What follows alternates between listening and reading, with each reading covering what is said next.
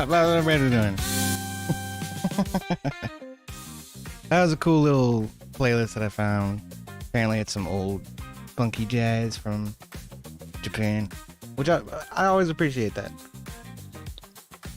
Race cars over here saying, play some Lorna Shore. I don't think anybody else would like that. I might like it. Anyway, we are going to try to pick up our D&D game, which I so haphazardly tossed aside a couple of weeks back. And I don't know, we'll see who wants to show up and try to continue the game and who doesn't. But we're supposed to go live with that here in about 20 minutes or so. And we got Racecar in the chat. How you doing, Racecar? I'm here. Yeah. Oh, shit. Yeah, Lorna Shore might be a bit too heavy for you, bud. Oh, I doubt. But if you're up for a challenge. All right, hold on a second. I need to take a call real quick. All right.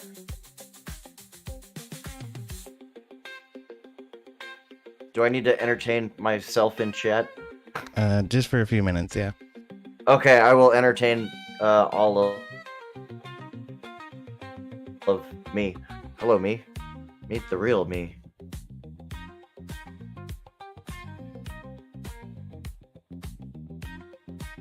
In my misfits way of life.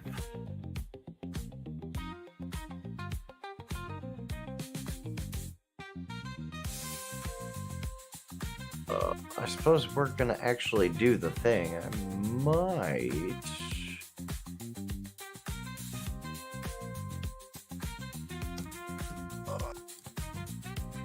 Let me see if I can pull up.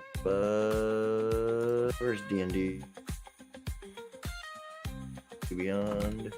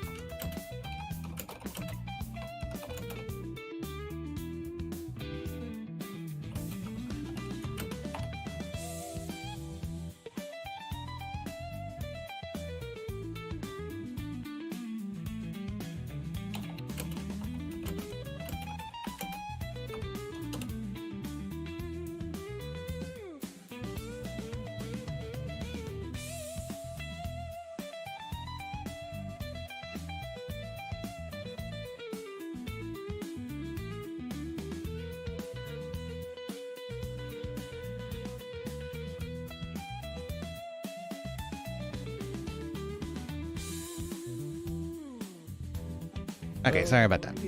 That's my bad. Oh, shame. Yeah, it was my dad. They're going fishing tomorrow. They want to know if I'm gonna go. Ah, well, I hope he's doing well. Oh, Oh, ooh, throwing stuff in water to catch things that swim. I haven't been fishing in a long time, so I told him I want to go the next time they go. He's calling to tell me that they're going tomorrow. I was telling my mom I had to put Frodo in the kennel because he was getting too damn wild. And she says, he's a Malinois. He's a Malinois. I'm like, Ma, he's not a Malinois. He's jet black. He's a German Shepherd. We don't really know the breed because the Humane Society won't make a definite determination about that. Yeah, so I Do what? went to work this morning. Oh. And then, well, I went to work. I went to work this morning, and then I saw that the Cleveland Monsters were hosting a watch party at a restaurant that was like not far from where I work at. So I went there after I got off, and I got there like 45 minutes early, and they were already at capacity. Oh shit. They ended up expanding the watch party into another section, so like we basically took over the entire restaurant. Yeah. And then it went to fucking double overtime. Oh shit. But it slowly, like, people started like slowly trickling out after the third, and so then like we were all like back in the original spot and everything. It was really cool though. But that's cool. But, Monsters win, so we either play at home Wednesday or Thursday. Depending on what the Cavaliers playoff schedule is going to be for next week, because we share the same building, and I'm hoping to hear back from my season ticket rep for a playoff ticket for next week's game, and we'll figure it out from there. Oh my god.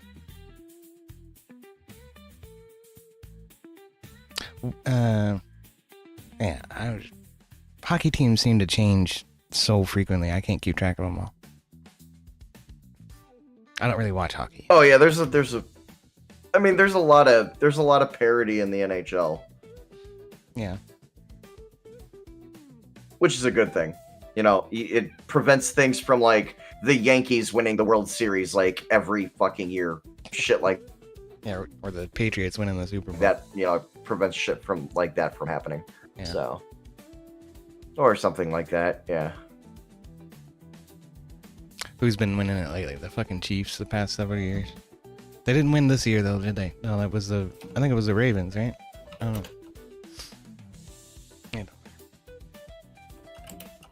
Or, that's like fucking Lewis Hamilton winning every fucking Grand Prix on the F1 schedule. That hasn't been the case for a couple of years, so Mercedes is dropping off for whatever he's a reason. monster. He is, man. Every time I watch F1, I'm just rooting for somebody other than Lewis Hamilton to win. Because the American team ain't worth a shit in F1. Yeah.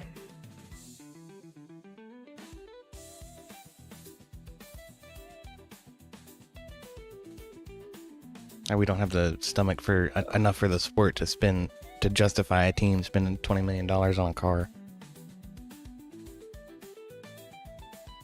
They borrow a lot of shit from other people, and it ends up just being hand-me-downs from last season. So they're slow. And fucking Nico Hulkenberg, or whatever his fucking name is, can't drive for shit. He wrecks every damn race. For about 20 minutes while I was at work, when I had YouTube pulled up, they had the NASCAR YouTube channel had the in-car camera streaming to YouTube from inside Cletus McFarland's car ARCA car? At Talladega. Nice. Yeah. That's cool. So I watched that for a little bit. Yeah. And those are okay. They get kind of boring, though. Because you can't tell what's going on with the rest of the field. All you see is what's in front of that one driver. Yeah. And honestly, there wasn't... Yeah. ARCA's usually pretty small. Yeah, there's usually a small field in ARCA. I'm surprised they even went to Talladega, honestly. I don't think those cars will do 200 miles an hour. Hey, what's up, Heavy?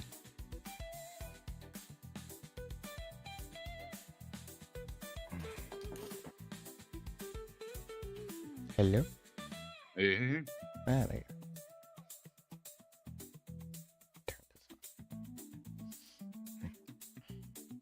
I don't even have everything pulled up yet to get started. I should probably do that. Do that over here.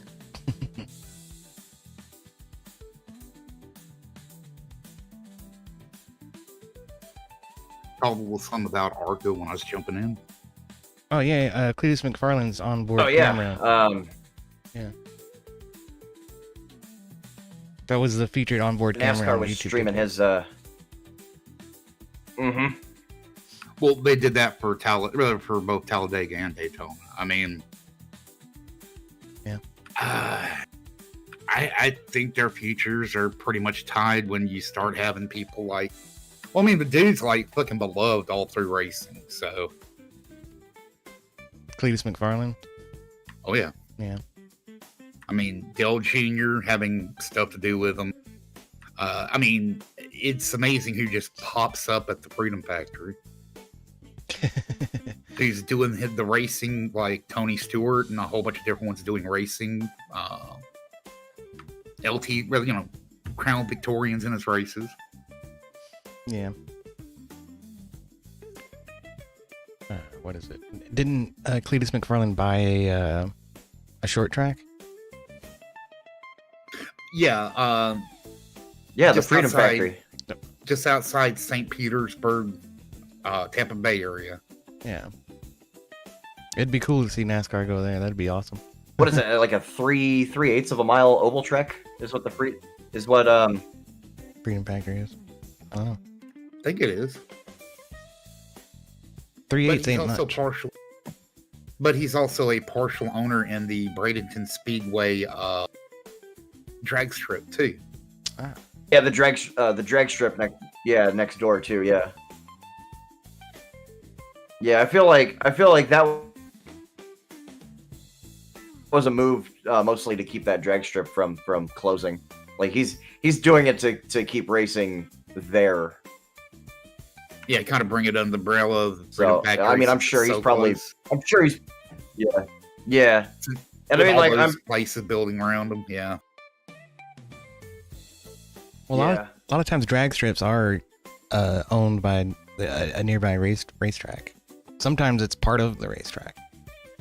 Well, what it is, Freedom Factory does have basically what is a drag strip on it. Yeah.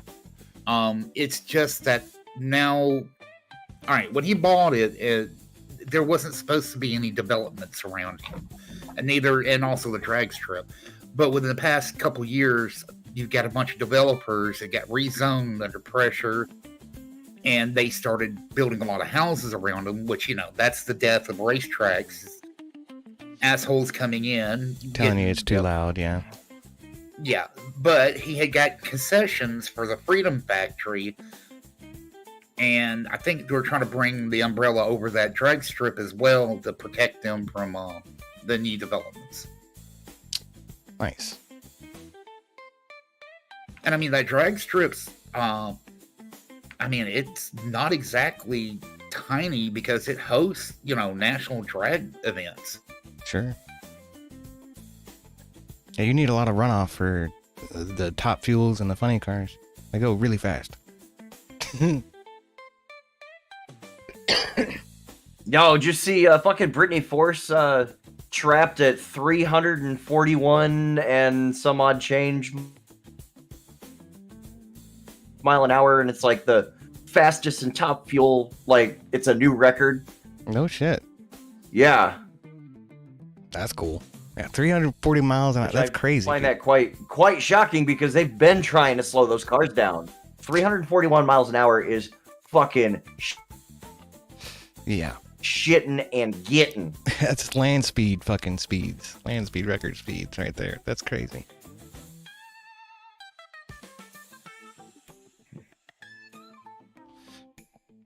Yeah. And I mean, yeah, they go from 0 to that many miles an hour in less than 4 seconds. It's stupid fast. Yeah, I couldn't imagine driving one. I think it's like you pull like 6 or 7 G's on the acceleration. Good lord. Have you ever seen an in-cockpit view of a top fuel run? You know, like how hard they strap those motherfuckers in there? Yeah, you can't fucking move. Yeah, you're stuck to the chair. The G-force, the G-force compresses your body so much that those straps look like there's like fucking days worth of slack in the harness. It's insane.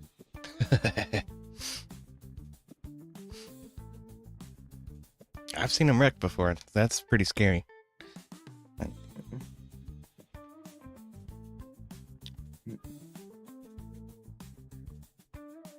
I don't know. I never really got into drag racing as a spectator sport. It's cool to see it, you know, a couple of runs, but then they sit there and do that shit all damn day. I'm just like, I learned enough about top fuel racing from when I was going to Ohio Technical College, but drag racing's not really my bread and butter. I love getting out there and fucking playing with my own shit, doing autocross, and if I can get a road. Well, I mean, drag racing is more equipment based versus driver based for for motorsports. What? Yeah. You got to slip the gears right. Yeah, and in top, a lot of those drag racers actually have automatic transmissions in them. In top fuel, you're quote unquote shifting gears. In a top fuel car, you don't have a transmission. You have a direct drive between the engine and the rear diff. You have a 6-plate clutch that basically does everything but weld itself together by the time you finish the run. Right, I'm gonna call it automatic. If it does it by itself, then yeah, it's so automatic. That clutch slipping, and as it grabs over time, well, the thing is, like with top fuel racing, like you're going from 0 to 300 plus miles an hour in under 4 seconds. Like there's no time for gears to actually be shifted. Like the only thing is just how much more grab that clutch has. Yeah, but so it's incredible. But our NHRA is not the bulk of the sport, though. Street racing and things like that. Oh yeah. No, street racing I don't even count as actual racing. If we're talking about like actual street racing where you've got dipshits on the fucking highway. Well, I'm not. I'm sorry. I meant the way I said street racing. Yeah. They have street racing classes, which is basically souped up street. How much the vehicle can be modified. Oh, you're talking like. Oh yeah. I get what you're saying. Yeah. Sometimes car clubs will, petition the highway. It's kind of like the same thing for autocross, where like once you cross the threshold once you like cross the threshold into like certain modifications, then you get bumped up from like a street touring class to now you're in a prepared class, or modified, or trying to think what else there is before, like, but ultimately like in autocross, it's like prepared, I think, is like the most extreme shit that you'll see out there. And then it's like the rules are basically fuck all, you can do just about anything. And I have no idea how they break down the prepared classes and then it determines, dude, race like, car, you keep whether you're in like A, B, C, or D prep. You keep cutting in and out. What the fuck's going on? I don't know, man, but it keeps cutting in and out. It's like it stops broadcasting for a second and then it picks up where it left off and tries to speed up what you were saying. It's weird. For entertainment value for me, like where y'all are watching that's F1, probably my internet, not my. I prefer drag and drive. Yeah, cars that you can actually take out on the road. Well, that's part of it. It's basically like a road course, or you got to drive certain locations to race. Yeah. Well, that's what I was going to say. Sometimes car clubs will petition highway patrol to shut down a strip of, a quarter-mile strip of highway so they can actually have an event there. That's not unheard of. They used to have a TV show about that on History Channel or whatever. And the only way they got away with it by broadcasting it on TV was to do it legally, which is to petition the city or the the state patrol and say we're gonna shut down this highway. You know.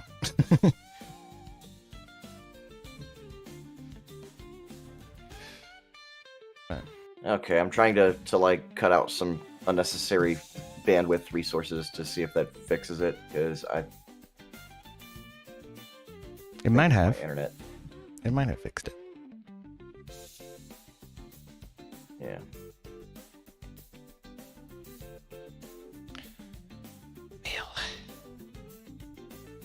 I don't know what's going on with fucking Grumple, man. He completely flipped his fucking wig last night, though.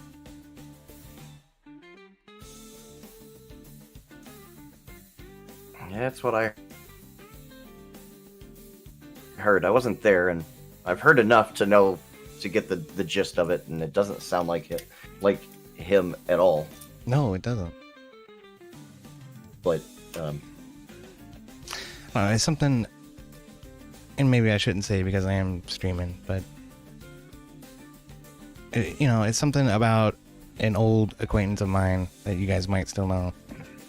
Thinks that I doxed him, and I'm like, I don't have the resources or the information to do that in the first fucking place. Not to mention the will. I wouldn't do that to my worst enemy, much less somebody I used to hang out with. So.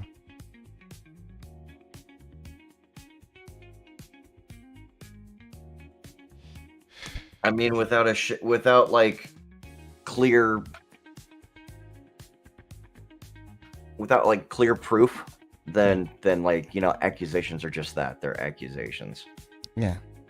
And there can't be any proof because I didn't fucking do it. So. He was asking me about my alts and everything else. They think it was one of my alt accounts that did it, and I'm like, dude, none of my alts actually work on Twitch. I can't get on Twitch anymore. It doesn't work. None of them. I have like 3 accounts. They're all fucking blacklisted. But Hey, Race Score. Yeah. Did you watch the highlights of the Canadians and Capitals game last night? I saw the fight on the bench, and I've been wanting to do some more research into that game. I just didn't have time to do it today because I was at a watch party for the Cleveland Monsters, and they ended up winning tonight, so they advanced to the second round. But at some point tomorrow, I'm gonna get with Friday on this because I was messaging her back and forth about it because like I've gotten her into following hockey, and I'm like, there was a fight on the bench. I'm like, I want to go back and actually like see what led to the 2 guys in the Washington Capitals bench, and I'm like, just like, what the fuck, you know? Because like every clip I've watched of the fight is just the fight. You don't see like anything that leads up to it. But you know, of course, what can lead up to a scrap in hockey could have happened, you know, like 10 minutes, you know, in playtime before it boiled over, you know, to that point. So like, I want to go and check it out. I tossed the highlight video into side chat. They had some bad blood, and the Canadian state, you know, the ice rink for the Canadians, the visiting team has to cross across and exit next to the home team.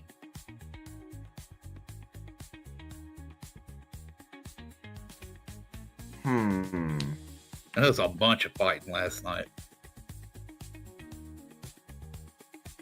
Yeah, I really want to go back and skim through it and see what all happened, because I heard it was quite eventful. And I'm not a fan of Tom Wilson because he's like probably like what's the word, public enemy number 1 on like the biggest douchebag in the NHL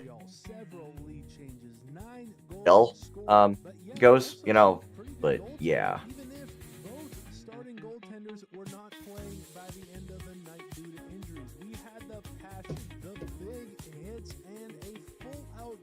Center brawl that went onto the bench in one of the craziest playoff games in recent memory. Yeah, there's the fight on the bench.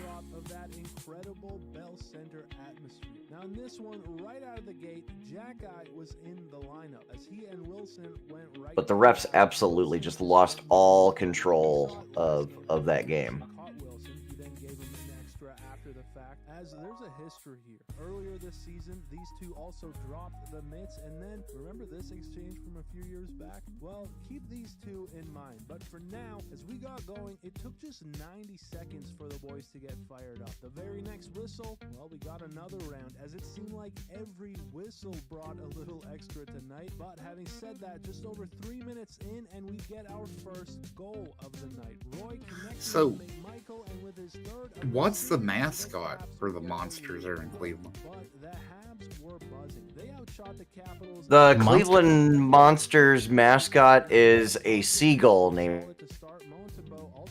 A seagull? Sully. I don't know how that makes sense, but yeah.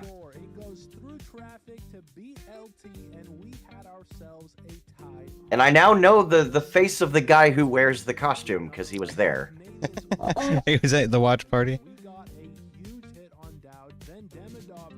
Yeah.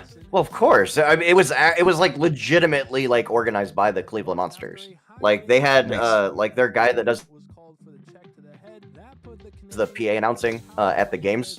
Like he was there, had a microphone and a speaker set up next to one of the bars. The Cleveland ice patrol that come out and like shovel the snow off the ice every 5 minutes. Like they were all there. I was hanging out with them, and then here comes this one like college age kid, you know, and with a big old like goalie bag. I put 2 and 2 together. Wasn't that hard. I'm like, oh, I know what's in there. Testing him out, however, on their own end, it was Montebeau making a stop who may have tweaked something here as he would leave the game and did not return, and so now the young Dobish was in. I mean, so many storylines, and just as the second looked over, Gold Caulfield. Oh, I'm excited for Game 4 tomorrow between St. Louis and gained the lead, and while you'd think that was it, what's interesting Winnipeg. about the Bell Center is the visiting team doesn't have their own tunnel behind Where the hell is Winnipeg? meaning they have to cross the ice to get off, which also means Washington? get some Winnipeg? traffic jams. Yeah. And sure enough, Dobish coming No, in, I guess, was Winnipeg. The Winnipeg Jets. They're from Manitoba. but you remember Oh, one Canada. because Wow. Wilson did, and he came back making a Well, I big mean, they are knockout one of the Anderson quote issue. newer Says, teams. "Take me, pal." They'd get to dancing, and what's Yeah, that's what I was telling They Rich are a minute newer ago, team. but- The original Winnipeg Jets got relocated and became the original Winnipeg Jets got relocated and became absolute chaos. Dubois the Arizona Coyotes that have then been relocated recently, and they are now the Utah Hockey Club. The It was old-time hockey, and I was former Atlanta Thrashers got relocated, and they are now the current Winnipeg Jets. Good lord. Yeah, that's so confusing. How do you keep track of all that shit? I'm gonna cry. I'm gonna cry. Honestly, I can say It's just hockey history. Like the Minnesota, the North Stars got relocated, and they're the current Dallas Stars. And before that, they were the Minnesota North Stars. They were actually the Cleveland Barons. And this was before the Cleveland Barons were never an NHL team. The WHA got absorbed by the NHL, and then during that time, at the same time they got absorbed, that team got relocated to Minnesota. So like there was never Cleveland Barons in the NHL. Destroyed his own Yeah. goaltender, but worse, it's actually his left leg that got the worst of it. Yeah. And this did not look good at all. Seemingly couldn't put weight on it as he now had to leave the game. Just a brutal night for the Capitals. And after Chikrin would Dude, this Roll20 app is setting my graphics card on fire right now. I don't know why. add another. It's the cherry on top. Newhook with his first of the playoffs to make it a 6-3 hockey game. And to a choir of Olays, the Montreal Canadiens would take game 3, and this series is suddenly very, very interesting. And game 4 in Montreal is not going to be any. Well, it's nice to see the Canadian team actually won a freaking match in their own damn sport. Good for them. No, fuck them. I mean, not that I'm rooting for the Washington Capitals, but I am absolutely like rooting for the just straight up sheer violence of playoff hockey in this series, because it's fucking great entertainment value. It's going to bring more eyeballs to the sport, and they're going to be like, damn, that's what y'all do in the playoffs? Holy shit, you know. Hey, Yodi. Yeah. I hate to break it to you. They did win that one game, but Canada did pull it out. They fucking won the tournament against the United States teams? Yeah. Well, fuck Canada. How about that? No, Team Canada did win the Four Nations tournament that took place in place of the All-Star break this year, which is fine and all, because it's not the Stanley Cup. The Stanley Cup is what really matters. So, what the fuck, LA Kings? You know what I'm talking about. Harmonicas? National anthem? Yeah, that was a thing. I don't know how who the fuck approved that. I don't know what you guys are talking about. They had like this old like Korean nursing home group of like old ladies playing harmonicas to do the national anthems, and it was cringy as fuck. We'll put it that way. It sounds cringy as fuck. Why would you play the national anthem on harmonicas? That's retarded.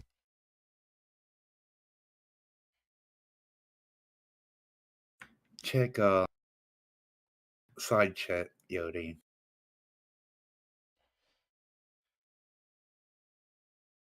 Oh dear Lord. Back by popular demand. Popular demand, huh?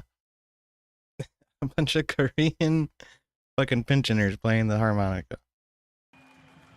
Here to perform the national and it wasn't anthem of the United States of America. It's happened a couple of times. By popular demand, please sing along with the harmonica class from the Koreatown Senior and Community Center. Senior Community Center. You're not lying. They're from an old folks home.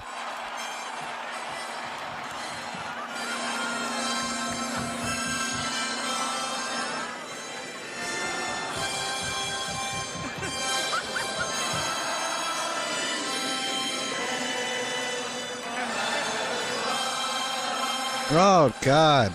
It's breaking my eardrums. I think I would have rather heard it played on bagpipes. Oh, my goodness. Yeah. You passed up the opportunity to get Zach Wilde to play, because Zach Wilde does a lot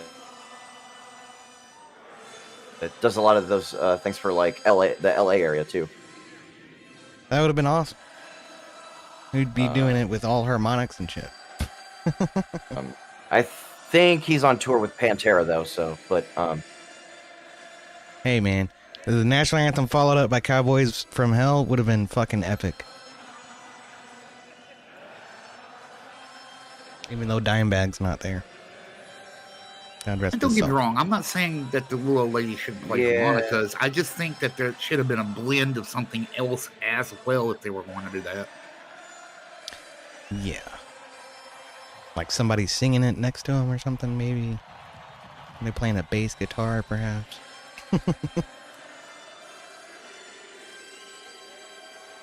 It's just shrill, and it sounds like none of them are on the same Primus key. to do the national anthem. Oh, that'd be Like, hilarious too. Also, be great. Oh yeah. I'd rather hear the national anthem played on didgeridoos. I'm not even sure if that could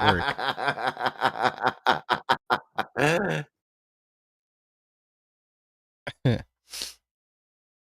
Oh shit. I don't know, but I support the I'm down with the Didge, if you know what I'm saying. Down with the Didge. I'm debating on whether or not I should get another beer right now. We haven't heard anything from Twisted yet, have we? The only problem is like every beer in my fridge is the least alcoholic content beer in my fridge right now is 11.3. Nice. I'll be honest with you. I wouldn't be surprised if we don't see Twisted.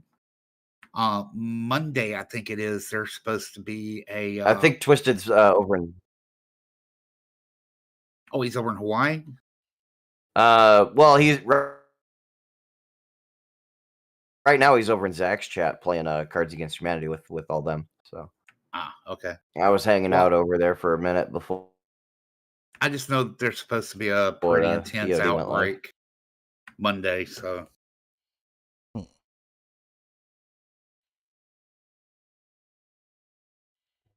supposed to be warming back up because yesterday and today's weather was fucking terrible.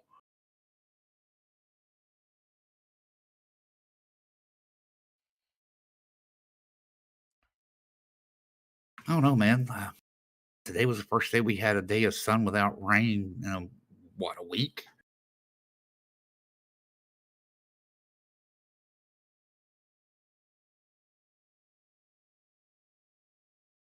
Oh, it's been raining. It's been raining and the temperature's been dropping like bad for the last 2 days.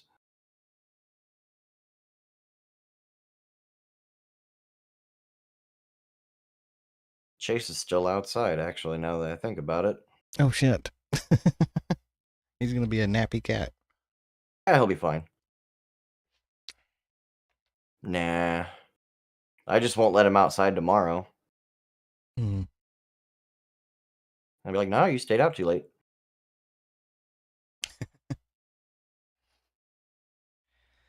Yeah, I wish I could let my dog loose. He hasn't been vaccinated for rabies yet.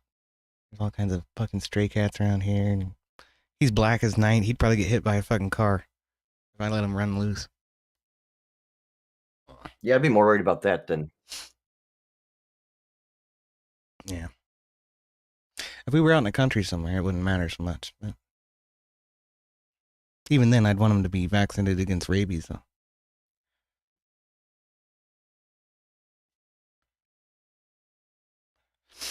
I have an appointment for next weekend, I think, to take him into a vet to get him vaccinated. Then we're gonna get him groomed, have his nails cut finally, so he can stop tearing up my freaking hands. Oh, the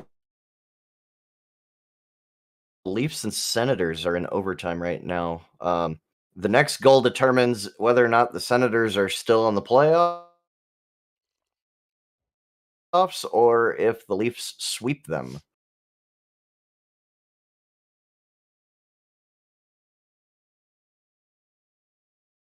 Ooh, Vegas tied the series with the Wild.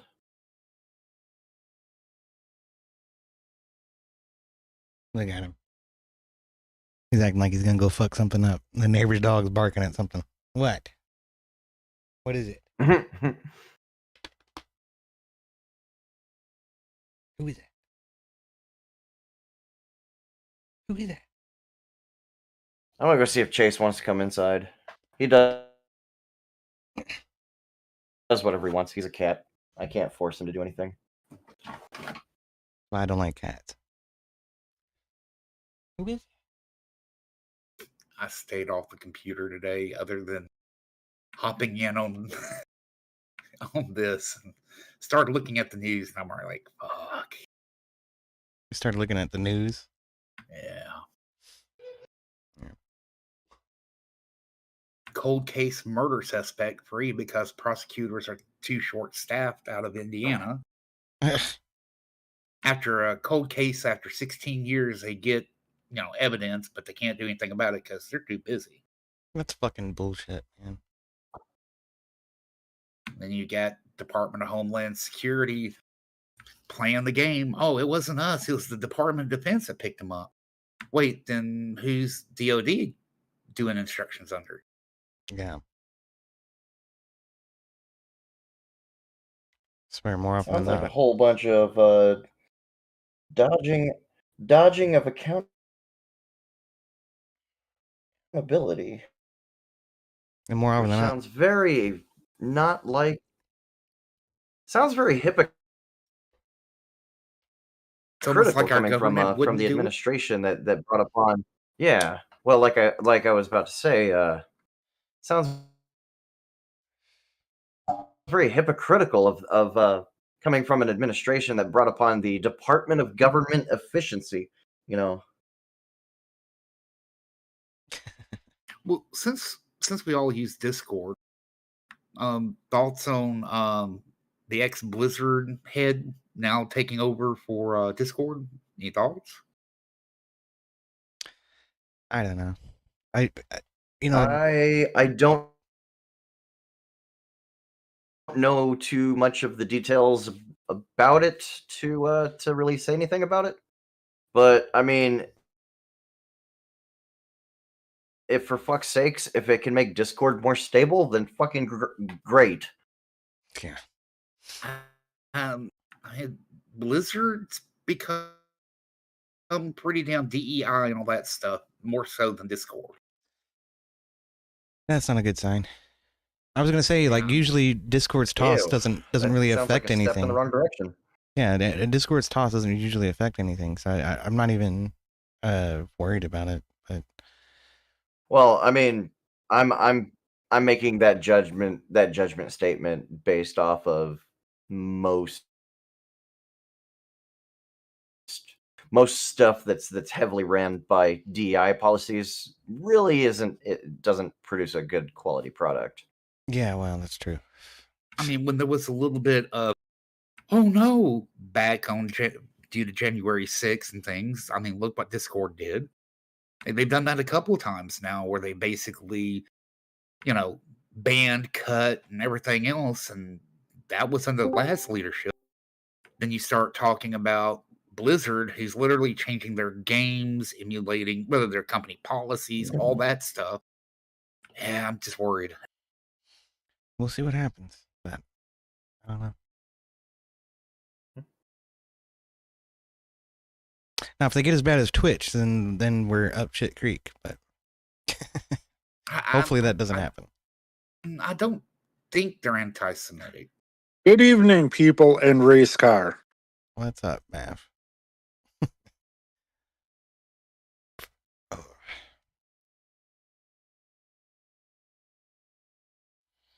Yeah, I'm just in pain because yes, the Brewers lost to the Cardinals again. Won't. Good. I will season my beer with your tears. Hey, I'll take my medicine from race car. I was gonna say you're just as bad at dishing it out, even more so than what I am at the Cardinals have been actually pretty good this year. Yeah, I wish them the best in second place. That is fair because my Brewers are in the same division. Well, I mean, you can wish I can to wish. be in second place, but exactly that's you can wish. I know, race car. They're gonna. You can wish in one hand. You can wish in one hand and shit in the other.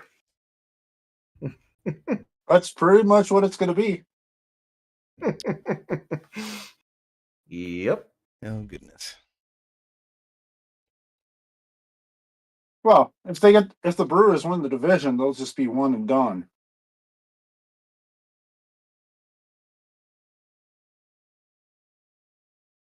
Just like last year, it was like, come on, really, guys? You're gonna do phenomenal right till postseason and then die.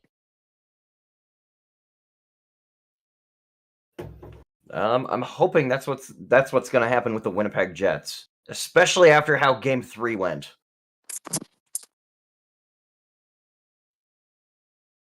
Okay, now race car did his good deed for the day because I need to go check my Minnesota Wild. They lost in overtime, so the series is tied 2-2 with Vegas. Thank you.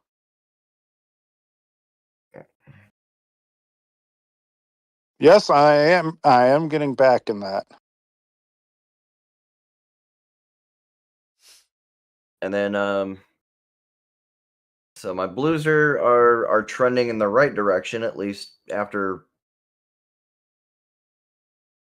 how Game 3 went. Game 4 is tomorrow, and the Cleveland Monsters swept the Toronto Marlies today. So it is good time for playoff hockey.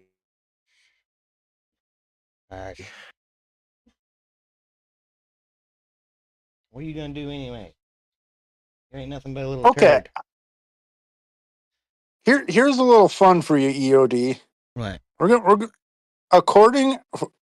gonna have race car try and guess on the score, the app for his sports teams. What is the number one most popular hockey team? I have no idea. Race Popular? car? Most popular. If we're just talking sheer numbers of people that follow a team, and I'd have to go with Toronto. But also, bingo, you got it. Yeah. But also, there's a lot of people that follow Toronto just because they love seeing them suffer. But yes, Toronto is probably the most heavily populated city that has an NHL team, so it very much makes sense. Isn't there one based Like, out of DC? you'd probably get it. The DC Nationals or whatever, Washington Nationals. Is that one? No, that's the Washington Capitals. Oh, right. That's what I meant. Yeah.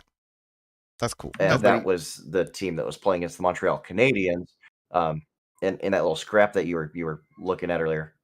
That was like a brawl. It was like everybody on both teams was fighting each other.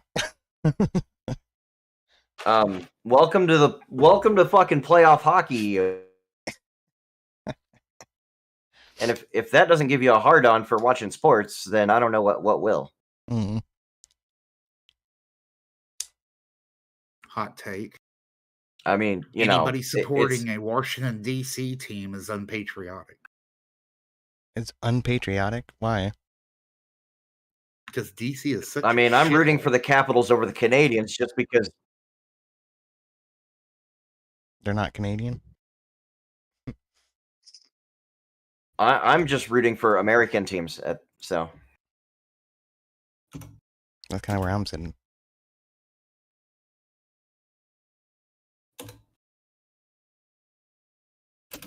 How is supporting a DC team not patriotic? I don't get what you're saying. Because DC and everything to do with it is shit. It is all a fucking massive corrupt piece of shit. So yeah. Well, that doesn't mean that I support the DC government or the federal government. Fuck the city of Washington DC. Yeah. Yeah. Fuck everything to do attached satellite. Oh, that's fair. I've even got to say, kind of a little bit, fuck Rand Paul and fuck Thomas Massey because they just go there. What? So while they're in DC, it's kind of like, fuck them, damn it. You know what? At least, Heavy, I can appreciate your consistency with your logic there. Because that's very much an all or nothing take for sure. That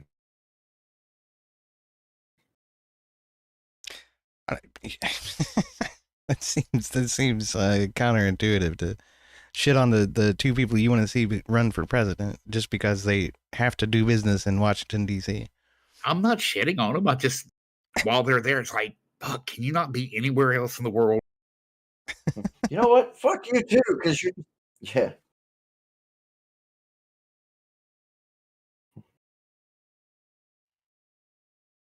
There's, that falls in the that falls in the guilty by association. You know, of your whole argument. If I'm trying to like read into your thought process.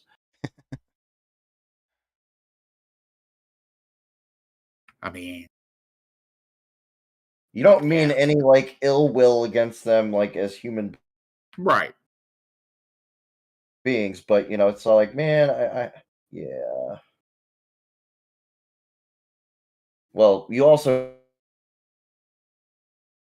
don't wish ill will upon them because you're also not a fucking retarded leftist. But Hell, I mean, at this point, if my dead grandmother rised again, I got to see her and she went to DC, I'd be like, fuck her, damn it. Why?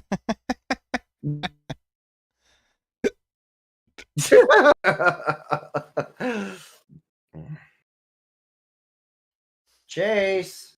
Oh, I threw some in side chat for you. What is DOS? Oh my god. Love me, long time, no more. Horse and Scheißer. Due to new Trump tariffs, Vietnamese escorts announced they'll be loving American Johns 50% less. Oh shit, man. Me love you almost long time. Almost. We buy a lot of stuff from Vietnam. It's cheap shit, but lady boys. That's usually Thailand that does the lady boys. Man, I can remember when it was buy America, buy Korean, buy Japanese, buy Mexican, now buy China. Well, now it's buy Chinese first, then Vietnamese, then Korean, then Japanese, and then buy Mexican and American.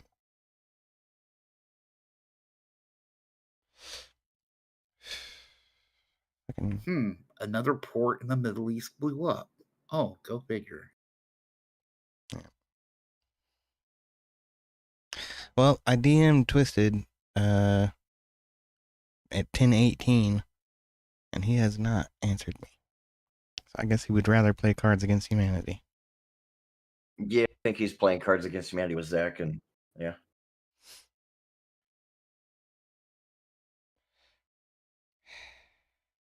Maybe he'll be by later. Who wouldn't want to play Cards Against Humanity? That's a great game.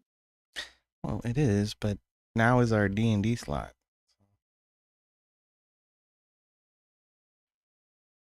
So now do you get to give Grumple a lot of crap because he's not here? I don't know. No, I'm not gonna give Grumple crap. No, we can just write his character off like, oh, if we have to, yeah. Fell behind. You guys are on a off boat. Of a cliff. Yeah, I was gonna say you guys are on a boat. He could just fall off the boat and not make it back. Oh, can we keel haul him? Can we keel haul him? The boat doesn't work. It's just shipwreck. So now we're going. Well, that's not to say that. So we're that's not to say that when we get back on another boat. Yeah, we all loaded up on the dinghy that we came on. So you can't keel haul somebody on a dinghy. That doesn't work. Does it have barnacles on the bottom of the dinghy? Oh, Dungeon Master. I suppose it belongs to the Dragon's Rest cloister, so it's been sitting in the water for years. Then it has barnacles and God knows what else attached to the bottom of that boat. I vote in favor to keelhaul someone. I'm just kind of in a feisty mood and kind of feel like you know it's all this playoff hockey that's going on, and it's all like, man, I'm not getting to do any violence myself, so I'm gonna simulate it. Okay. The opportunity has presented itself that we can potentially keelhaul someone. I wish to capitalize on said thing. Yeah, there are two. Oh, Grumple, roll a strength check to. Oh, wait, he's not here. Let's say there's two NPCs there. He could try to steal something from one of them, and then, oh no, the punishment is keel hauling. Keel haul that filthy landlubber, send him down to the depths below. Make that bastard walk the plank with a bottle of rum and a yo ho ho. I'm right here, Chase. Come here, buddy. Come here. I'm right here. I'm in the same spot I'm always in when I'm home, sir. Come here. This cat has his very dumb moments sometimes. Come here. I'm right here. What? Here. Come here. What?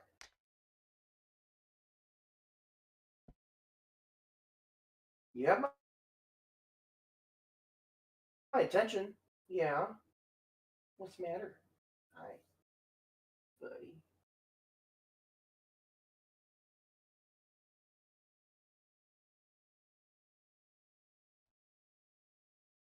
Come sit up in my lap. Come here.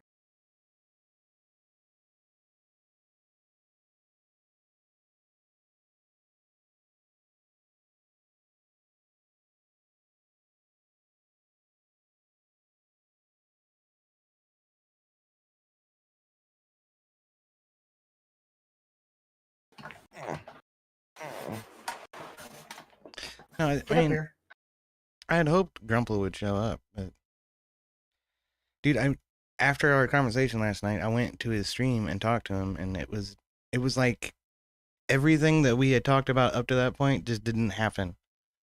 I don't know.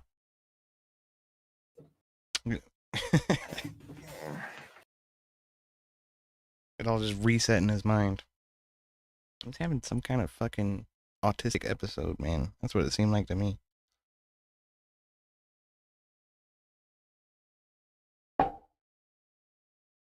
He was a complete dick to Friday.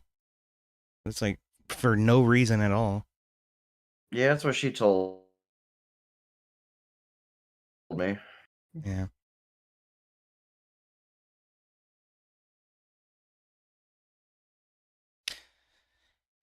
I don't know what to do. It seems like he's dead set on finding some reason to justify cutting off ties. I mean, it's just a game. It's not that one serious. Of the things, if we have to put things on pause for however long because of reasons. Yeah. That's what I tried to tell him. He didn't, in one ear and out the other.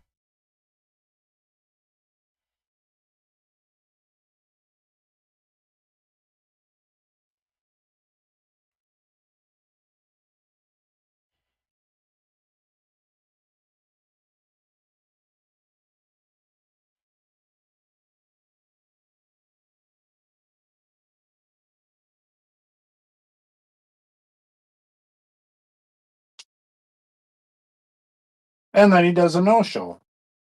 Yeah. Like I say, it's like when I went back and talked to him on his stream, I was in his text chat. I didn't go on his Discord to talk to him again, but I didn't even say anything about it. I was just like, he kept fucking around with his equipment and shit. And I'm like, yeah, audio sounds good. Everything's great. And he's like, get out of my chat. I don't want to hear from you ever again. I'm like, Jesus Christ, dude. Was that after saying come over? Yeah, no, that's after him saying come over, and then I came over and I talked to him for a little bit before he started streaming. Then he kicked me and Friday out of his fucking voice chat. I'm like, okay, well, I invited Friday over to mine, and we continued our conversation. Then he pops into my voice chat, and it's like he completely flipped a switch. He wasn't fucking mad anymore, and he's like, I'm live now, and I'm like, okay, we're not. I was there for part of it. I didn't know Yeah. everything. I'm pretty much. Then he left and went and did his stream, and after our conversation, I went and talked to him in his text chat, and it was like nothing that we had talked about had even happened. It was like it all just got dumped somehow out of his mind, and he was back to square one, being completely fucking livid with me. So you know what? All I can do is say I tried, and I didn't want to burn that fucking bridge.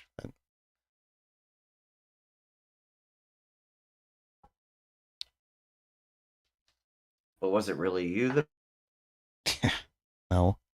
burned the bridge, though? I mean, there's a lot of different things at play here. It's kind of hard to blame just one person for I guess. Yeah. everything. Where you going? No, it's not. It's your fault, race car. All of it, damn it. It's all your fault. Okay. Okay. What are you gonna? What? Yeah. What are you gonna do about it then?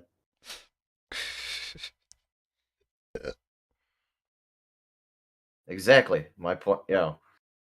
Yeah, I get it, man. I mean, yeah. For me, I just cut ties. You know. I guess. That's just disappointing. Yep. We've been friends for so long.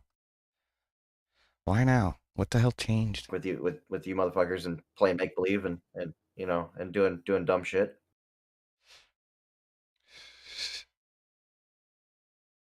Oh, do you like those screenshots I sent you?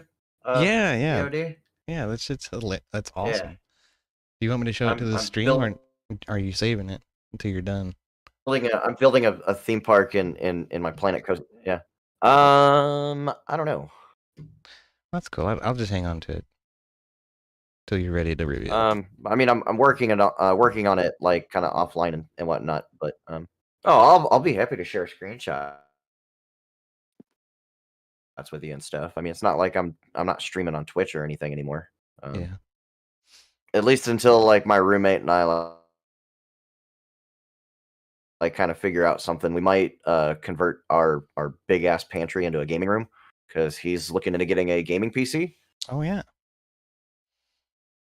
And if that turns into a possibility, then I can move my computer downstairs, and then one, I won't have to walk as far to get beer, and two, I can hardwire this son of a bitch, and then I won't have any fucking internet connection problems. That'd be nice. I hate being on fucking Wi-Fi. Yeah, that sucks. And then I might actually be able to get back into streaming. If that's the case. So. What? There ain't nothing out there for But I'm building a theme park that's themed to marijuana. Cannabis Wonderland. Cannabis Wonderland, yes.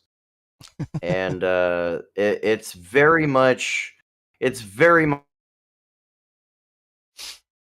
taking on some parody to some signature elements of a park that I visited last year while I was up in Toronto,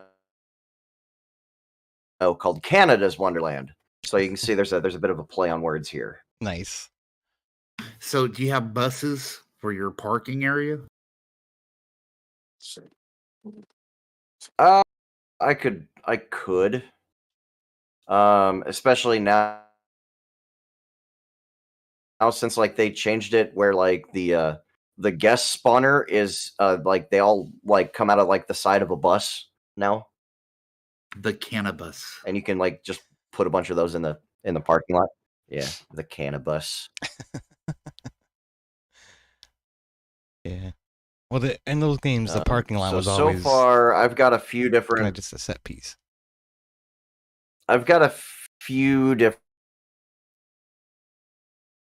different things in the works. I've got a couple different flat rides that I've just kind of like, I have them like plopped down, but I haven't like actually like got them like Themed in their final places because I haven't even gotten that far into it yet. But I plopped them down just so I can rename them what I'm going to name them, so I don't forget. The bumper cars is going to be called Contact High. I thought that was a pretty good one. That's pretty funny. I've got somebody suggested naming doing a river rapids ride and call it the Ganja Congo. So I got that, and then somebody else came up with this. There's a flat ride that spins, and then there's like this canopy that can like retract and cover you up, so it's like you're in a tunnel while it's doing its thing, and you can change the sequence of it for like how long the cover stays off or comes over and whatnot, and so I'm gonna make it look like when the cover retracts at the end of the ride cycle, a bunch of smoke comes out, and we'll call that ride the hot box. That's pretty funny.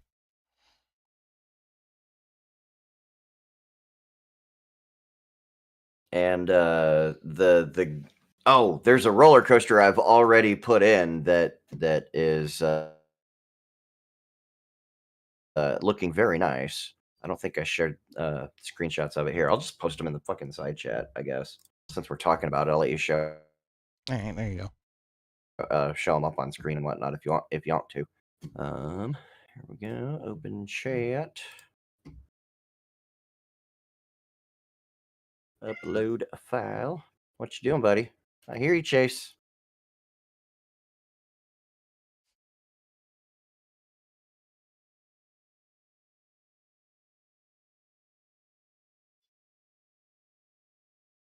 What? You whiny dog. What do you want? There we go. There's some.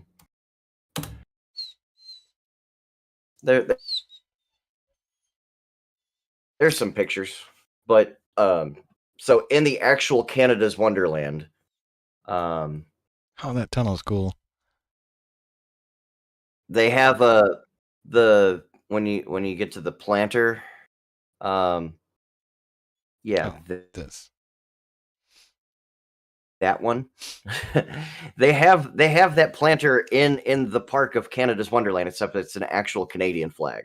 And I'm like, this is just too good of an opportunity to do this instead. And they also have the mountain with the waterfalls and everything. Absolutely beautiful park to go to in real life. So if you're ever in northern Toronto and you don't have shit else to do, yeah.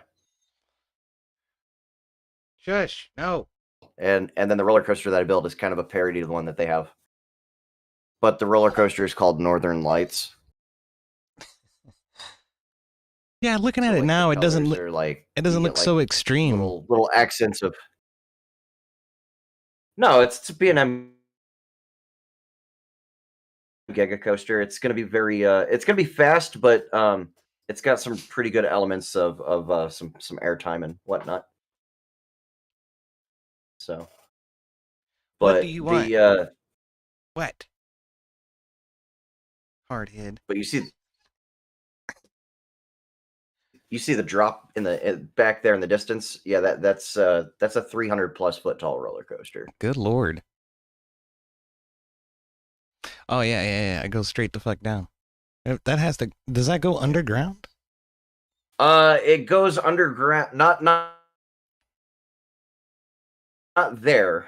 Not on the first drop. It goes underground. It goes under the path as it comes up into this overbank. Right. Yeah, I see that. Saw that. The front entrance. And that tunnel looks really cool. That's fucking awesome. Like you were able to do that with the tunnel. I like how I did the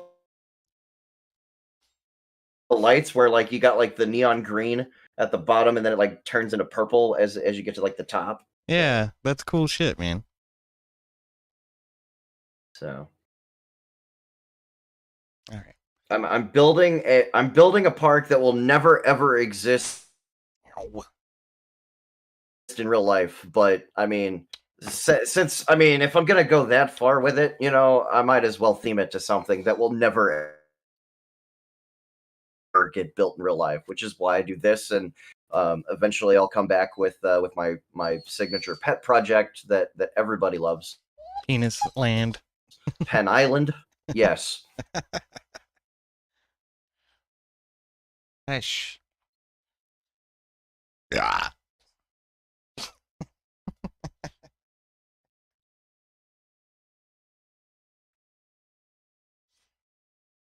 All right, I gotta let the dog out, and then I'm probably gonna run to the store really quick. And if we have no Twisted by the time I get back, I guess we'll get started and try to continue the campaign with just you two. That sound like a plan? All right. However you want to do it, man. If we don't do it with just you two, I get the feeling we're not gonna be able to. I guess so. All right, I'll put on some music in the background too.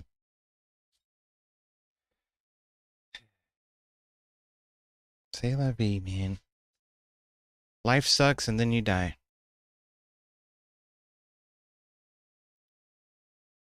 Yeah, that does that's a thing.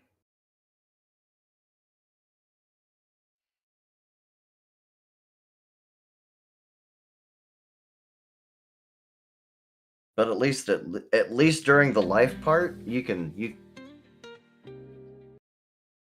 smoke meat and drink craft beer. Indeed. All right, I'll be back in a few minutes.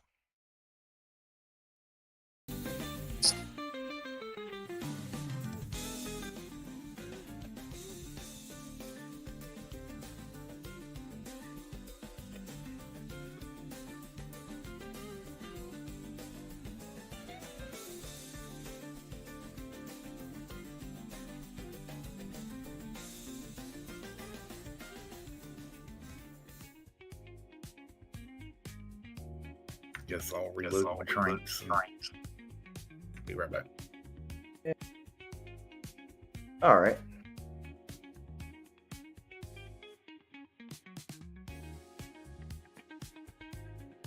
Ooh.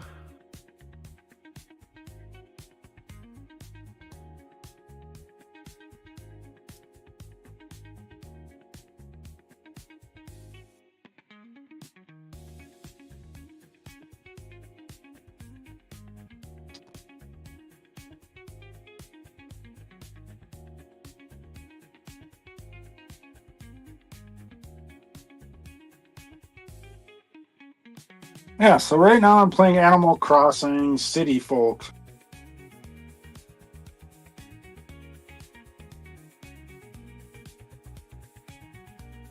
Yeah. Yeah, I wish you could name the characters. Because, yes, I would put an EOD But and a race car in it.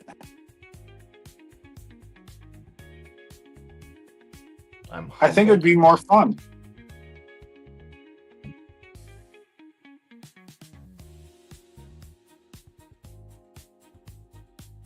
Do what now? But I would not be mean race car. I would name like a little kitty creature after you.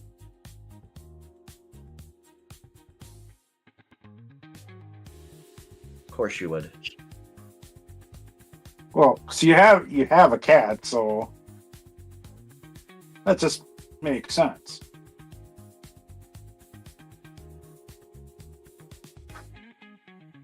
I'm not the cat. But it's all sort of in that mindset. You have a cat, so therefore, at least you wouldn't be a skunk. I would save that for EOD.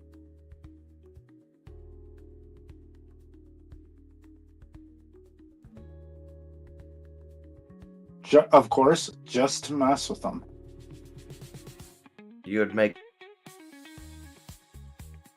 EOD the fart squirrel. The fart squirrel. That's even better. The fart squirrel. I just learned how to operate the dresser. So now I can take all my clothes that are thrown outside all around my house and actually make it sort of look somewhat decent.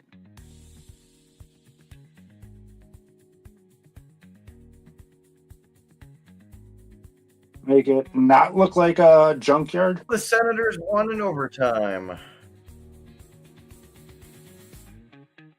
Senators won in overtime. There will be a game 5. Oh shit.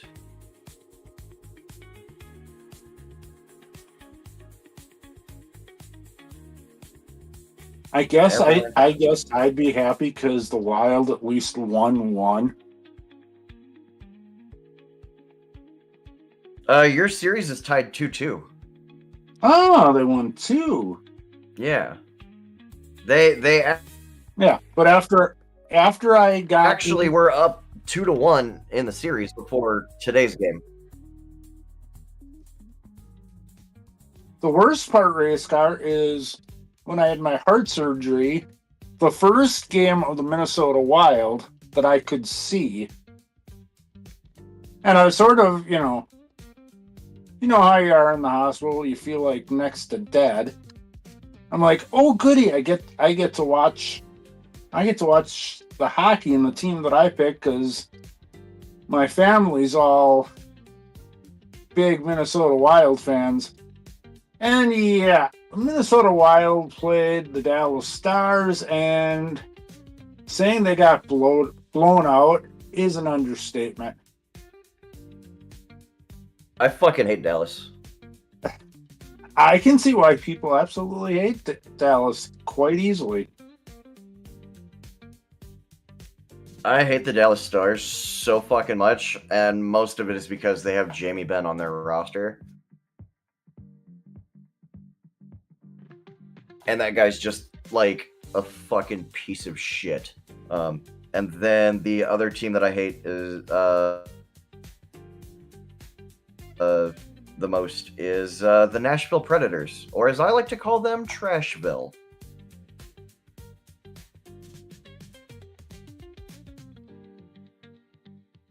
I also do have a sort of a soft spot for the Rangers, because I think that's a team Gretzky went out on. Yeah, that was the game, or the Rangers were the team that Gretzky retired from. Yeah. This was years ago. It's already been said he's out for the season.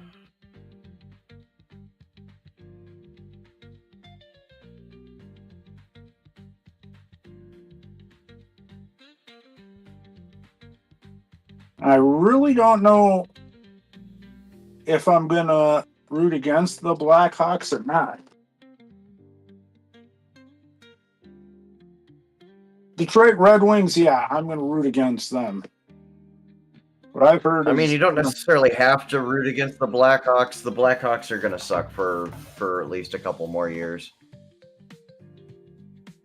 Good. Like, and plus, I don't even hate the Blackhawks right now because they're just that irrelevant. And plus the fact they play dirty. Because when they played against the Wild game, you're lucky that you were not in chat. So I was going nuts.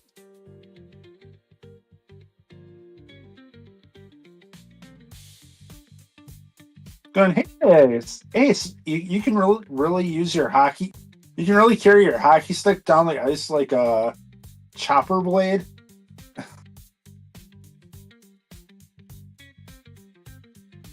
And I kid you not. I mean, you're supposed to keep your stick on the ice. I mean, what good is that going to do? And you're not going to catch any passes. I have no clue what the Blackhawks were doing, except he was waving his stick around like a helicopter blade.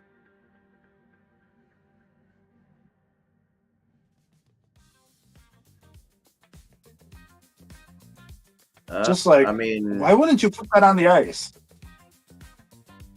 I mean, unless you're like in front of the net and you've got like another player tied up and you're using your stick to lift his stick, that's really the only time that your stick should be up in the air. Oh no, I'm talking like dead center, right down the middle of the ice. He was waving it like a helicopter. Oh, then I mean, he could be calling for probably because he's calling for a breakout pass. That could be, but Because just like one dirty play right after another. Lifting your stick up in the air when you're like in the middle of the ice, like when you're in the neutral zone, trying to break out of your defensive zone. Yeah, that's body language for hey, fucking look at me. I'm trying, like, pass me the fucking puck.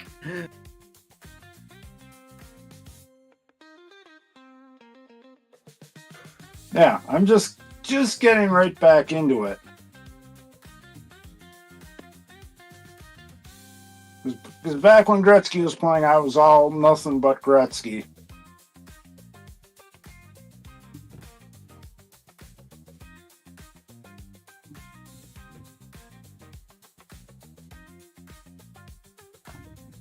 And then when he retired, it's like, okay, now what?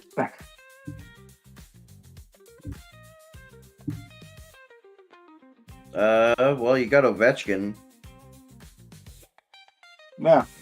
Who now has broken the Wayne Gretzky all-time regular season goals.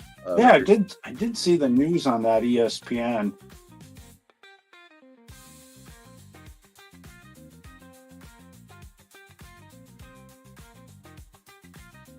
But yeah, when everyone in Wisconsin says they don't understand hockey, and I watched the video, it's like, no, it's you really don't care to get to know the hockey, so it's just an excuse. Made sense to me.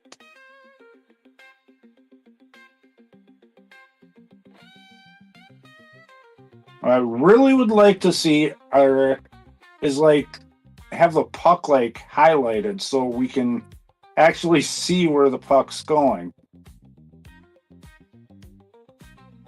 Yeah, they've tried that in the past, and it just, like, a lot of people hate it on TV. But honestly, like, for me, it's really easy to figure out where the puck is at because I'm watching body language of everyone on the ice, and you can pretty much figure it out from there. It's where that's where all the players are, is where the puck is.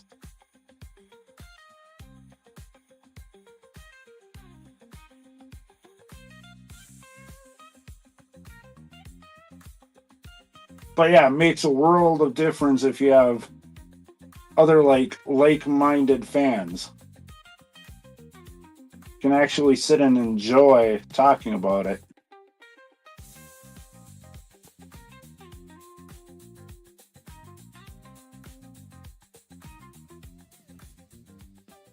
Yeah, it's a good sport. Because my mom... Yeah, because my mom's... Like, on my mom's side, my mom's mom, her side of the family is, like, all big, huge, Wild fan. And I'm like, okay, hey, maybe get a connection there and, you know, you can talk about something other than all the crazy stuff that's going on in your life.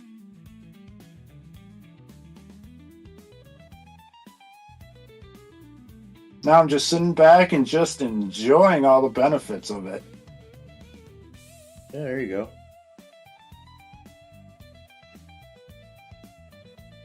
Because yeah, otherwise, yeah, I probably would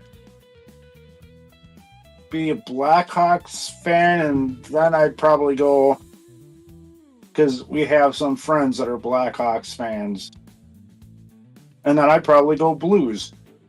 Oh, that's still disgusting.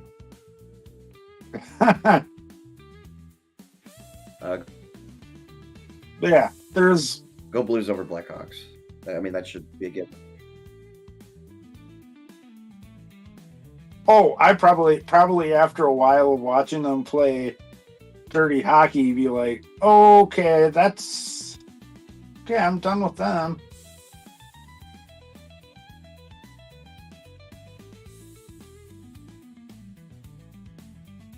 So I mean, that game I watched was there is no ifs, ands, or buts. They're playing.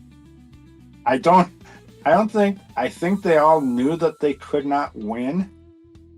They're like, okay, screw it. We're going to play extremely dirty then.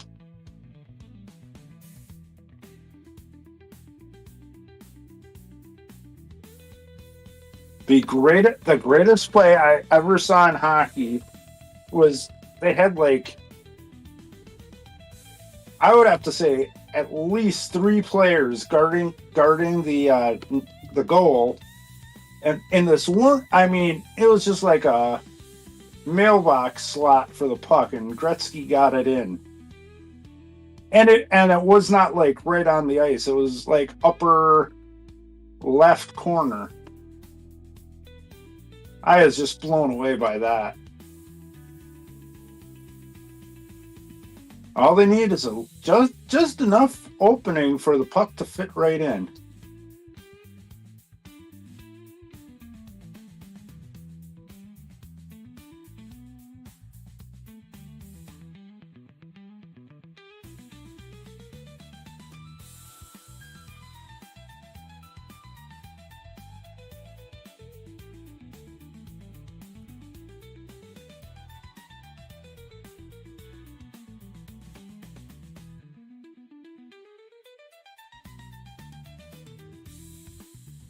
But up here in Wisconsin, there's at least one vehicle that has a St. Louis Blues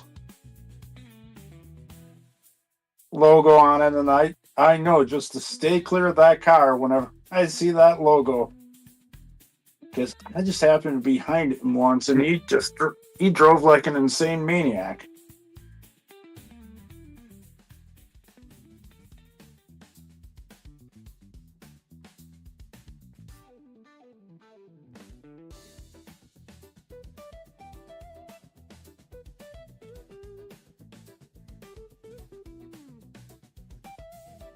Shit. Oh man, I'm struggling to stay awake now.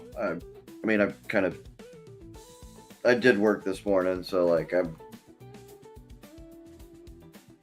been up for fucking a while, and I'm just fucking so fucking tired. Yeah, and up here they have the game. They have the NFL draft up in Green Bay. I'm looking at people like going, there's no way in God's green freaking earth I'm gonna drive past Sheboygan, because that's just gonna be insanity up there. And they showed the, I think it's like, yeah, the sky shot. It's like, that's just, I would not even want to be in a car going up there. Because it's absolutely, I mean, the half of by Lambeau, at least one side they show is just completely jam-packed.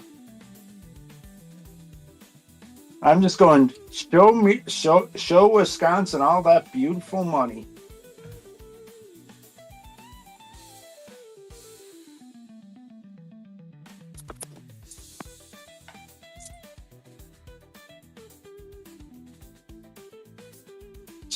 So I wonder where EOD went to, which store he went to, and which state he's in. Shut up. No, Well, I went mean, to if the you wanted beer to get store to something- get if you beer, wanted and to now get- I'm back. Damn it. I was gonna say if you wanted Yeah, to did, get like did you go an down to actual, like Florida or something? No. like, good beverage,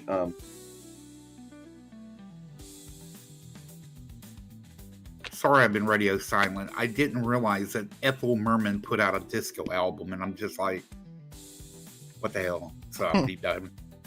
Ethel Merman put out a what album? Disco. Disc. Dear Lord. Okay, puppy. Shh.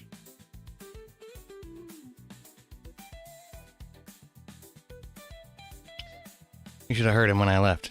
He was, oh, oh, oh.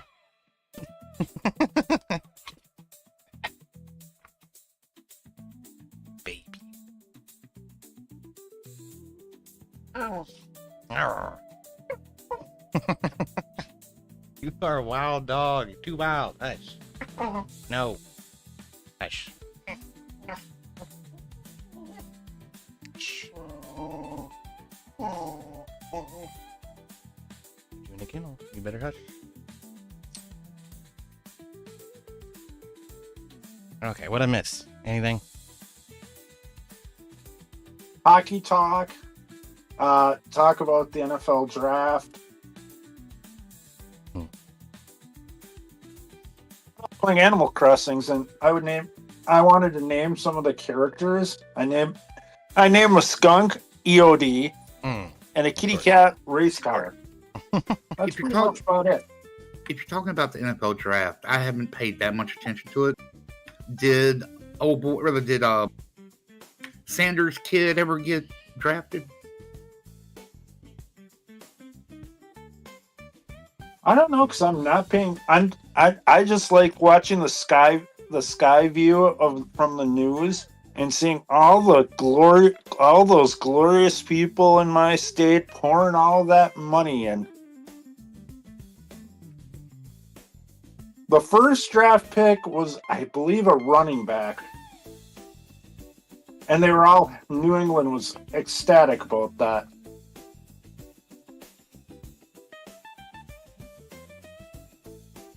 Man, when you think you're all that hot shit, and then all of a sudden you wind up going 5th round at 144th pick. Gee, darn it.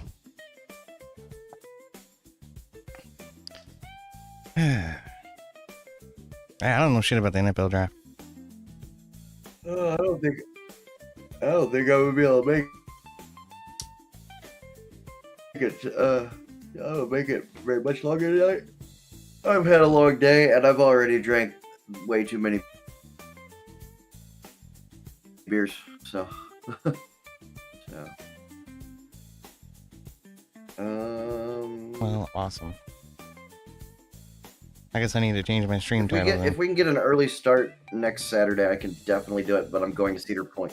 Yeah, I can. I'm definitely good for next weekend.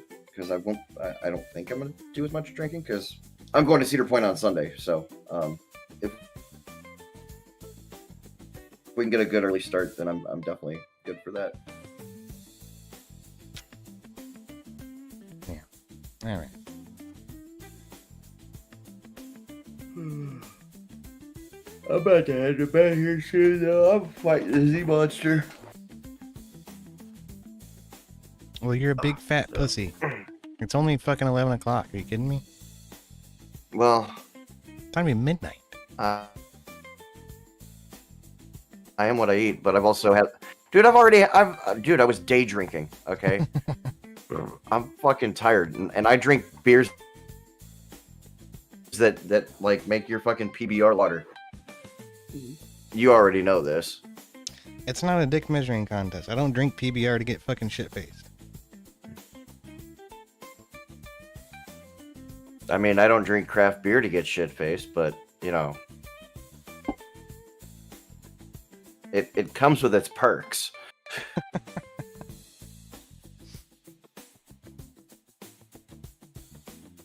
Dog finally chilled out.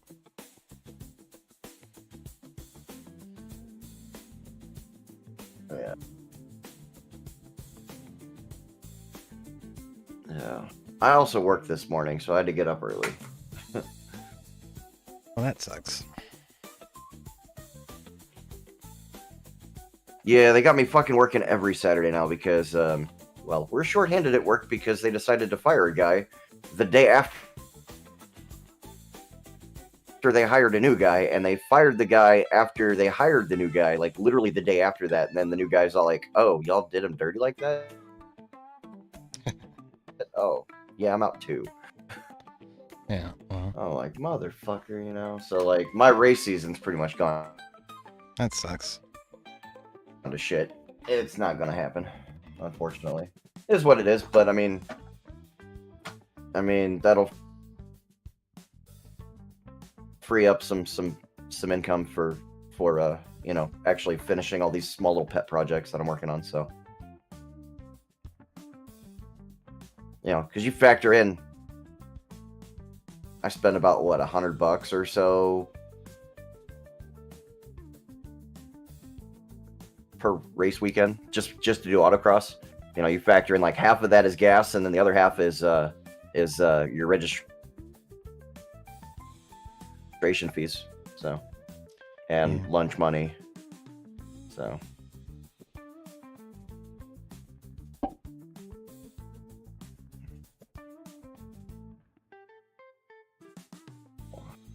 You ready to go night chase? Yeah. I'm ready to go night too. All right, Joe. I'm gonna head off. I'm fucking beat. All right. Then.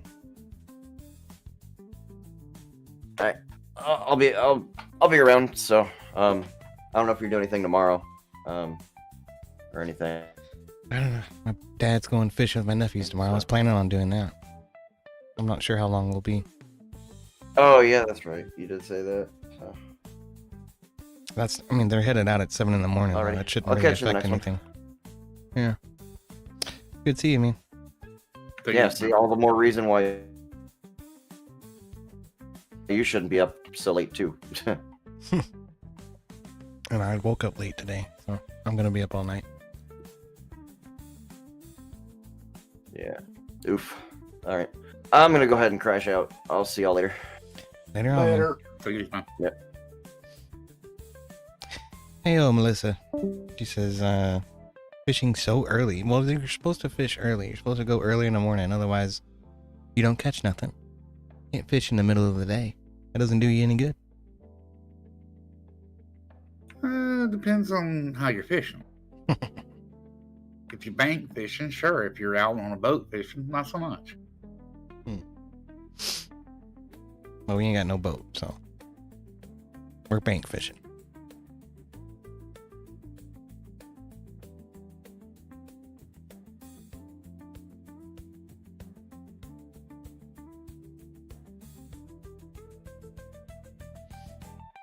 Fish always bite more in the morning, I find.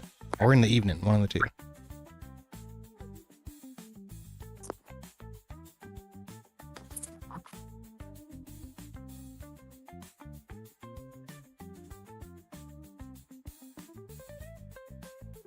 Well, I don't even have a fishing pole. I'm gonna have to borrow one from my dad.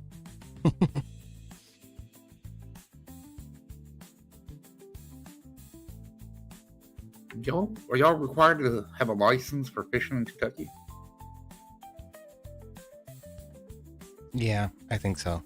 But don't tell anybody that. I won't. I just was wondering.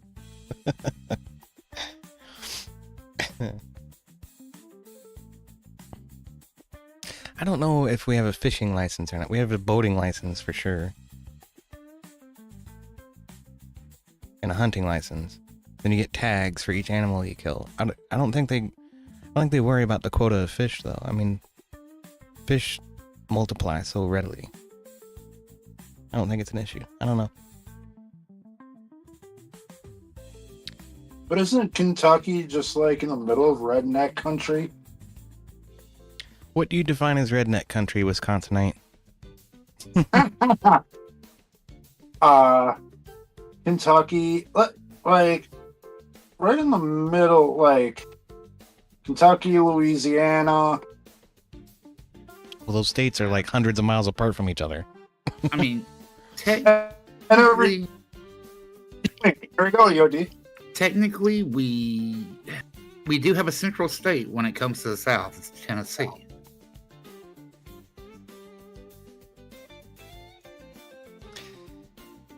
I mean, I mean, think about it. Tennessee touches Arkansas, Kentucky, Alabama, Georgia, Mississippi.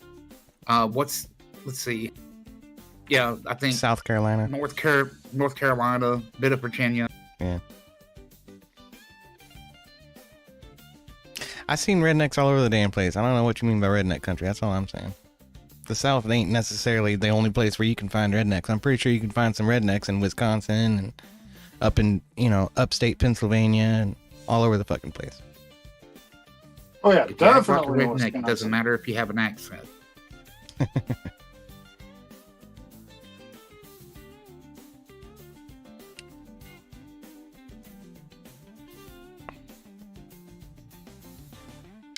see.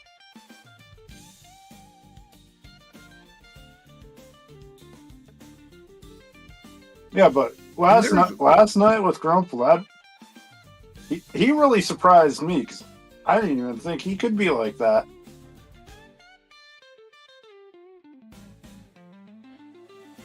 And there's also a difference between Southerners and rednecks. Mm.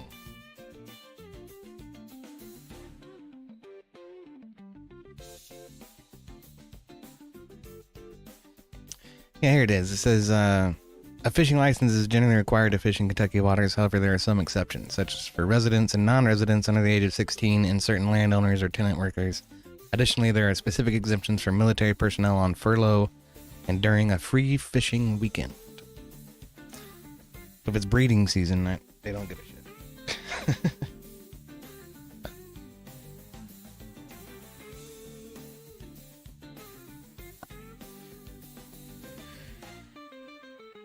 And it's only about $20 Well, up anyway. here in Wisconsin, I don't think they give a crap if it's if you pull bass out of our lakes because they're so heavily populated.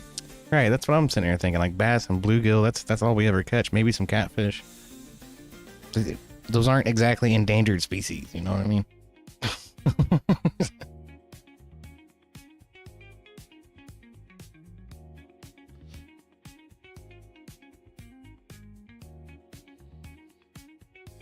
Don't worry, all the different forms of carp are on its way. Yeah, there's plenty of those. Fucking bait thieves. Well, no, I'm talking about Asian carps. The different breeds of them, or species of them. Wasn't goldfish like related to a carp? What do they call it? A koi? Yeah. It's like the same sort of fish. I thought. Bottom feeders. Grass carp get massive. Yeah, if you can hook them, that's a hell of a catch. But Melissa asked, "Did Race Car lose his job?" No, he didn't lose his job. He was talking about they hired somebody, and then they hired somebody else, and then fired the guy that they had just hired, and then the guy that they had just hired after that quit because they fired the guy that they had hired before him. Stupid mismanagement. That's a retard sort of set of actions right there.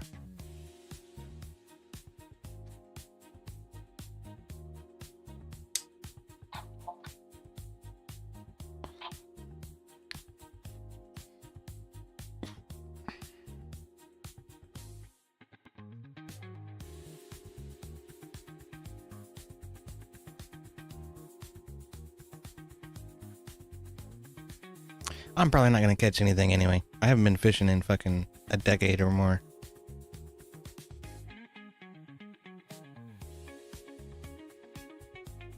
This year I almost accidentally got a veterans fishing license.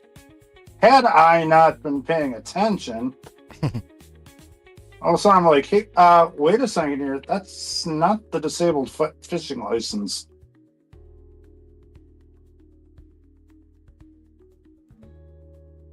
Well,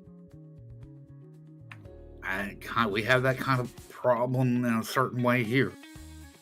Everybody who's got a veterans tag thinks that they're disabled and they can park wherever the fuck they want to. That ain't right. I mean, it's already bad enough with like the Tesla owners, Mercedes owners, and shit like that. I saw a picture of fucking Hassan Piker with his brand new Porsche parked in a fucking handicap spot. I'm like, what the fuck, man?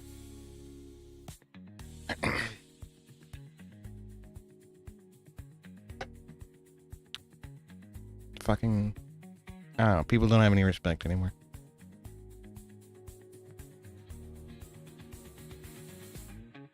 It's fashionable to be a self-entitled asshat.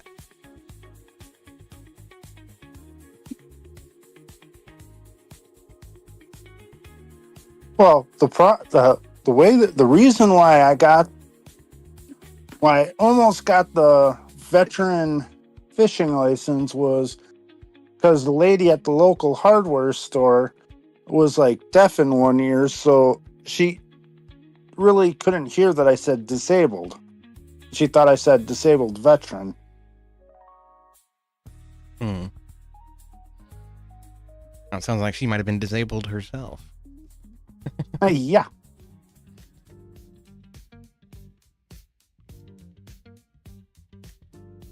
And trust me, I'd be the first to raise a whole holy stink if I got that and found out. Because no, you don't do stolen valor. Just wrong, period. Very true.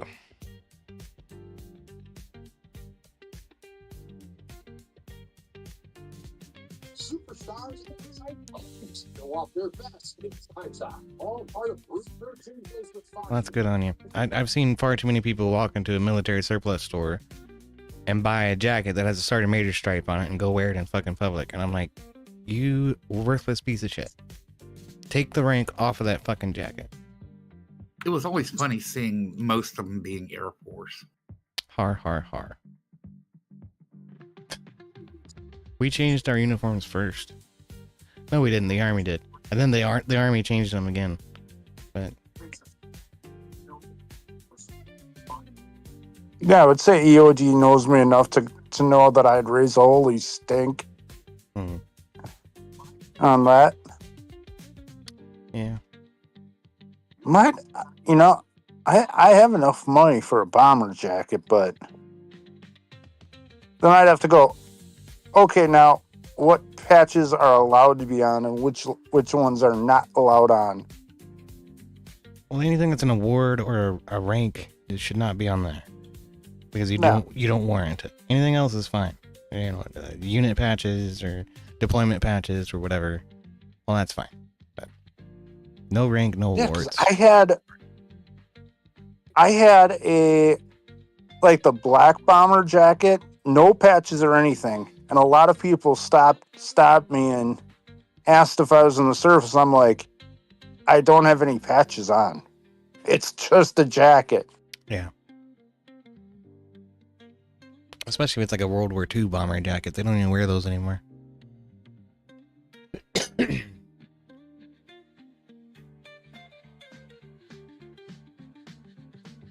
Talking about raising the stink and cops,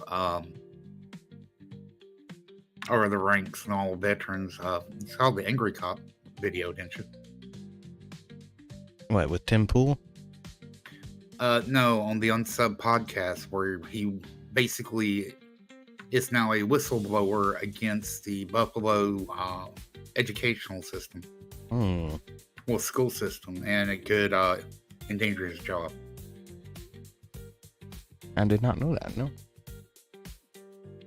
Yeah, schools were covering up everything from abuse to abuse, sexual abuse, kidnapping, the taking of children without, permission, just a whole bunch of stuff. And yeah. That's fucked up, man.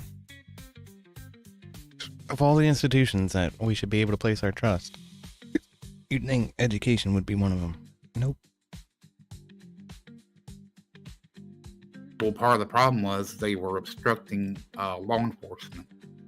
Basically, attorneys and different things were like, hey, this is what you're going to do. This is what you're going to say. This is the situation.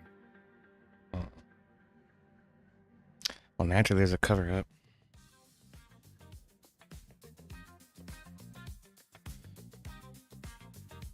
And we got wobbling. I do have to say, honestly, the EOD Friday nights, I wish EOD would bring those back. Those were great.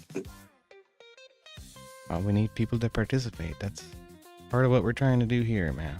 Is to drum up participation again. Otherwise, it's kind of a waste of time. I mean, me and Heavy can sit here and pontificate and comment about the news, but that's not the same. I prefer below V8, thank you. Whatever. But yeah, I mean, that's not the same as. And having Race Car contribute at any time, he's always a rather interesting individual. I like Race Car. He's a funny guy. I've not seen any of the old group. I've only. I'd like to see Miss April again. I haven't seen her in a while. She still comes by the Discord every once in a while, but that's about it. What was I gonna say? Yeah, I mean, that's the problem. Is I haven't been very consistent in the past year, and a lot of people just sort of found someplace else to go.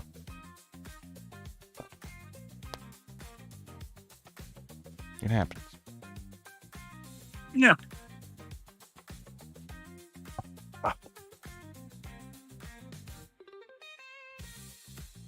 Who was the guy you were just talking about tonight that you wanted him to hop on for D&D? Twisted. Twisted, thank you. Twisted Aviator. I'd like to see him again. Yeah. He's usually around. But like I said, he'd rather play Cards Against Humanity, I guess. But yeah, I think that on Twitch, I believe even the left political talk show people are no longer there. Yeah. Well, Prime K's is still So it's around. like, and there's still several fucking Prime K's orbiters that are going on his Monday panels. because Pentuple's putting up a good fight. Stardust, who was big around when you're really heavy into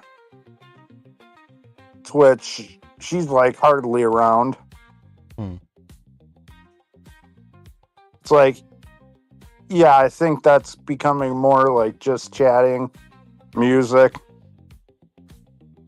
Yeah, well, Twitch never liked political streamers anyway, regardless. Yeah. But when they did show favoritism, it was always against the left, never for the right. Well, that's the way the whole country's going. That's not true. I think Rumble is quite the opposite. And YouTube seems to be a little bit more tolerant to right-leaning views than Twitch is, at least. I don't know about Kick. There doesn't seem to be... The whole problem with both Rumble and Kick is discoverability. Like, a small streamer can't get shit done on either of those platforms. You just wallow in obscurity. Yeah, like for Discord, I'm like, yeah, I'm never gonna get rid of your channel. I mean, okay, unless you personally get rid of your Discord, then I would get rid of it, but only then. Well, if I delete it, then nobody can be part of it. I'm not gonna do that. Right. I don't have any plan to anyway. I do like once in a while searching out race car.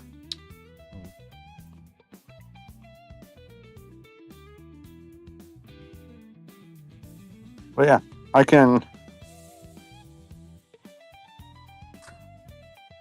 I'd probably go out there and say, it's just chatting in the bikini streams.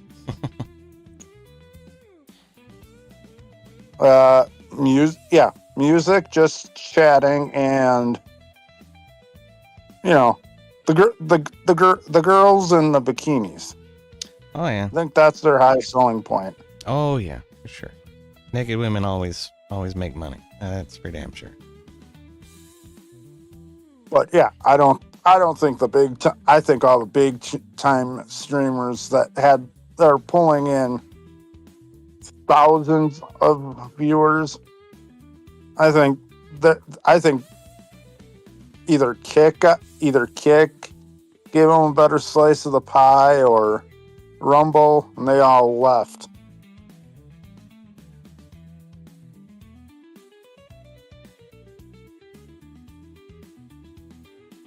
But yeah, the fun thing with today was, because I just recently upgraded to the iPhone 16, and when I connected my old phone to my new phone, made the connection, and everything transferred over, my iTunes folder, it picked and chose which songs came over.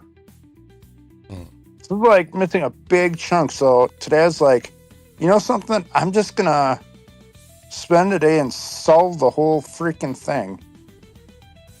Went down to CPR, and they said, well, maybe if you try the obvious and hook up the iTunes. So I did update the iTunes, and it looks like at least iTunes is making steps forward with going, okay, we're not going to go every time we update iTunes, we're going to dump all your songs, and then you're going to have to fight to get them all back, and then download some of your CDs that you like. Yes, I'm an old man. I have CDs. But it's it all transferred over perfectly, and I'm like, that's all it needed was an iTunes update and hook it up to my laptop. Yeah. I was not too happy with that. I'm like, I ran 20 minutes down the road. At least the cell phone repair place pointed me in the right direction. Yeah. I've changed phones a couple of times in the past year, because at that security job I had, we had little golf carts with USB plugs on the dashboard. So I hooked up, it was like a brand new phone. I hooked up my phone to the dashboard USB to charge it, and it killed my fucking battery. So after that, the battery wouldn't charge, and it wouldn't connect to anything. It was bad. So the phone was bricked. So I had to replace the phone again. And when I made both of those transitions to new phones, the whole automated thing where it's just gonna take everything from your old phone, put it on your new phone, did not work at all for me. So I had to go through it all manually and shit. I've still got the old phone with the broken battery sitting on my dresser, because there's a bunch of pictures and shit on there that I don't have, that I need to get off of there. But when it comes to music, I usually just listen to YouTube. I don't even bother trying to store that shit anymore. I have a bunch of dusty old CDs in storage in the storage room right there, but I don't really listen to them anymore.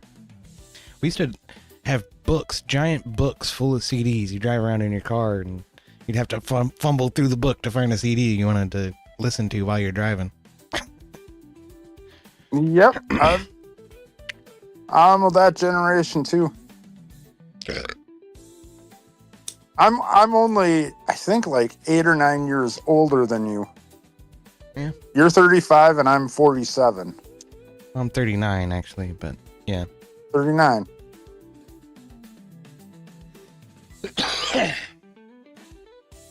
Probably ask, will it power up on a charger? It will, yeah, it'll run on a charger, but it's a cell phone, so that makes it kind of useless. So I just need to hook it up and get the pictures and shit off of it, and then I can dispose of it.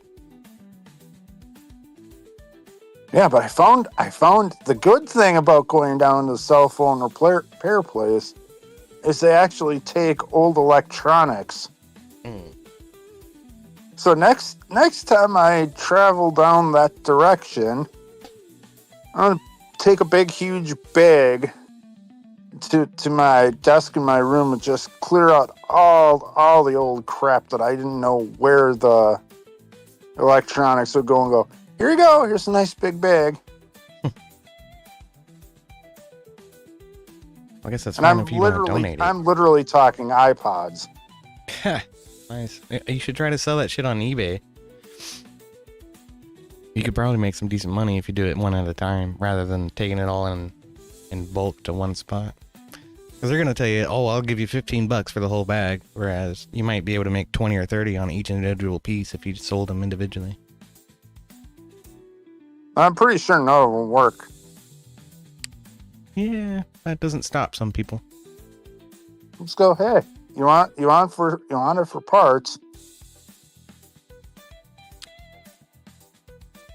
I just basically want to get rid of it.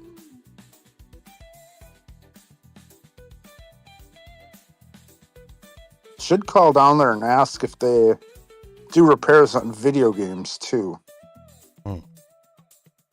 What do you mean, like cartridges? Is that the Nintendo 50th anniversary one system? I'd like to get that up and running. What is it? It's the collection of, I think it's like 60 games in one system. Oh. Like one of those mini two crappy NESs. cords. Yeah. Yeah. My Super Nintendo just needs a new power cord. That's probably easy peasy. Yeah, just look on Amazon. You can probably Easy find peasy that. to get. But it's like, I have so many games for the Super Nintendo that it's actually honestly worth buying, instead of getting a whole new system, just getting the power cord and just keep going. Melissa says, I bought a Logitech internet radio system in 2011 for $400. Now people want $15,000 for it. That's a hell of a find right there. That's what I'm saying. Like old vintage shit, collectors will pay good money for some of that stuff because it's really hard to find. That's why I say if you do it on eBay individually, you're bound to make a shit ton more money. It's more of a pain in the ass and it's a slower process, but there's this guy on YouTube named LGR, Lazy Game Reviews. Fuck, he's been around for 20 years. But he's always looking at old technology and shit, just ancient arcade boards and old computers and shit. I wonder how much of that he's actually going to be able to recoup after the storms. Yeah, I'm not sure. A tree fell on his house. That's true. I don't know. He must have had I think he had like a walk-in pantry just full of old ass fucking equipment. So I don't know if any of that survived or what. Well, Yeah, now video games these days are like $50 for a game. Just one game, and that's like the newest system. That's all. It's always been that way, man. Yeah, I remember. I thought it was like 30. No. Oh, I remember not PlayStation, but Nintendo, NES games being $50. Yep. As soon as they hit the market, that was the going rate. Atari games might have been $30, but Nintendo games were infinitely more complex. So they set the bar at 50, and it's been 50 for decades. Now, though, Nintendo Switch 2 is like an $800 system, and they want $80 for the fucking games. And the shit's getting ridiculous. But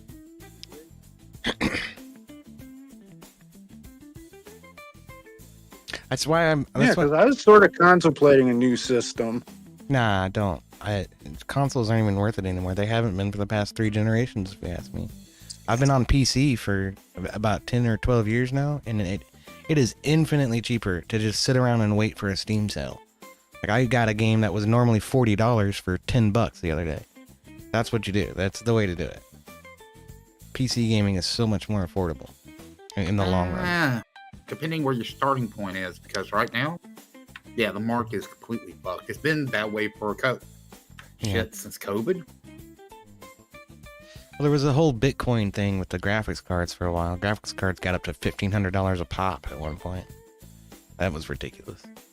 Yeah, and then COVID came along and fucked it all up again. Yeah. What am I saying? Yeah, I've been looking at a replacement for this system, so I can have Windows 10, you know. And I'm looking at like some entry-level pre-builts for $500 to $1,000. It's kind of what I'm looking at. I'm like, these don't seem bad to me. You know, 8 gigabytes of video memory, 32 gigabytes of RAM, 4 gigahertz processor. I'm like, that sounds good to me. But, and now everything that I've been seeing, anything worth owning was like $1,500 and up. if you build it yourself, that's the number I came to too. It was $1,500 to $2,000. If I put all the pieces together myself. And a lot of that, well, especially now, that's going to be with lower. That's going to be like a 560 Ti or something like that instead of what you could have had. Yeah, I do normally like to build the future proof, but at this point, I'm kind of willing to take an L, just to get over the Windows 10 hump. But I hate to tell you, you need to go on and do 11, because Windows 10 is about to become the same situation that 7 was in. I know. What am I gonna say here? Most of the games that I see coming out are compatible with both 10 and 11, though.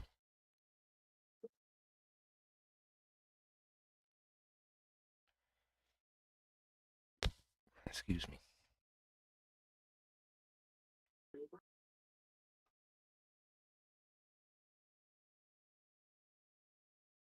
But yeah, if I look realistically at how much time I game now, it's like, don't even, if I can, like, I got the Wii game system that I got for free. Like, yeah, throw maybe 2 or 3 games at that. I'm good to go. Yeah, I mean, if you don't want much of a selection, then that's fine. But the other cool part about being on PC is the huge variety of shit that you can play. And most shit that comes out on console ends up getting ported to PC anyway. So. And then they also have the old time games. Classics.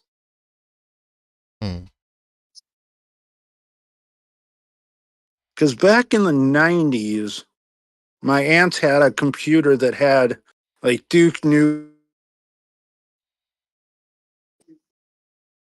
I think I was on her computer more than she was on her computer.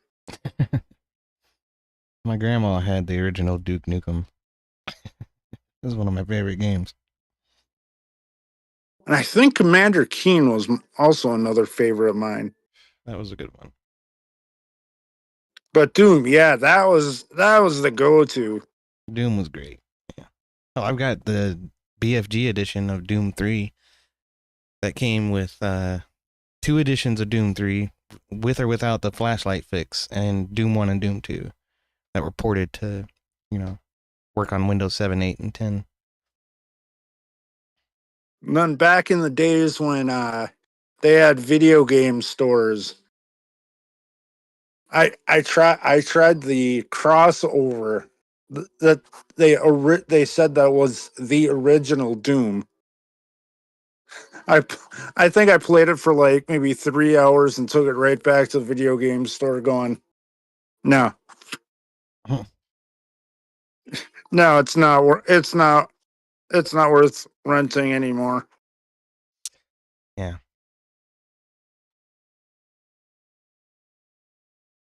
What was I going to say?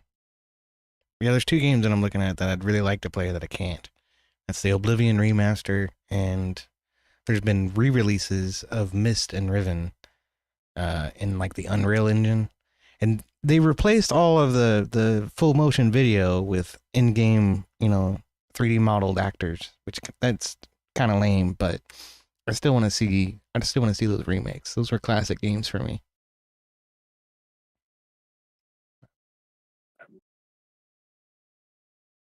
Yeah, I switched from. I mean, everybody was a gamer in the '90s. To now, I'd rather put all my money and just go to the YMCA Hmm.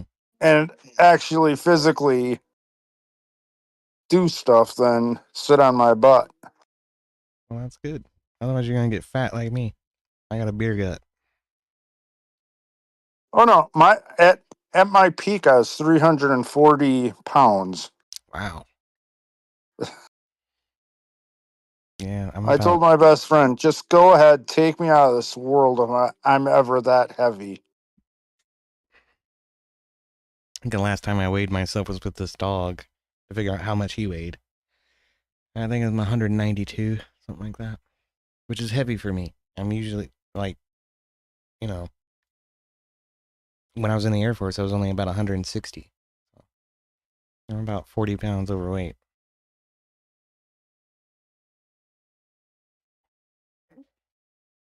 What is that weight system? BMG or something? Mm, Body, yeah, BMI. BMI, yeah, body mass index.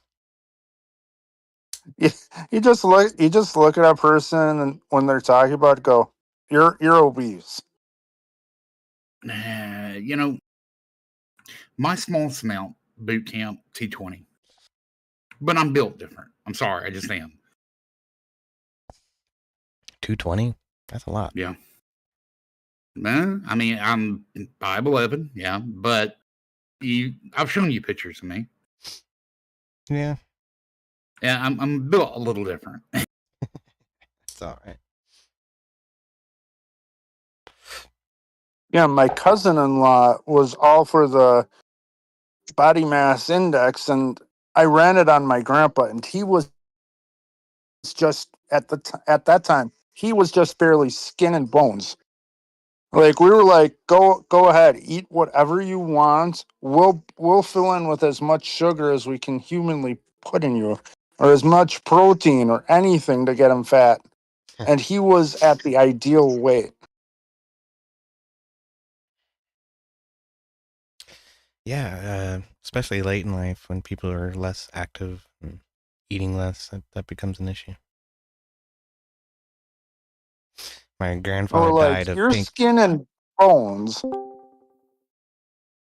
What's up, Wobbly? Uh, I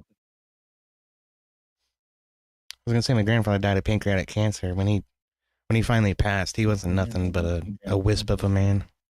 Sad. He was nothing but a wisp of a man. Sad. I think we're getting feedback from you, Wobbly. Do you still have the stream audio on?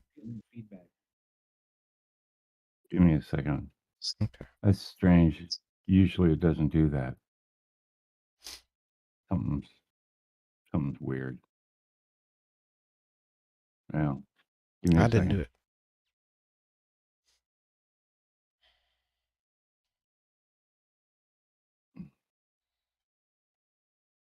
Hmm.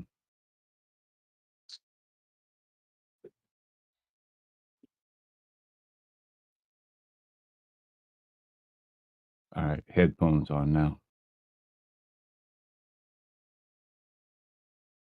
They sound a little muffled too. I'm hearing myself. Oh, look out. It's weird.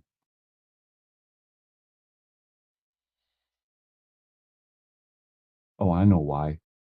I have the volume up on the screen. There it is. I Fixed. figured. All right, cool. Duh. Now I don't need it. Now you go to the road. Yeah.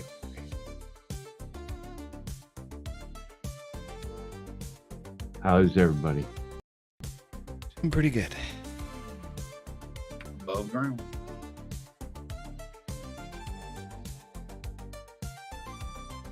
Just took care of my being parched issue.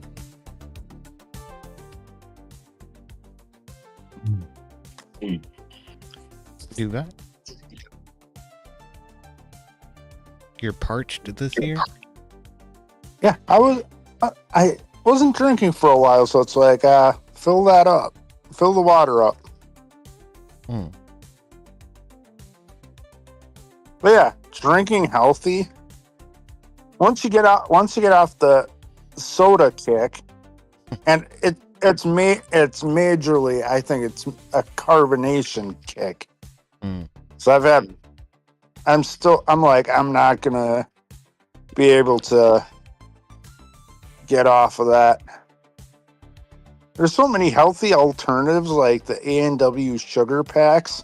They taste just like A&W. That's cool. I'm like, Hey, there he is. good. Yeah, I just drink water, man. I drink water, coffee, and beer. That's all I drink. Nice hairdo.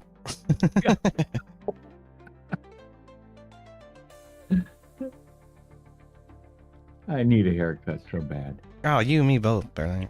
It's too hot for this much fucking hair. I gotta get rid of this shit.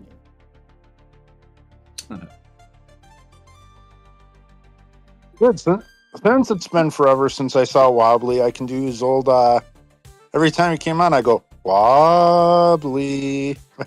Mhm. I would have to say at least maybe 2 years since I last saw you.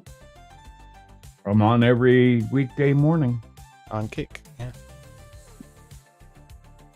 Usually too early for me, unfortunately.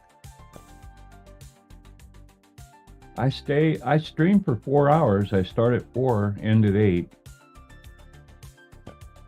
That way I cover East Coast, Central, and West Coast. Yeah, that's 11 or 12 o'clock in the afternoon for me. That works.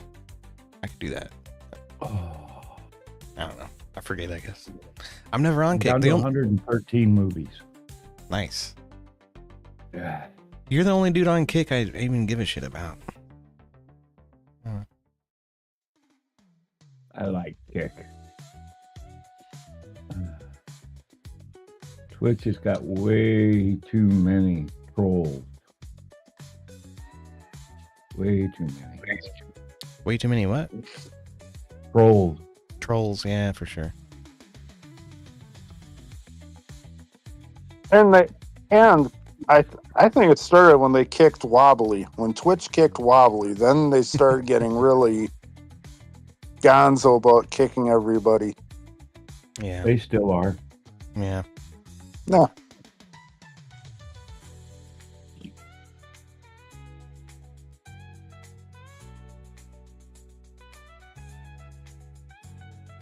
No, I just mainly hang around like crafting and music.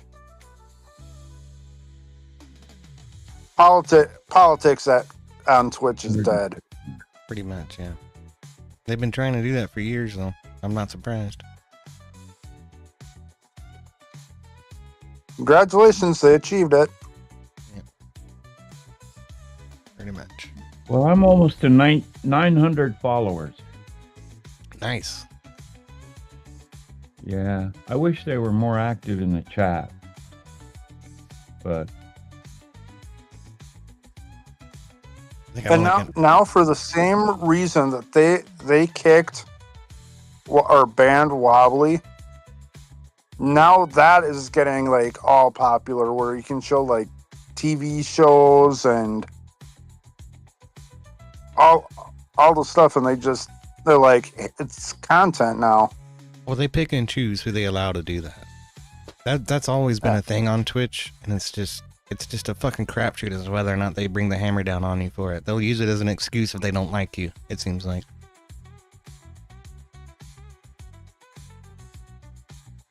there's a company called Shoutcast. Yeah, they have YouTube channels too. That throws up copyright strikes against streamers that play movies. Like they own all the copyright to movies. I don't. No shit. You can legally play movies that were done before 1981. That's interesting.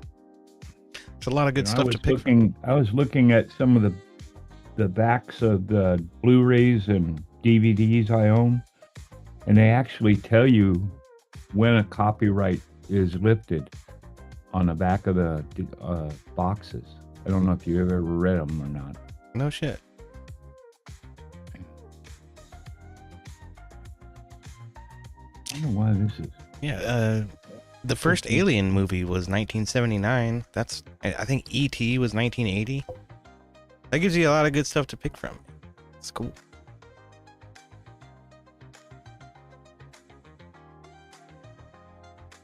I'm gonna turn that off totally and see what happens. No, looks sort of bleached out, huh? Hmm.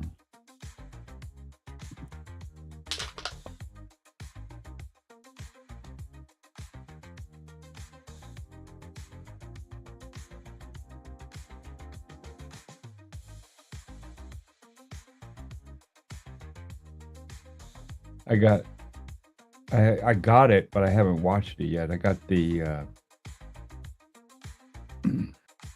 the Accountant 2. I think I told you that. Yeah. But I've been I was cranking today. I really converted a bunch of them over to MKVs that I have.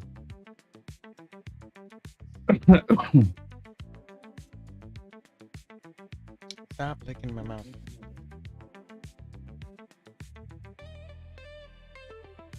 Ugh.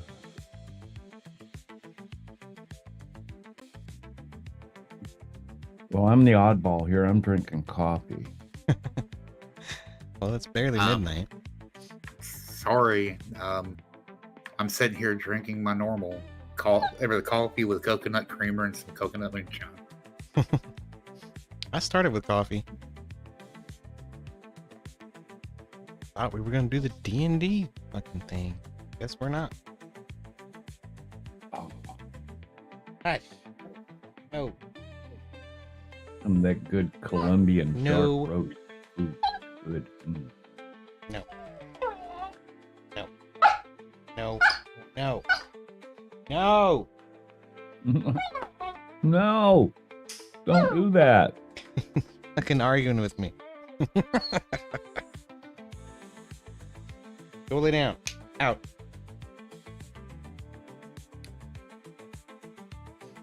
We're getting there. I think he understands no and out. Really? Yeah. Well, mostly. And that doesn't mean he's gonna listen to me, but he knows what I'm telling him.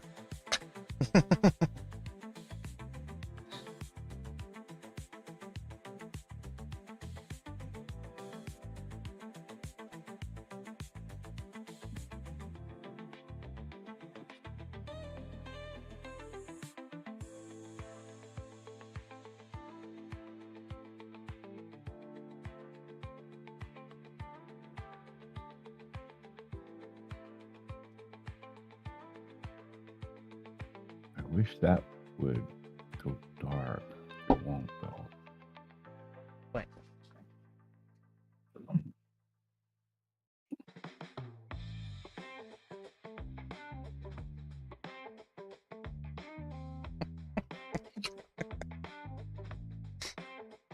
No, I'm not paying attention to you.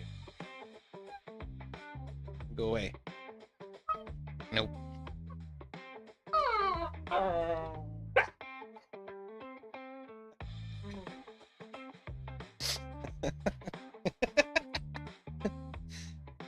my goodness. You are hopeless. What do you want? What? Attention. I think he wants to go pee. Alright, hold on. Come on, damn it.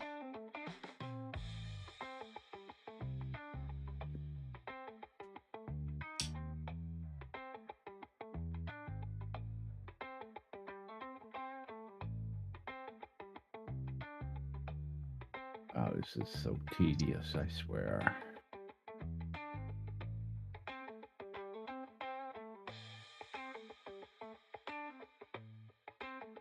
I literally have to strip all this shit out, though. Oof.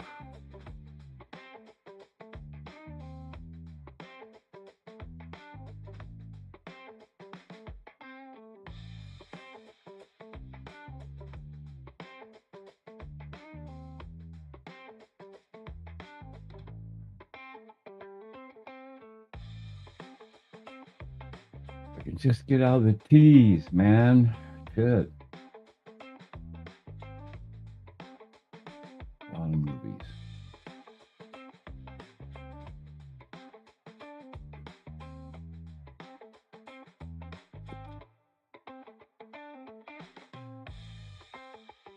So how many people are on Twitch watching right now?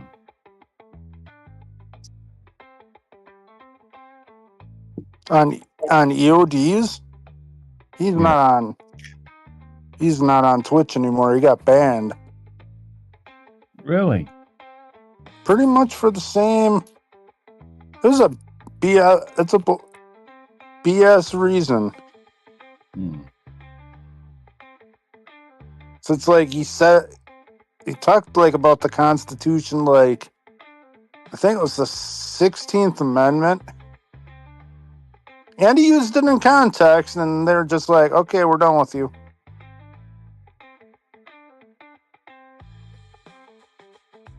I don't get it. I really don't. I mean, no, I think they cherry pick.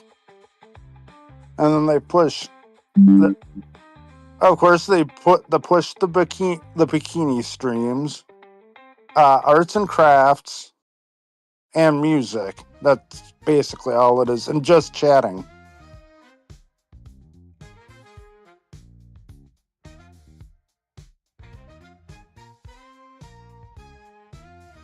Like if I ran a site, I would take the political rule off.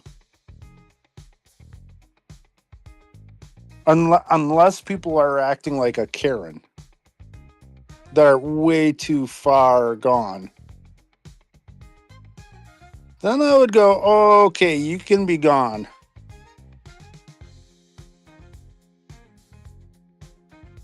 But yeah, all the good, solid, hardcore, top quality streamers back in the day, they're pretty much history.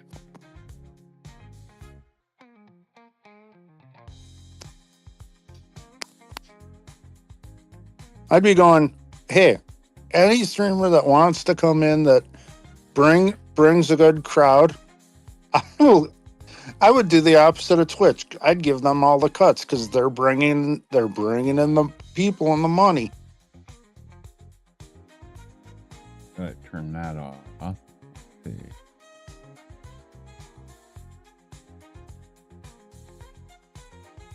There. That fixes that. Swear. Freaking dog. So you got kicked off of Twitch, EOD? Me? Yeah. It was a while ago. Wow. Didn't realize that. That's how far out of the loop I am. Yeah, it's okay. Was it the 16th Amendment or the 19th that got you kicked? I thought it was the 19th Amendment, but my argument saying that we should revoke the 19th, but I think it was something completely different. And that's the fucked up part about it, is Twitch will tell you, you violated our toss for hateful conduct. Okay, Talking about when? the Constitution? Well, talking about revoking the 19th Amendment, that women's right to vote. But that also followed up on a couple of report issues that he had. Yeah. But again, I don't think the 19th Amendment thing had anything to do with it at the end of the day. But that's what I wrote my appeal about, was the argument of the 19th Amendment thing. So it's like, that's what's so fucked up about it, is they'll tell you that you violated toss and that it was because of, some generalized fucking section of the toss, but they won't tell you exactly what you did or when it happened or what it was.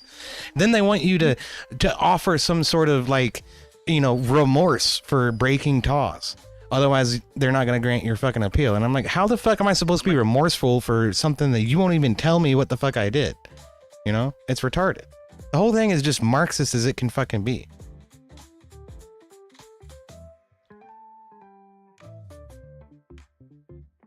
That's why after my appeal got denied, I just started making alts, and then the alts got caught.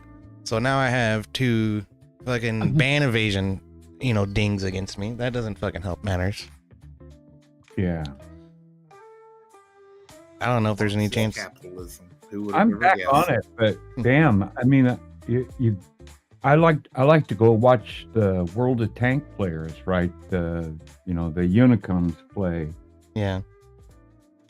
but you log on to it and immediately you get an ad, and then less than 3 minutes later you get 8 ads in a row, and then I'm going, oh my god, are they more interested in freedom of speech or protecting the advertiser? Yeah, it's probably the latter of those two. Without a doubt.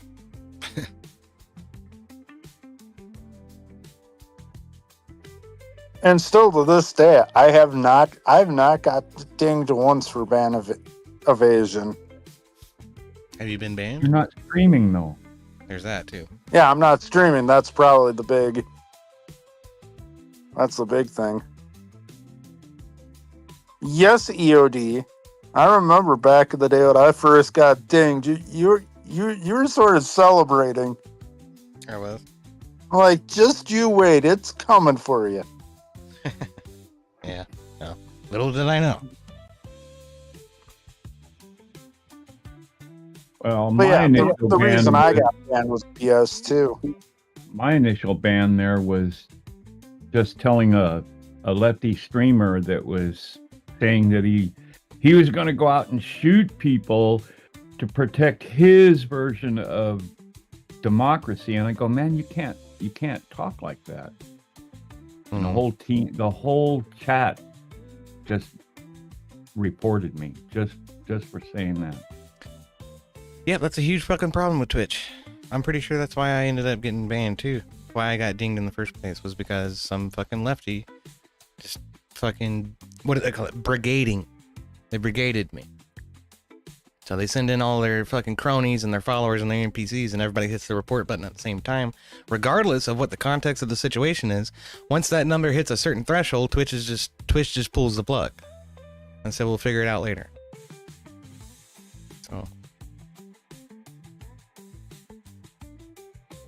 it's fucked up. As far as I know, they haven't done a damn thing to stop that from happening. Yeah, I got banned once because the streamer misunderstood me and everybody dinged me because I said that regardless of whether I'm a streamer or not, I would not be caught dead going to TwitchCon. Because all you need to do is have one nut job, disagrees with you, sees your face or whatever, and bam, you're dead. Pretty much. They took it like I was threatening them or something. I'm like, no.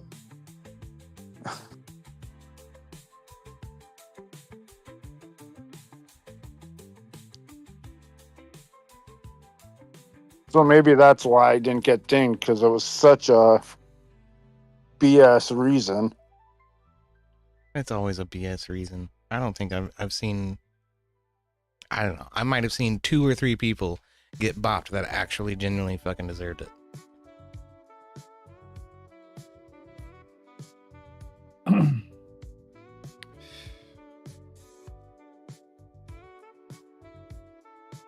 Well, I just waited. I waited a year, went back in and put an appeal in there. My appeal was, it's been a year. And since it wasn't a permanent, it's just, what do they call it? Temporary suspension. Yeah. Indefinite. And they let me come back on. So, and then they sent me this little letter or this email. Well, if you'd like to stream again, we'll reinstate your blah blah blah. This, your monetary thingy. And I just deleted the message. I'm just there to watch a few people, and that's it. Yeah. I very seldom even say anything in chat. I just, maybe say lurk. That's it. Yeah. People Yeah, I actually people witnessed still that. remember me there. They, they'll say some things, and it's cool, but I just want to watch the World of Tanks players. Basically, that's all I'm really interested in. The politics there are still just as trashy. Well, there's a couple of people I'd like to hang out with again. Zach from If You're Feeling Adventurous and Pentuple. That's about it, though. Those are the only people I really give a shit about over there. I can either take or leave Zach. He's very gimmicky. But he has those fun characters, though. That's always a good time. Like the Nipple Man. The Nippler. That's what he calls him, the Nippler. He takes his shirt off and puts on a fucking ski mask, and suddenly he's somebody else.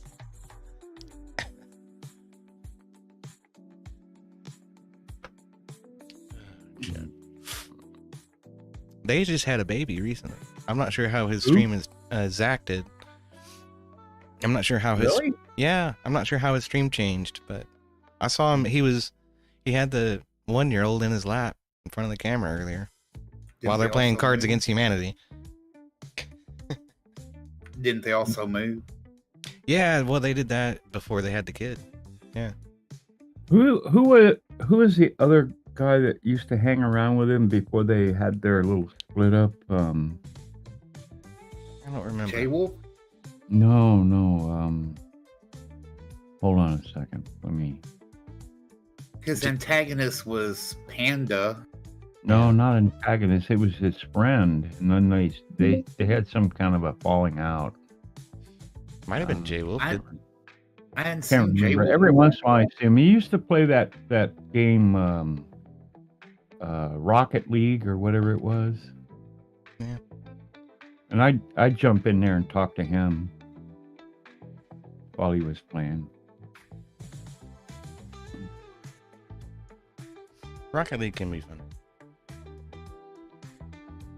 There's a guy called the Filthy Jester. I don't know if you guys ever saw any of his streams, but one of his shticks is he'll jump on his back and throw his legs behind his head and light his farts on fire. That shit's hilarious.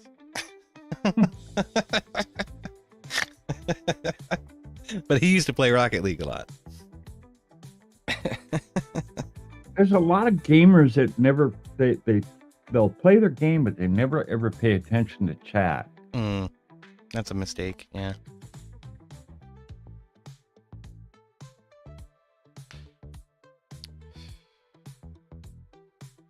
Oh shit! We got chairman of the board in the chat. What does that mean?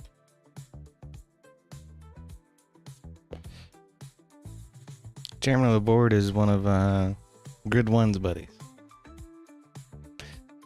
You're welcome to join the Discord if you want. They're Anson, isn't it? I think that's his name.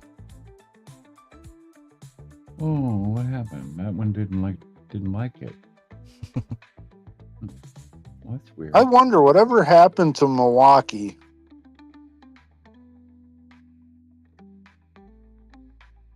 I probably bet he just got fed up with all of us and just said, screw it, I'm just going to sit and watch TV. I don't know. I think he started running with that asinine Chicagoan lefty guy. What's his fucking name? Won't open Rampage. Rampage Paul. Yeah, that's it. He started running with Paul instead. I guess. Good, then Rampage, then he can be Rampage Paul's headache. Right?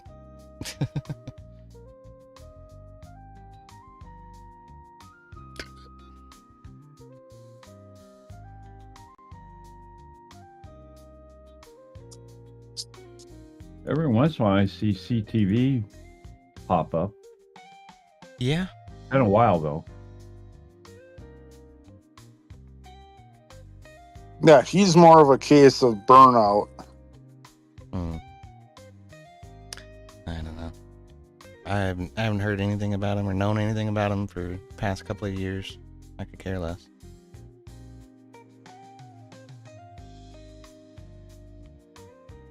It's like he's never going to be as popular as he was. No, I don't think so. That blowout sunk his ship.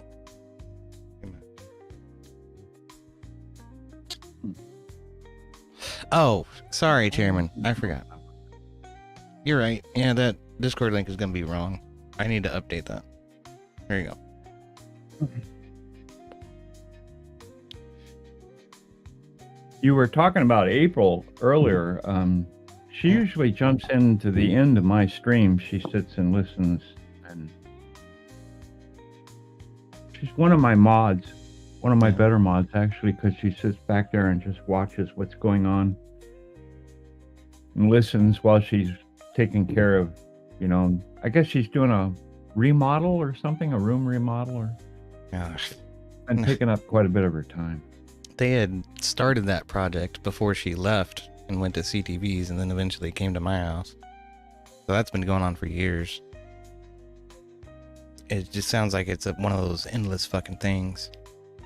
Yeah, that's why I did what I did.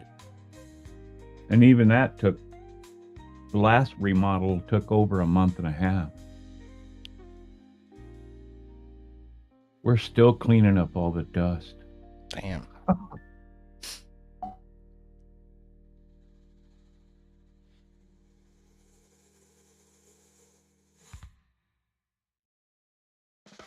But it's done. It looks wonderful. I'm quite pleased with it. Eventually, yeah, this month we'll be out from underneath that. We'll have it all paid off. We can start thinking about what we're gonna do with it. But when you got basically an 18 by 28 foot room, you can do a lot of things with it. Yeah, that's a lot of room.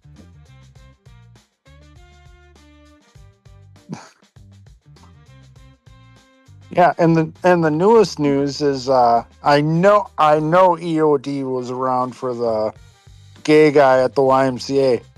Guess what? He now has a probability of coming to my new Y. Hmm. Well, So that sucks.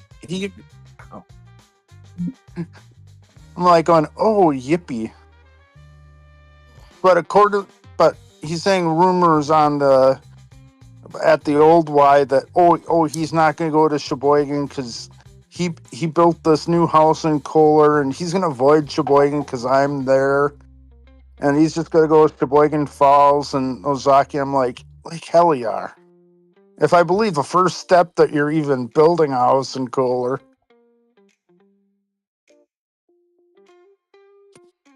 But in the past 3 years, I got older and smarter. He shows up and does that crap, I'm just going to ignore him. There you go. Yeah, it's best It's probably like- just to mind your own business and do your own thing. Like, dude, I'm not going back down the same damn road. Yeah, I hear you.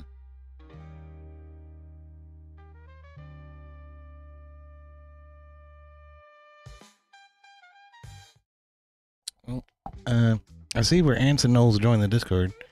You gotta make sure you hit the check mark on the rules and then just jump in the waiting room. I'll drag you in, man.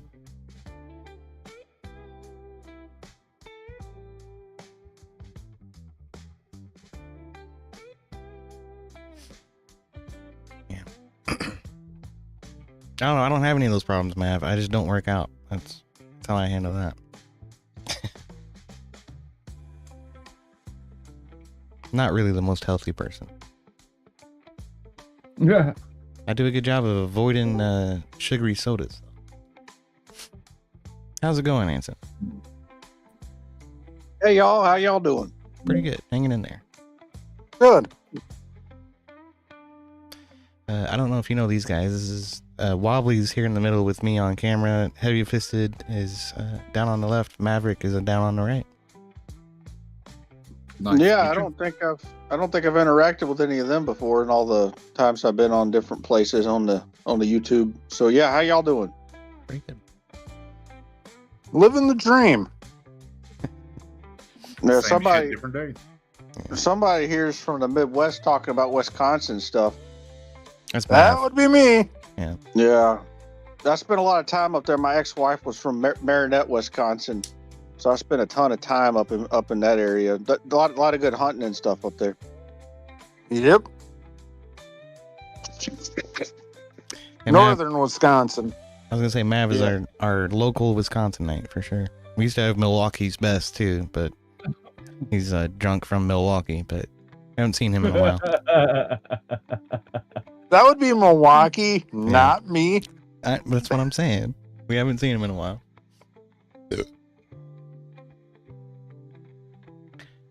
I always get confused if you're living in Huntsville or in Tennessee. I live in both. Well, I'm in Huntsville right now. Are you? Cool. Well, Huntsville, Texas, or Huntsville, Alabama? Huntsville, Alabama. I'm over in Triana.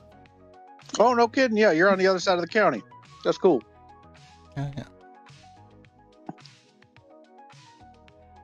And I'm up here in Louisville, and Wobbly's out in San Bernardino. But yeah, I noticed there's a lot of people from the Huntsville area on the YouTube Spaces and places, close to where I am. It's kind of crazy how small the world is. Oh yeah, and people in Athens it's starting to kick off over in Athens and Florence too. Yeah. You sound like you're authentic Alabama. You're not one of these transplants too. That's nice to hear. Well, you said you lived on the other side of the county. I also lived up in Giles County, so. Oh, okay, yeah. Yeah, Giles. Well, that's basically Alabama. It's right on the line. I liked Huntsville. We traveled through Huntsville to get down to Biloxi, Mississippi when I was stationed there. We stayed for a couple of days. It's a nice town. It's cool. All kinds of rocket stuff going on. Yeah, they ruined it with all them damn Yankees they brought here to work on all that shit. Damn Yankees. Well, everything considered, we got to be careful. We might wind up with a lot more damn Yankees if that Space Force base comes in too. Yeah, they're hell-bent on turning this into a damn federal town even more. I hate that shit.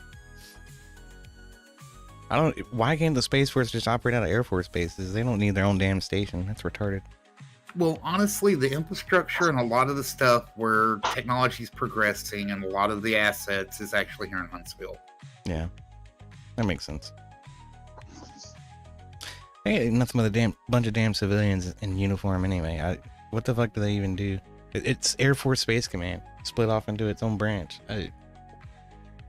You're not talking about people who go out in the field, you know what I mean? They manage satellites and rocket launches and shit.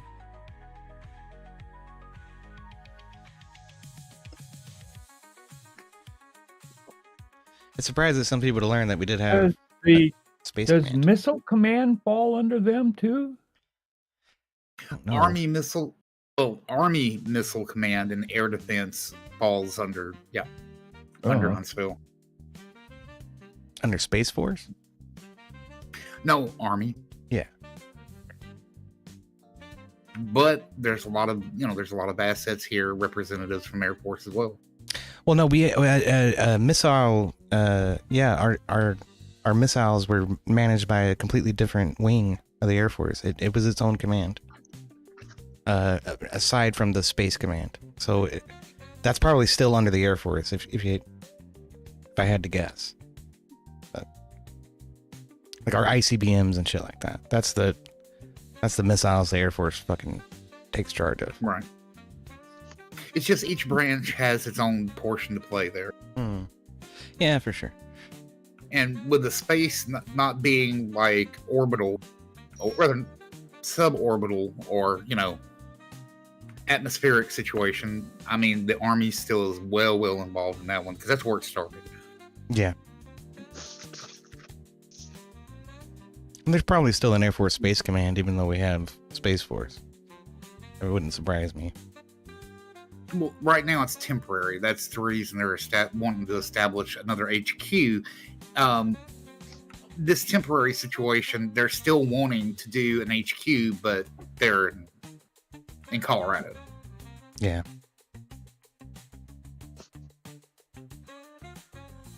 Yeah, it's almost like they're bickering over where the people in charge are going to be because they don't really have anything that they actually have to do. It's almost like they shouldn't even exist. Because if they had real problems, all that shit would have been figured out and they'd be doing the real shit.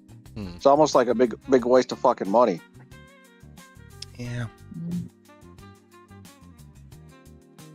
People act different when they actually got something they got to do. That's true.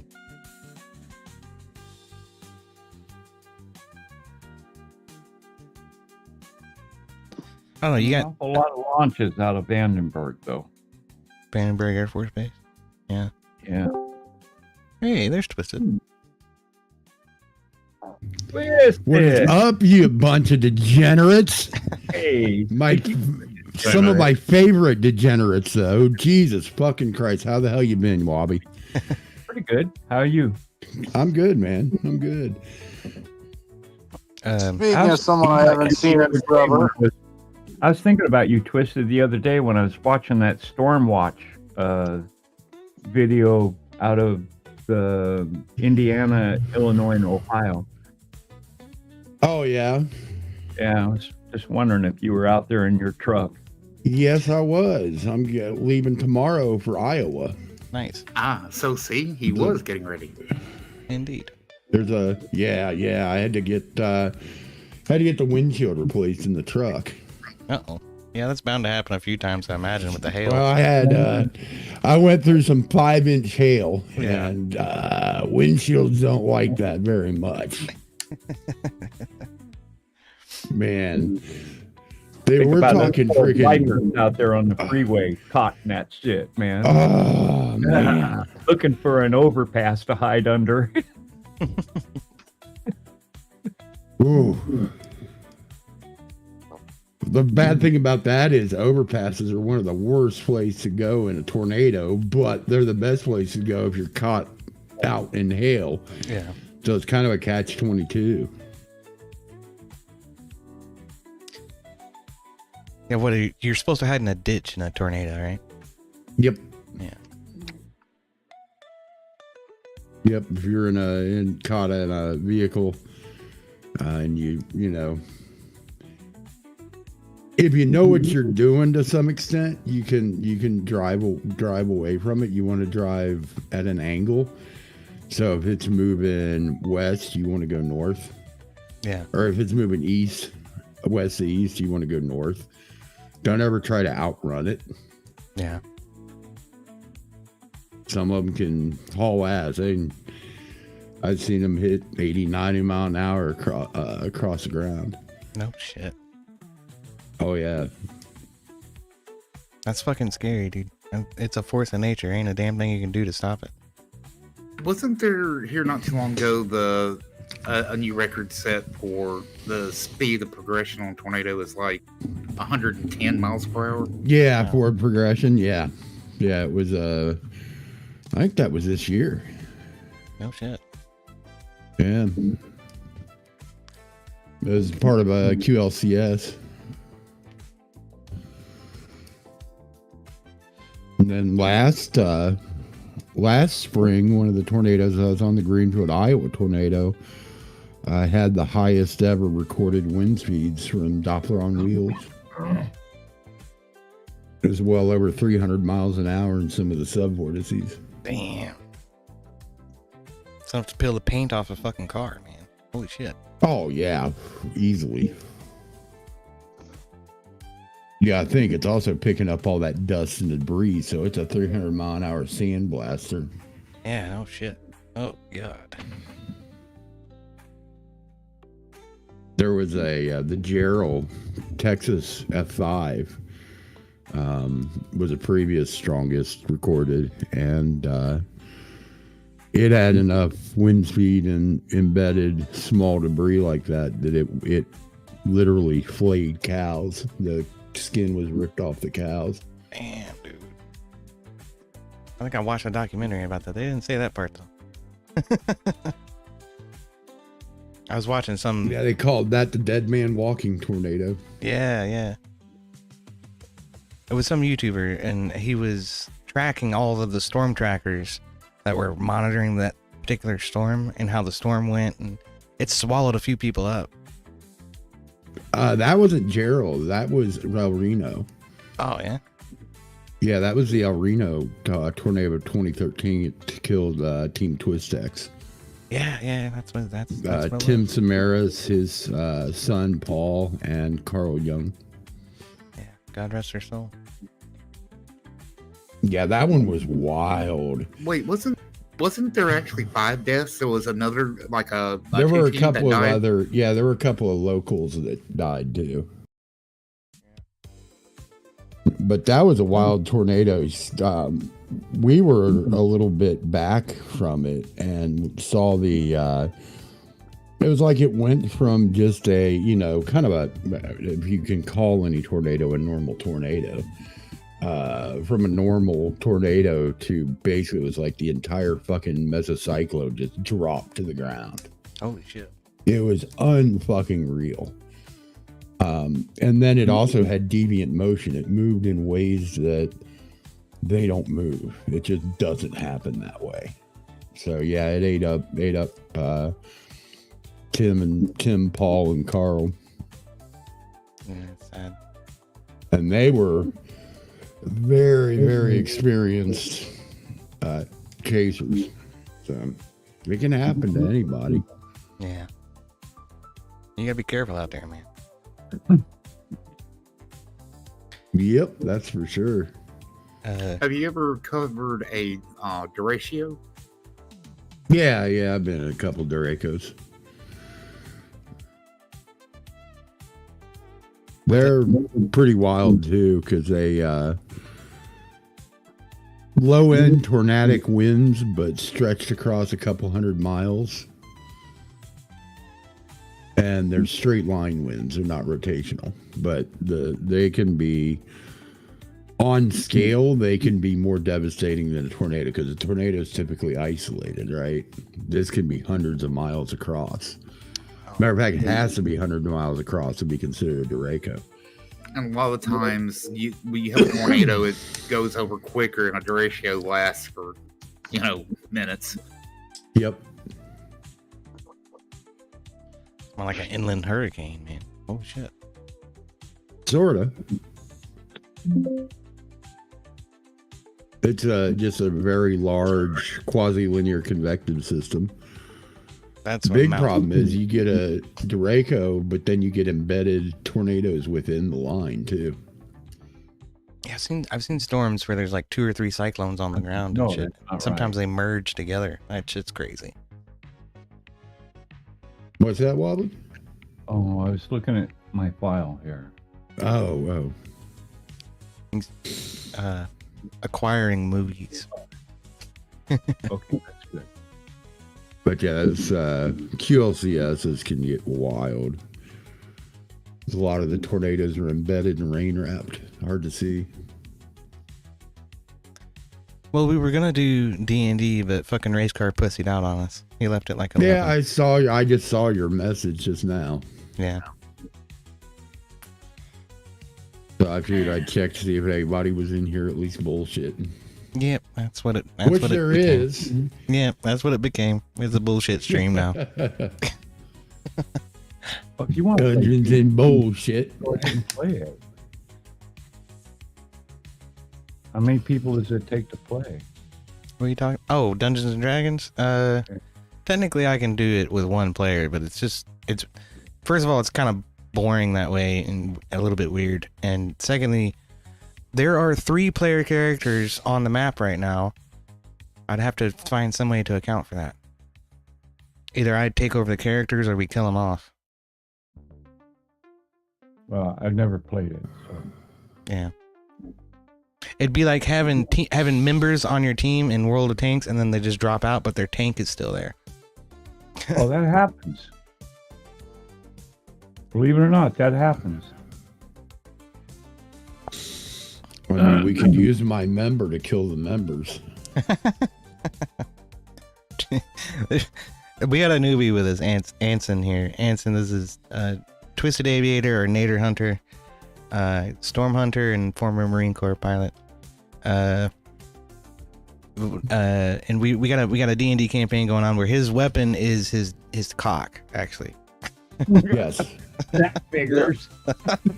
Yeah, so I'm kind of getting the idea that this is like a former military group. I'm assuming y'all are all like former military in some way. Most Not of us, all, yeah. but a lot of us, yeah. Wobbly was Navy. I think Heavy spent a little time in the Army. And I'm Yeah, not. but I earned mine. So EOD collected the semen samples. I did not collect semen. I worked in the laboratory in the hospital. I did not collect semen samples.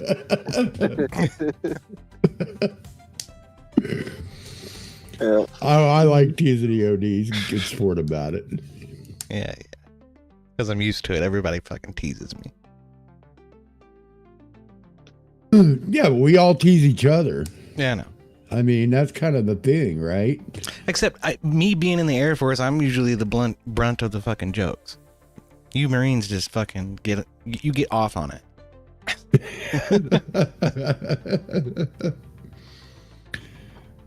Where's Grumple tonight?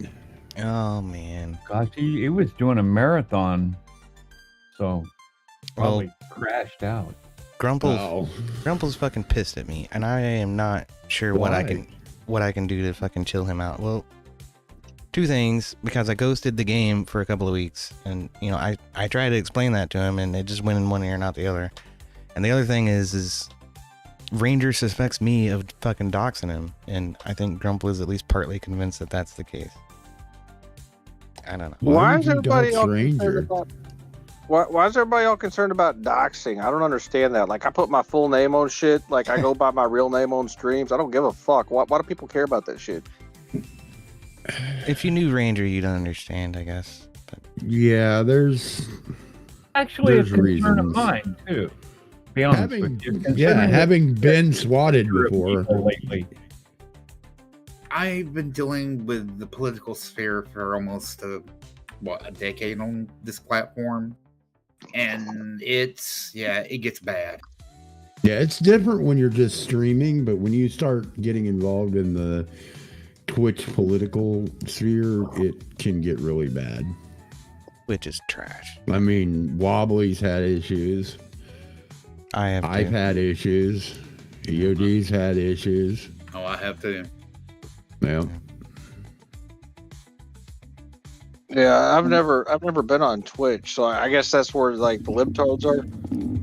Yeah, it's very much libtard. Yeah, there's a lot of them over there. It's basically set up for the Ken and Karens of the world, pretty much.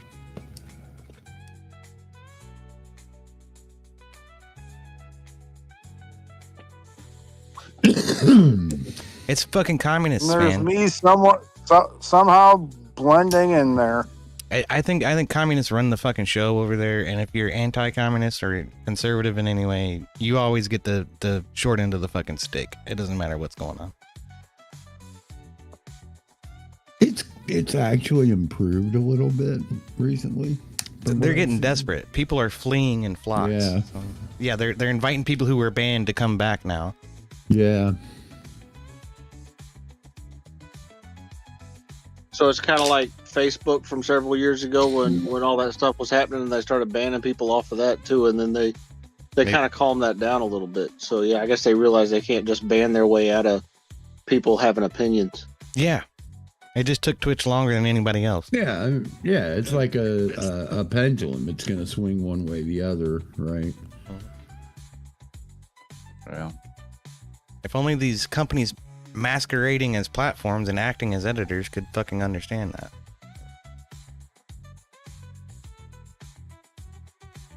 Well, I mean, it is Amazon. Come on. kind of knew what we were getting into. I reckon. I mean, when the owner makes a rocket shaped like a penis, you know something's going on. Gigantic phallic symbol. And then you launch Katy Perry in your penis rocket. I mean, what's going on there? And yeah, that's supposed to go the other way. The girl's not Oh, supposed to you be know in how- the penis. That was fucking degenerate when she compared herself to Alan Shepard's first flight. Are you fucking kidding me? Are you? What in the actual fuck? The damn thing didn't even complete an orbit. They just went up and floated around Well, a little Alan bit. and came Shepard back. didn't complete an orbit either. That's what the comparison was that she tried to make. Jesus. The difference is Alan Shepard did it when no American had ever flown. He strapped his ass to the top of an ICBM and let them eat his ass into space. Who's that guy from that fucking black and white movie riding the fucking nuclear bomb into? I'm right? Yeah. Dr. Strangelove. Yeah, that's the movie. Yeah. But But he was, yeah, I mean, that was hilarious. You're talking about, New Shepard is a maximum of 3G acceleration up and maybe 4 or 5 momentarily on the way back down. Yeah. Alan Shepard was hitting 6 sustained on the way up, and he maxed out at 15 Gs during re-entry. Wow. 15. How do you not pass out? Well, because it's vertical. It's horizontal G's, not vertical. You can withstand a lot more horizontal. Oh, okay. But it's still gonna be like a goddamn elephant sitting on your chest. Yeah. Definitely And take that out though. Yeah, and that dumb bitch wants to call herself an astronaut and compare herself to that man. Calm You down. can suck my hairy nutsack.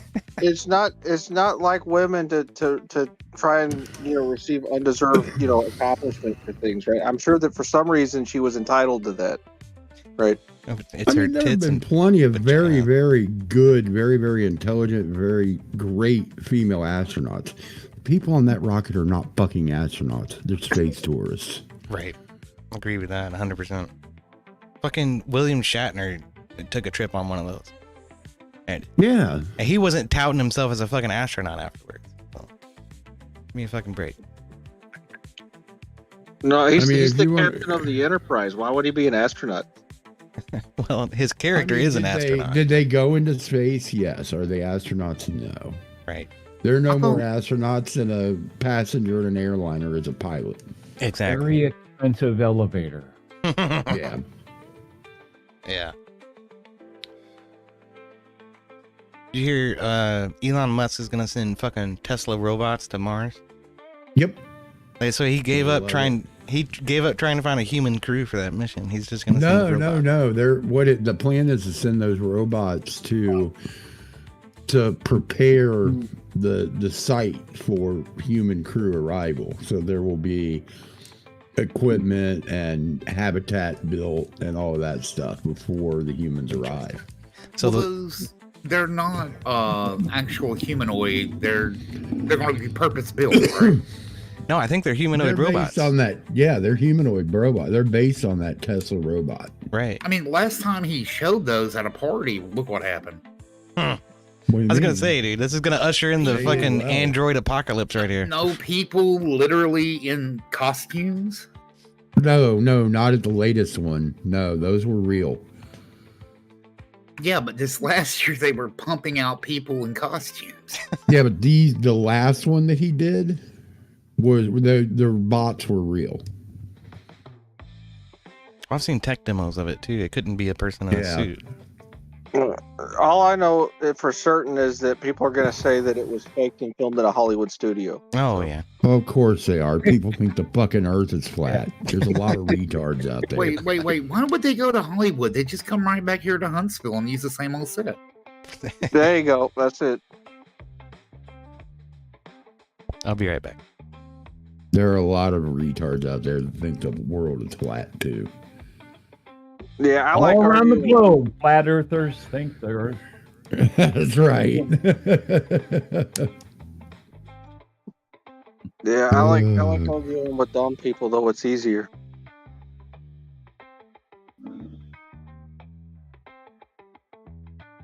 It's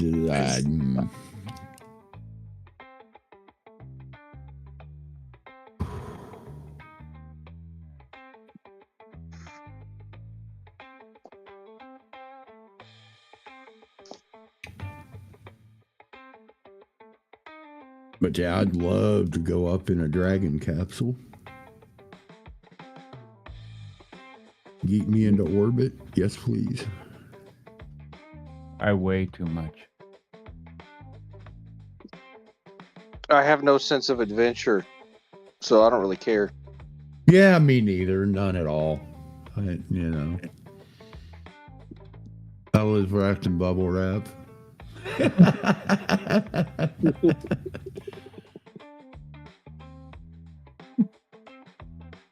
I would never consider doing anything adventurous or different or any of that stuff.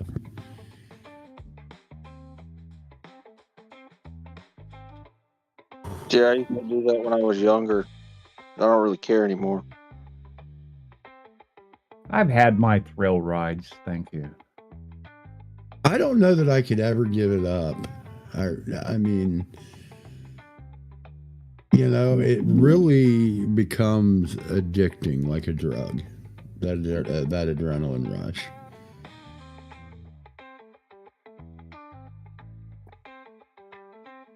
There's a reason my retarded ass drives into tornadoes now.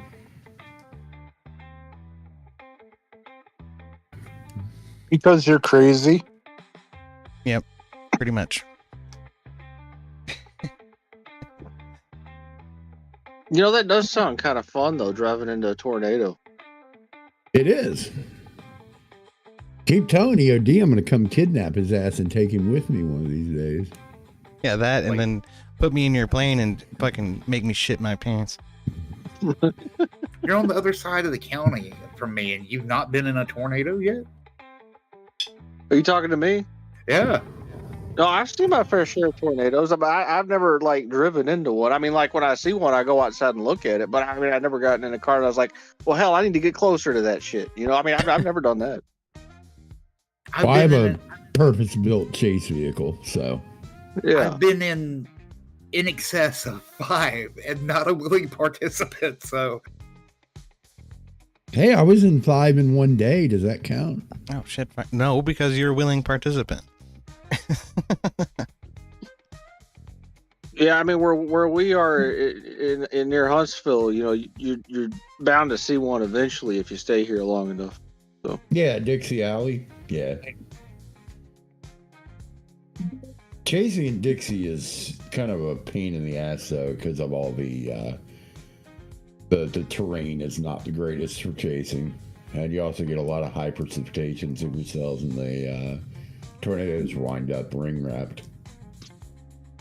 yeah, that's why I've only ever seen a couple of the ones that have been close to me because of the way that the rain is around it. You can't hardly see it unless you're right up on it. There's only been a couple that were clear enough where you could see.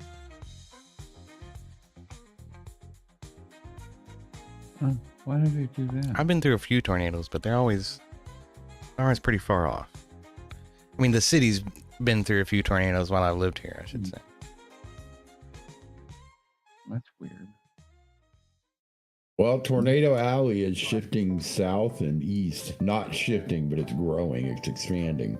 I don't know. You can expect to see more in your area as time goes on, EOD. Yeah.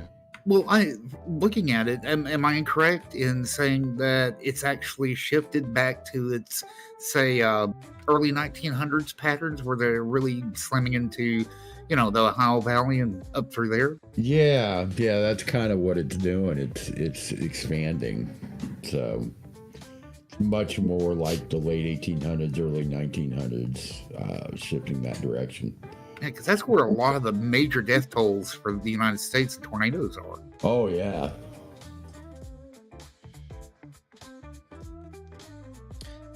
Yeah, we had a big one back in the turn of the century, 1890s, something like that. Another gigantic one in 1970. There were like 30, or not 33 different tornadoes on the ground in 1970, all around Louisville. That shit was crazy. The ones we saw was like one cyclone here, one cyclone there, and on the outskirts. Nothing like what happened to Maysville, man. They got fucking leveled. Maysville got tore up. Yeah. It was bad. That was also bad because that was a nocturnal storm.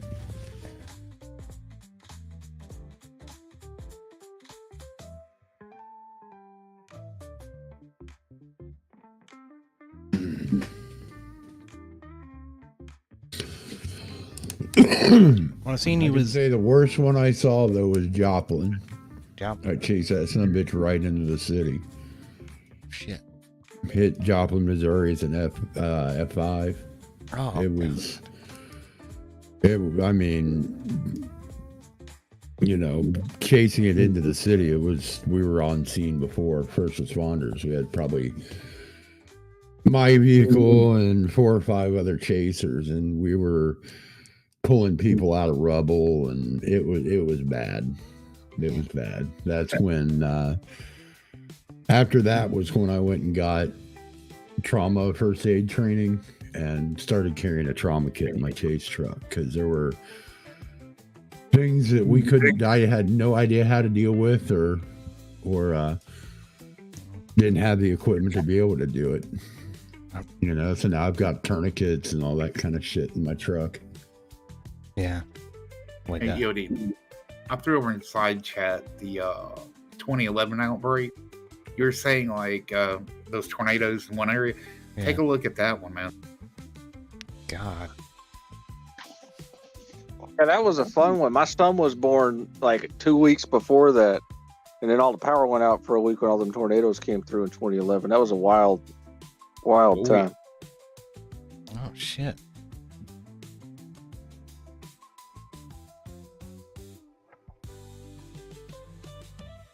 We didn't even get any rain where I was in Huntsville. It was like the little section of the city I was in the southern part down by the river.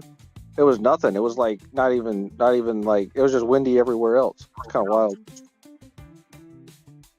Damn, dude. It's like a dozen tornadoes all on the ground at the same fucking time. It's nuts. In the same day. That was the outbreak that then the Joplin was shortly after that. It's fucking nuts. That was Joplin, I think, was, what was it, May 22nd, 2011, May 23rd, 2011, something like that. All that cold air just moved into it. Yeah. $3.91 billion of damage. Damn. Joplin. And 1,150 injuries and 158 fatalities. It's fucking nuts.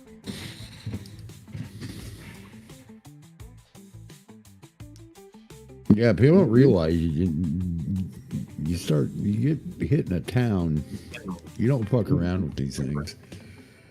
Yeah, for sure. It destroys whatever's in its path, no matter what it is. Even if it's a million Well, people. especially an F5. I mean, the F5's gonna just... It rips the topsoil off the ground.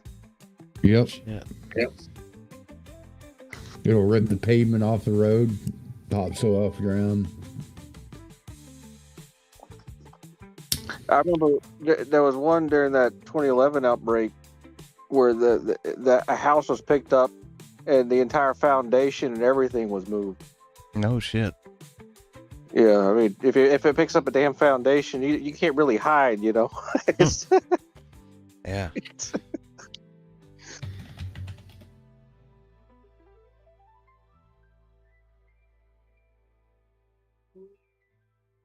tell you, I like that movie Twister from the 90s. That was a good movie. But they did that new one, Twisters. That was not so great. That's just Twisters wasn't bad. Yeah. It was too girl bossy for me. I don't know. mean, you had It's meant to be. Helen Hunt in Twister. I think she did her role extremely well. But Look at this. This was a tornado that I chased. This is not my photo. This is one that I chased in last year in Greenfield, Iowa. That had 300-mile-an-hour winds. holy shit!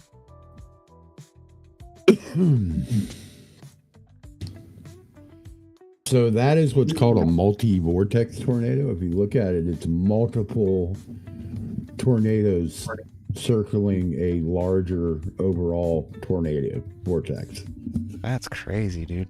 So each one of those fingers is an individual vortex spinning at over 300 miles an hour while it rotates around a common center. Like a fucking cheese grater. Yeah.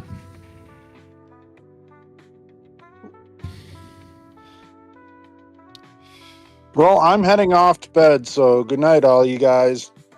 See you later, man. Thanks for stopping by, dude. Later, man. Later, Matt.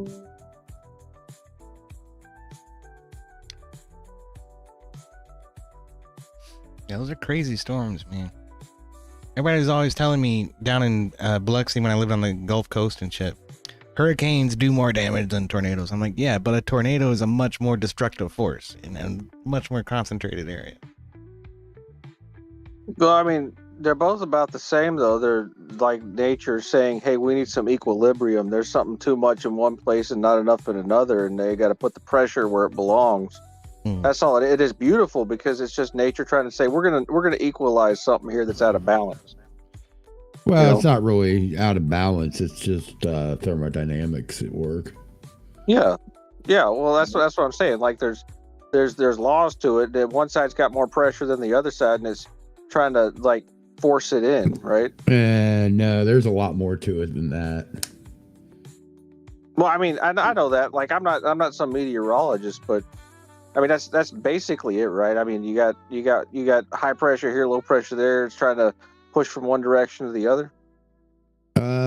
Not really. You have the interaction of the moist air, the dry air, different pressures, wind shears, low-level jets, high-level jets, helicity and vorticity in the atmosphere, MLK. There's just so many factors. Yeah. I mean, I agree. It's more complicated than my understanding. So I was in a microburst in a large crowd one time, and that was about the closest I've ever been to being in a tornado, and it killed somebody. It was just like a crowd. It was at an air show. It was like I don't know, a couple hundred people there, and it was kind of wild because I got to see what happens when a large herd of humans start to stampede because they're afraid. And that's actually more frightening than the damn weather. Yeah. Oh, yeah, absolutely. But yeah, hurricanes overall are more destructive. They generally create more economic damage than a tornado. Because they cover a broader area. Tornado is more, generally speaking, more lethal because hurricanes, you get a lot of advance notice to evacuate and blah, blah, blah, right? Yeah. So unless it's some, once in a great every once in a while, like Katrina or Helene last year, right? Unless it's a situation like that, the injury and fatality counts from hurricanes are much lower than with tornadoes. But the economic damage from a hurricane is much higher than tornado. Sure, that makes sense.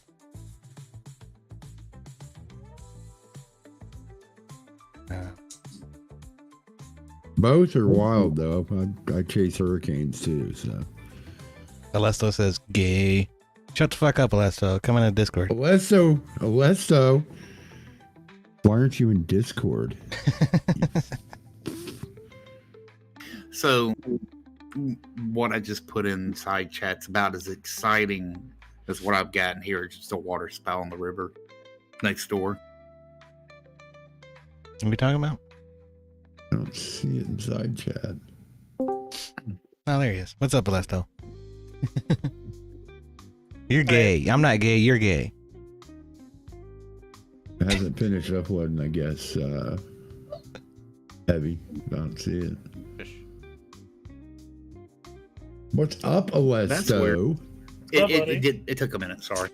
Oh, There it is. Yeah. oh yeah, man. That's about how close I've been to one. It's Well, still it was scary. just something I was driving by the airport, and the water spout started forming. Scary shit, though. That can turn into a tornado real quick.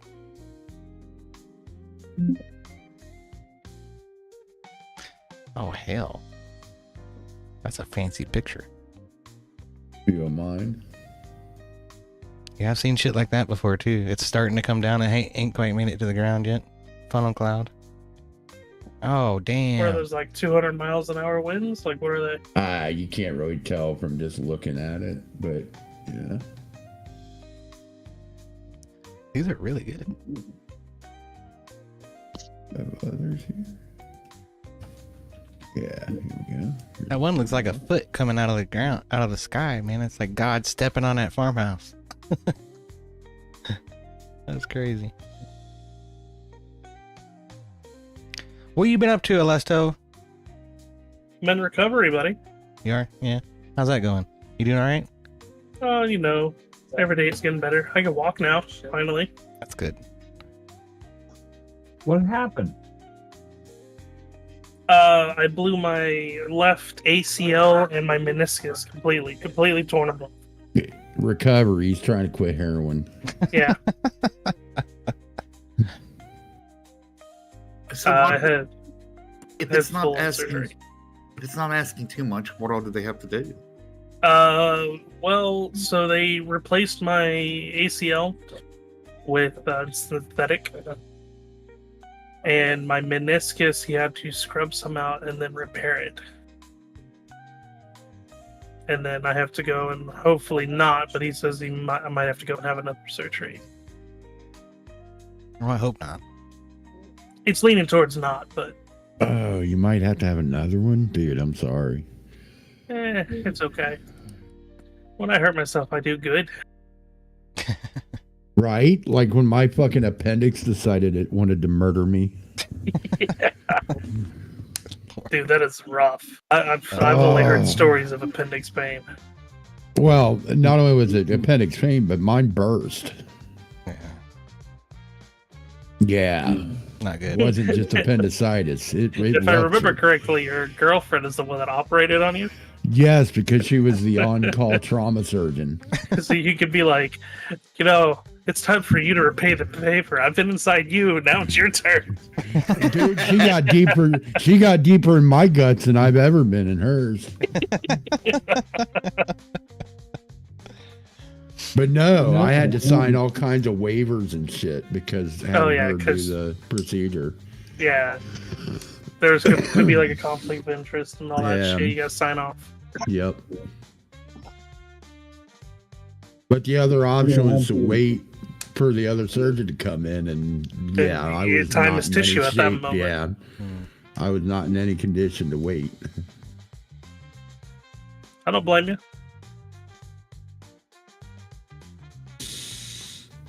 Yeah, It ruptured, and I was going septic. Hopefully they didn't stick you with a PICC line. Dude, they stuck me with an IV and gave me some kind of a white juice, and I don't remember jack shit after that. Yeah, they gave you the good shit, the propofol. I don't remember anything after that until waking up in the admitted, like, the regular hospital room. A PICC line is a line that's going to be in your chest, most commonly. Somewhere in your chest. Mine was in the armpit, which sucked. But Ooh. generally, when you have a situation with sepsis or those kind of infections, they tend to lean more towards a PICC line. That way, that's all that's used for that. Yeah, it's a more direct. I wasn't septic yet, so I don't know. But they were still going to pump you full of antibiotics because. Oh yeah, I was. Yeah. Yeah. I had so many antibiotics in me, any bacteria within a mile of me probably died. The problem with being on so many different antibiotics is like you can get like C. diff. You're very susceptible for that and stuff like that because you're killing not just You're the bad but the immunocompromised. good, and then the bad flourish because there's no good to keep it like mitigated. Normal flora is very important. They would have been taking blood culture samples from you over and over again just to make sure you didn't get sepsis too. Yeah. Those Yep, are fun. I was getting poked and prodded.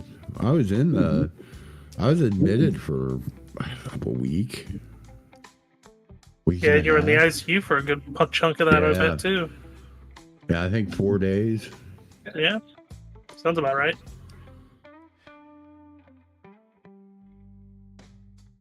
Yep, that wasn't fun. That was no fun. See you later. See ya. See you later, Anson. It's good to hear your voice. What? Twisted or me?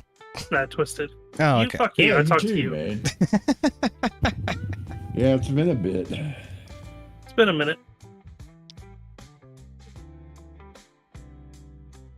Yeah. I need to come by more often, I guess. I need to stream more often. Only when you can, though. You know how it is. Real life comes first.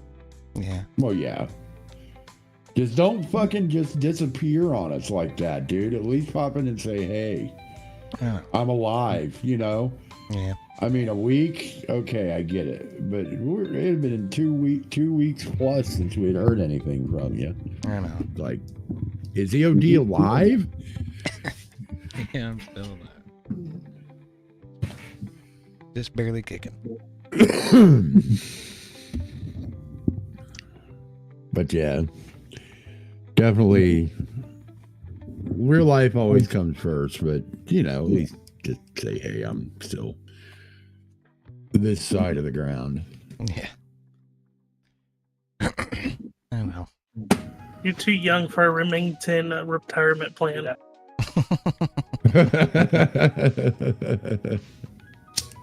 The Wobbly's not. Oh. I think that old man up there still come whoop your ass, EOD. He probably could. I wouldn't doubt it. Yep. He's got that look. He's got that I will whoop your ass, EOD. Look at that grin on his face. You can tell. He's like, oh yeah, I could definitely whoop that ass.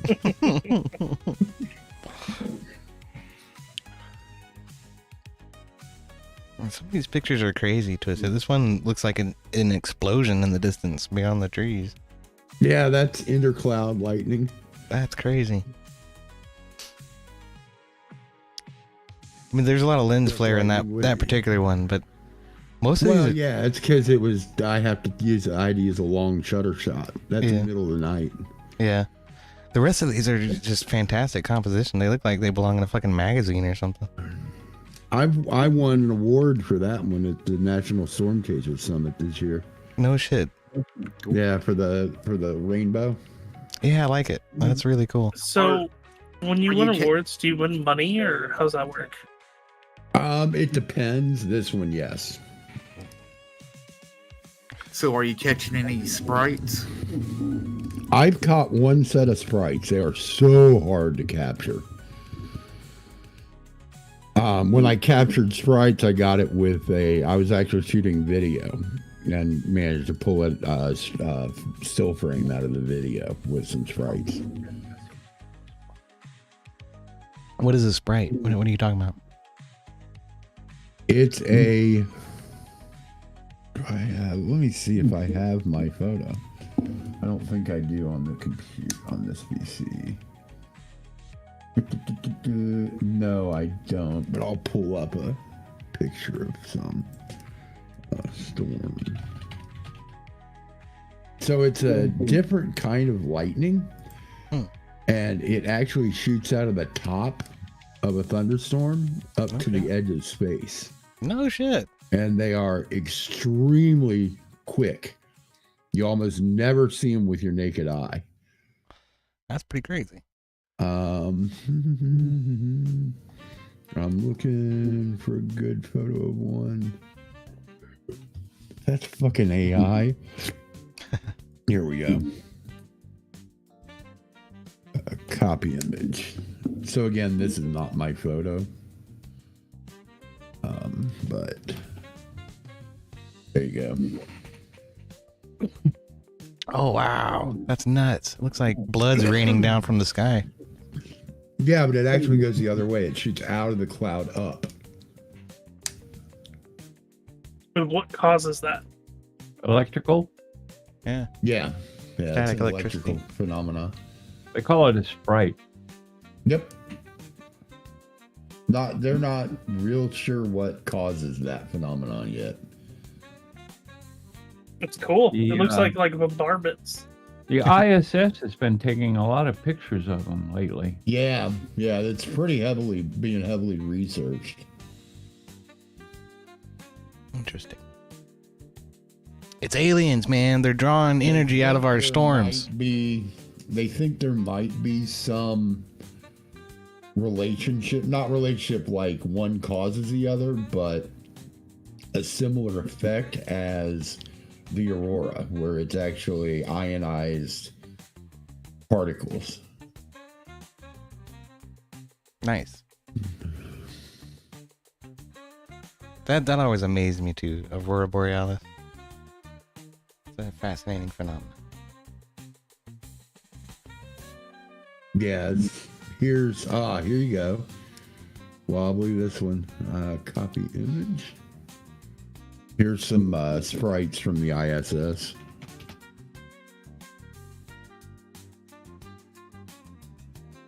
Yeah.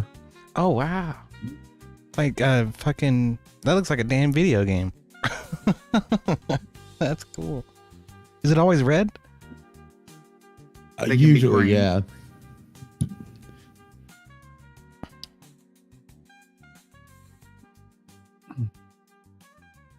That's amazing. You can see the edge of the atmosphere because of the light pollution. That's really cool. It shoots between 80 and 120 kilometers vertically in the air. No shit. Yeah.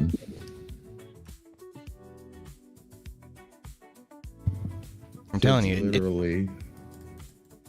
It's invisible aliens drawing energy out of our thunderstorms. I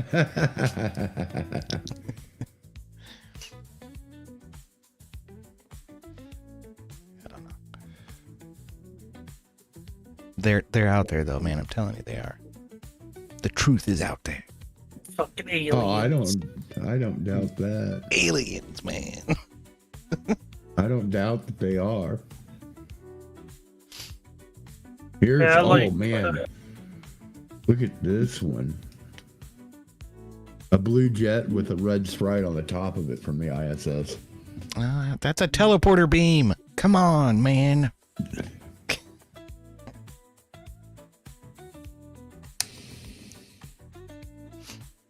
What, it goes up to what, the F1 or F2 layer? Yeah, it's right at the edge of the Kármán line.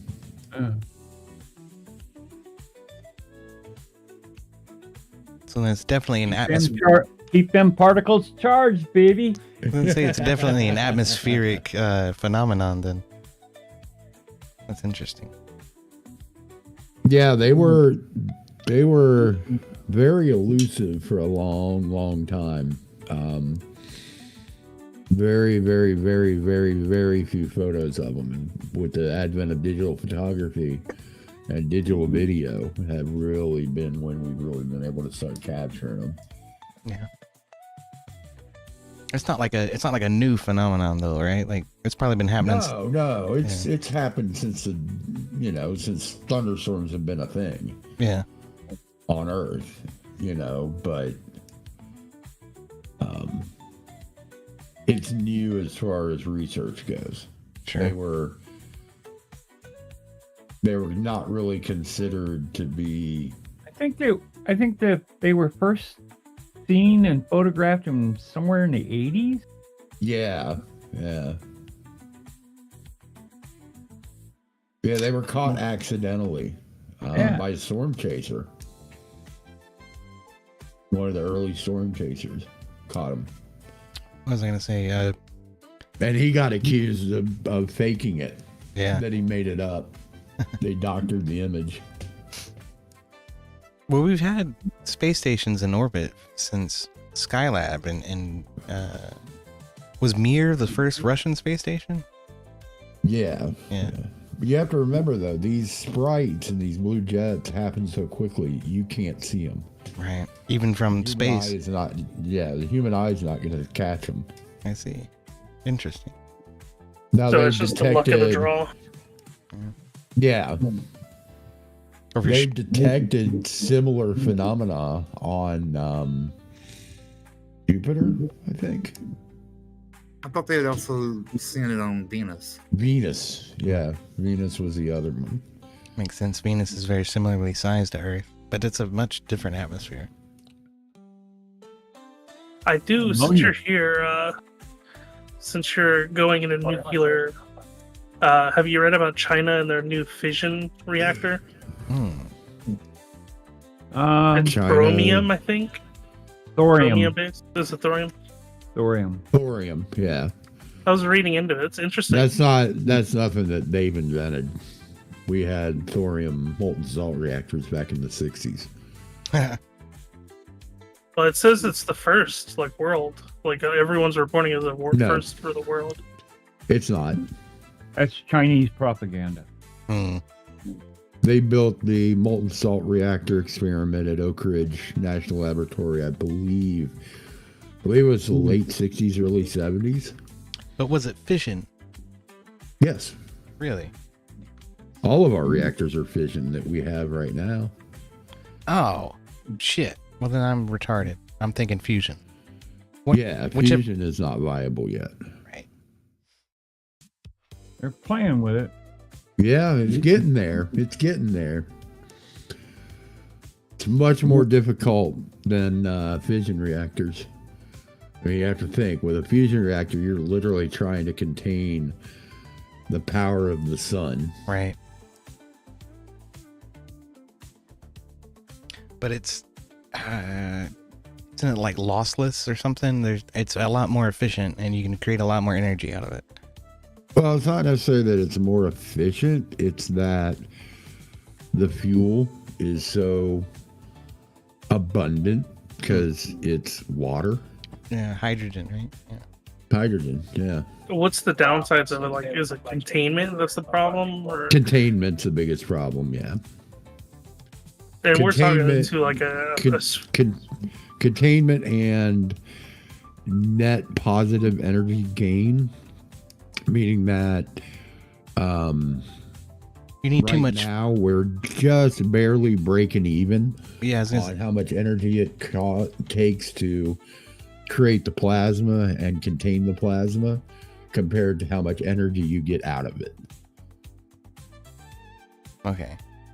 But you have to remember, we had the same thing with fission when we first started building fission reactors. We had net negative energy gain, and eventually we had a break even and then positive energy gain. Yeah, we learn over time. The biggest thing that we'll do for net positive energy gain out of fusion will be some of the new advanced materials research for converting neutron capture directly into electricity instead of using the steam cycle. So heating water, boiling it, turning it a turbine, blah, blah, blah. Right. My dad said that was always the worst travesty of our whole nuclear programs, that we essentially use it to boil water. Yeah. I mean, that's true. But boiling water and steam turbines are still the most efficient power conversion methodology we know. Yeah. See, your obsession with trains actually matter. What?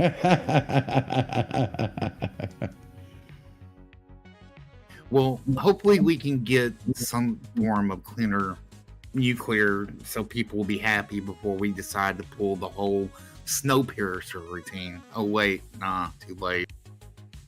What? Y'all don't know? Y'all never read the book Snowpiercer? Or Yeah, watched big train, fucking go around the world. Climate change, so they go out and they basically use chemicals and different aspects to obscure the sun, trying to cool it off, and basically cause a never-ending winter. Oh, nice. Like England's trying to do, right? Yeah. It's a silly concept to me, though. I mean, the series Snowpiercer on Netflix, anyway, is like society has to live on this train, and the train has to constantly be moving. Like, that's retarded. I don't understand that part. It's its own ecosystem. That's the whole theory behind them. Behind the train.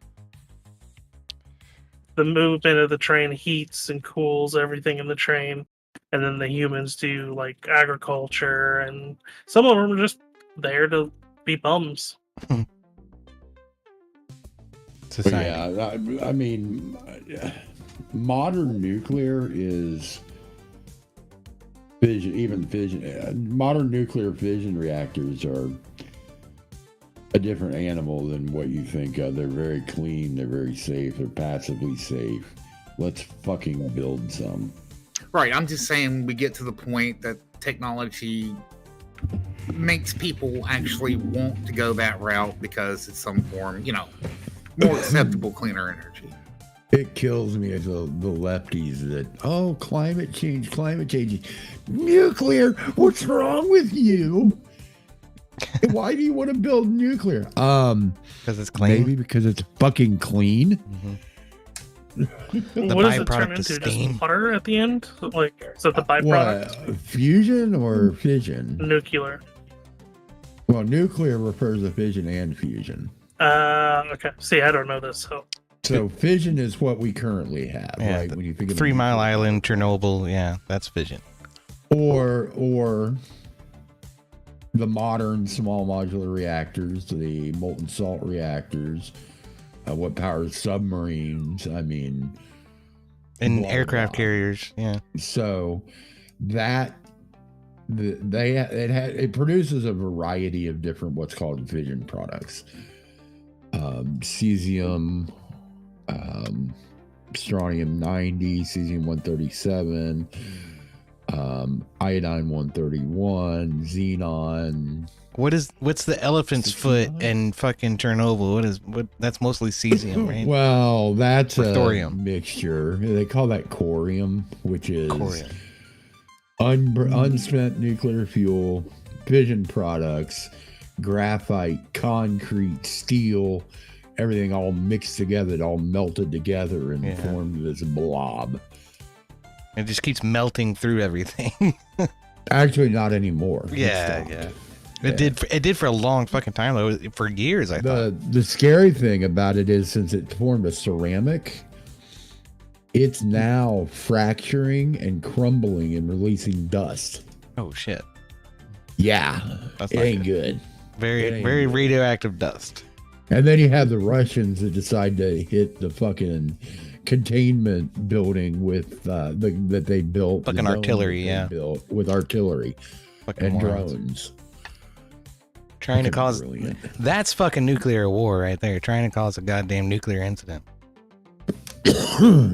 Yeah. Oh, don't spread that conspiracy around. Right? No kidding. That's what we deal with in political streaming is theological debates and conspiracy theories. Well, I'm kind of sorry, but if the same thing happened on the other side of that war, the other contingency, you'd be hearing the same screams. That's all nuclear war. I think we did hear that at least once or twice. I saw ears as Wobbly playing with his pussy again. Comes up and why are you watching him do that? Because it speaks more about you than him. It makes me so erect. Oh my god! Respect your elders, damn it. They're talking Things about I you. did not need to know.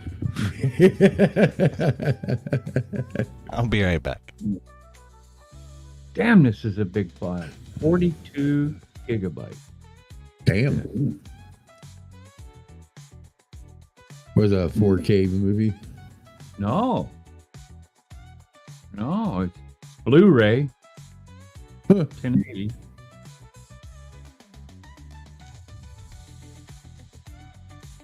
That's a big file for a freaking Blu-ray. No, and I stripped all the subtitles and all the other audios out of it, and it's still a freaking big ass file. 40 gig. Holy shit. Damn. What is the file? Transformers: Revenge of the Fallen. Huh. That doesn't seem like that would be any. That's not a super long movie or anything either.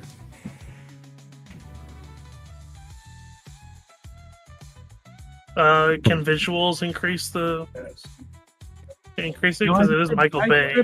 I strip out all of the extras and everything. I strip them out. Hmm. So that's disc Transformers: Revenge of the Fallen, disc 2, right? Yeah, 2.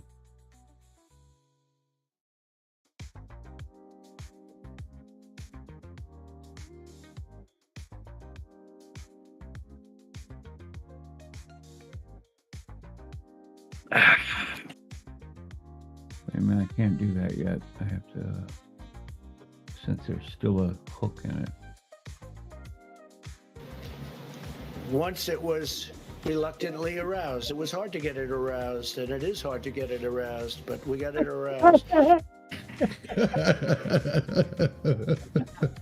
He did not say that. That's AI.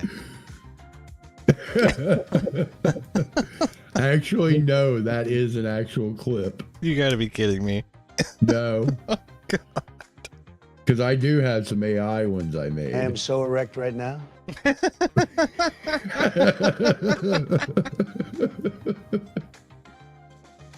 Quite frankly, I believe Zach should show cock.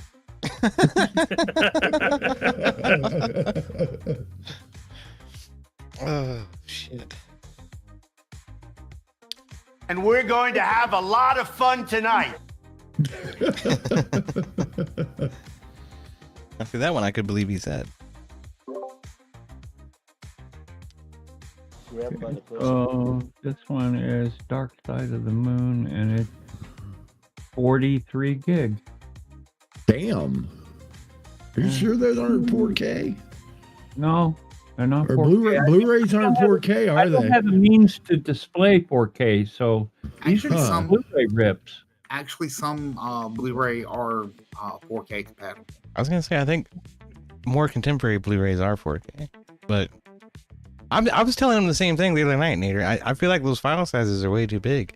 I've got 1080 movies all over the place. Those are the only movies I have, and they're only about 4 to 5 gigs a piece. Yeah, but there's, yeah, okay. I don't know. You can look at file rips. I'll tell you the actual the resolution statistic of the video.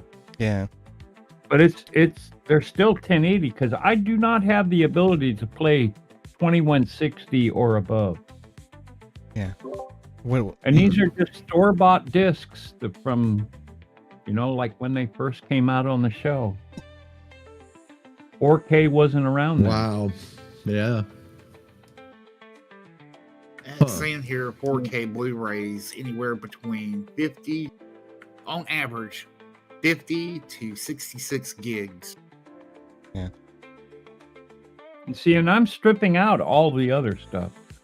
I take out all the other video, like the little files and all the subtitles and all the other audio chains out of it. I strip them out.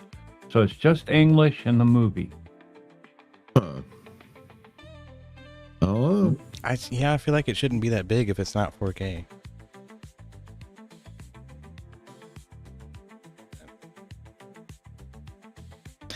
The file maybe, but then you're right. When it displays on your TV, it's gonna be downsized to 1080. But no, it's native.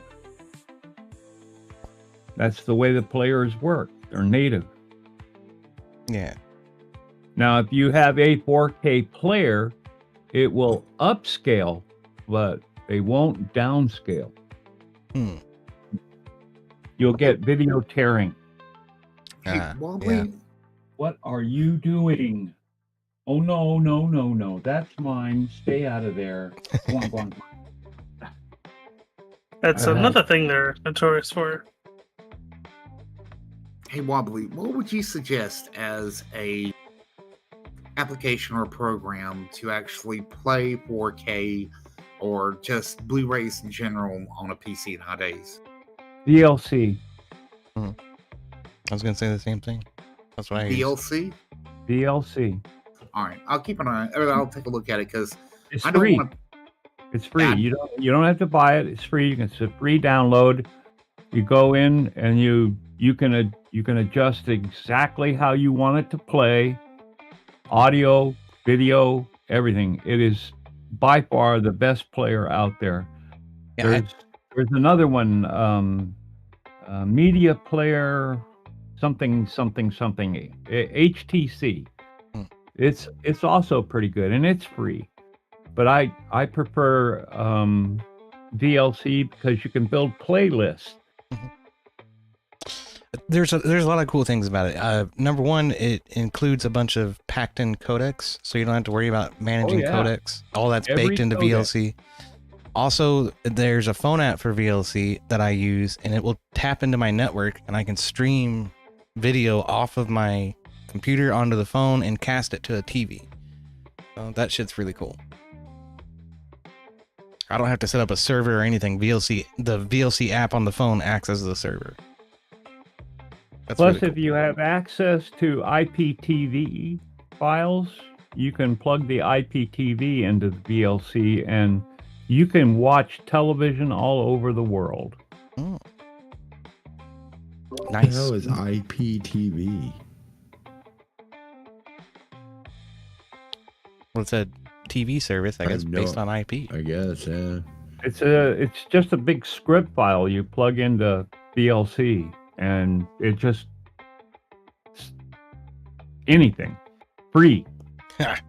Sports free. Formula One free. That's nice. Anything. Can I get Fox Sports 1 for free? That'd be freaking awesome. A lot of NASCAR races. Free MotoGP. Yeah, a lot of NASCAR races end up on Fox Sports 1. And I do not have that. I missed the Xfinity race today. Those are on WGN. It's already occurring.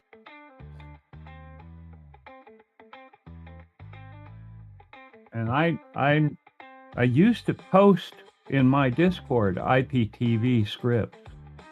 I can do it again if you want. I'll see if I can track it down. I wouldn't mind figuring out one. Now, does it work? Is there a way to do it on Fire TV? If you can if you have something that's like VLC or cast VLC to it somehow. I guess hook the computer up to the back said, of it, a little puck or a nuke or. Oh whatever. yeah, I do have a little. I have a little cube computer I could hook up to it. You can also do a Raspberry Pi if you're talking about that. Save you some money. I already have the little cube computer, and Raspberry Pis don't run Windows. They can. It's just You got enough memory in it, yeah. That sounds like it's gonna get too technical for my ass. Probably. You have to build a Raspberry Pi. It's like a breadboard. So damn long. So long.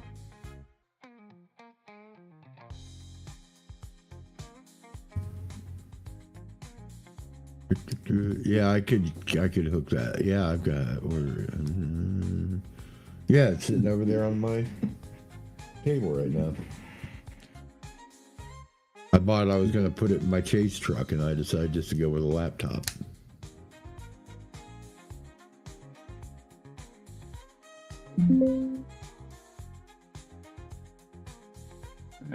So that file, after I ripped it, turned out to be 36 gig. From 43 down to 36. Does it compress it some or something? No. He got rid of content. Oh, okay. So what about the resolution of the video, though? Okay, the resolution of the video. 1920 by 1080, 16 to 9. Frame rate is 23,976. The codec is an MPEG-4 HVC high at 4:1. How did it end up being fucking 40 gigs? That's nuts. I don't know, man. That's a quandary. Alrighty, gents. I'm out of here. I'm going to bed. That's because you suck. Yeah. Well, I hope you don't have to have another surgery, dude. I'm glad to hear you're doing all right. It's good to see you. Oh, if you come around more often, I'll pop on. I've got nothing but time right now. Nice. Well, I don't go back to work until the 11th of next month. Well, I don't know if I'll be here tomorrow, but I should definitely be here early next week, just doing something. I'll keep my eye open. Alrighty. See you, gents. Later on, man. Later. Get Wilson.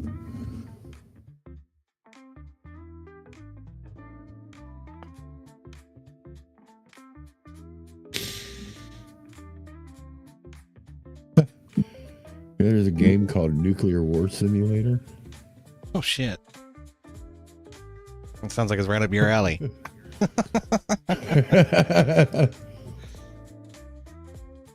You should see the ones on Steam, man. That's the game. It's on Steam. It's literally called Nuclear War Simulator. Yeah, there's a few of them. See if I can share this screen so you can see what I'm doing. You should be able to. You should have permissions to, anyway. Okay. All right. So this is Transformers Age of Extinction. 22 chapters, 41.3 gigabyte. So what I do is I strip out all these subtitles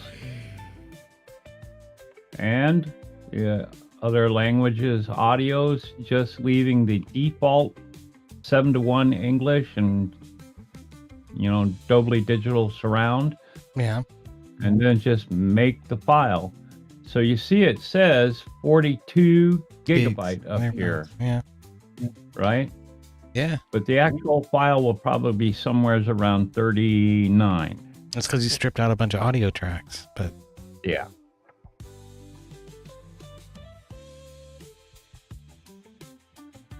Still, it doesn't seem like it should be that fucking big to be 1080p. It should be a quarter that size at most. Mm-hmm.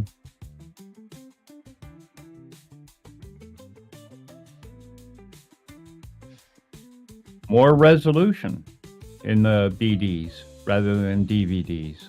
I reckon. Because remember, you can get 1080 1080 resolution in DVDs, but there's less resolution in it, less detail.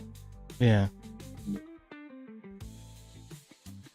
And the 4K That's right. one, That's why Blu-ray was superior to DVD. yeah. Yeah.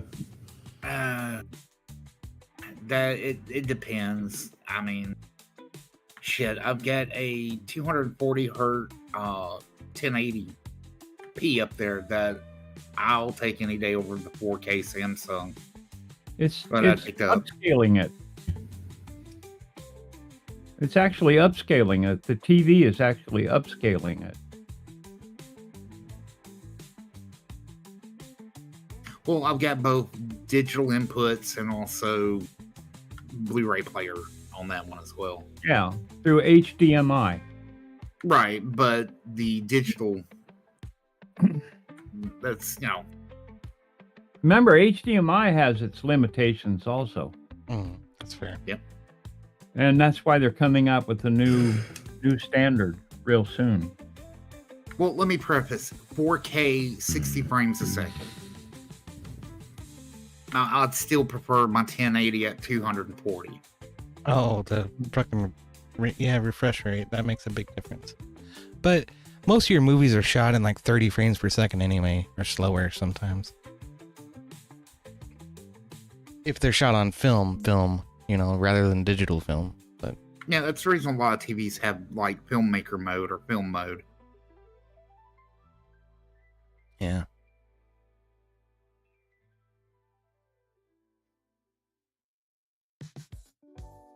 Gosh, I've been doing it for so long. I mean, I think I started, ripping movies off of discs and audio off of discs to put on my servers, on my NASAs, and then later servers. Oh, so long ago. It's been 25 years, easily. Damn. I think I might buy Nuclear War Simulator. Have you seen ICBM?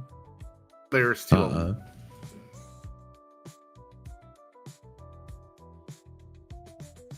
ICBM, similar to Hearts of Iron 4 that I play. I'm gonna stop that.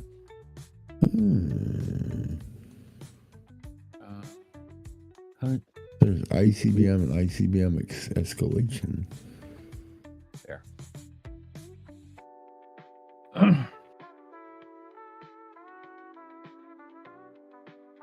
Okay, so ICBM was released before escalation. Yeah, I was looking at it. It looks it's pretty nifty. But I don't know. I don't got $30 to spend on it. I'll wait for the This one sales. looks even more interesting. This one that Heavy was just mentioning, ICBM escalation. There's also DEF CON if you kind of want to go with that, like 1980s war game. Yeah, ICBM escalation seems to have more to it than just the nuclear strategy, the strategic nuclear view. It's more grand strategy-ish, like Hearts of Iron-ish, but modern, sort of. Interesting.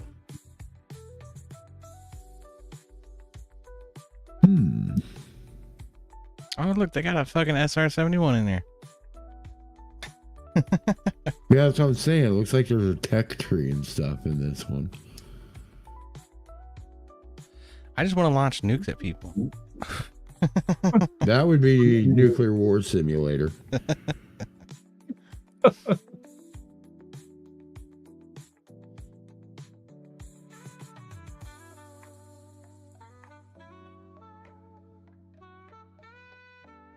London?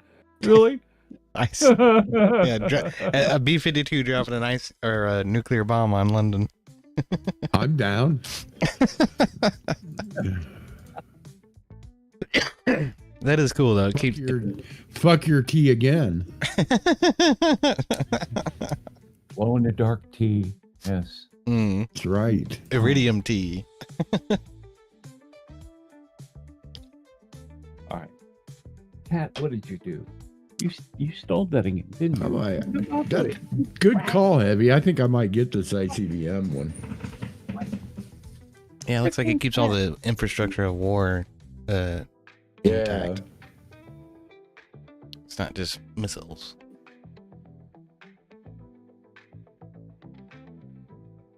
Yeah, it looks like it has a tech tree and research and all that too. That's cool. Control the loadout and armament.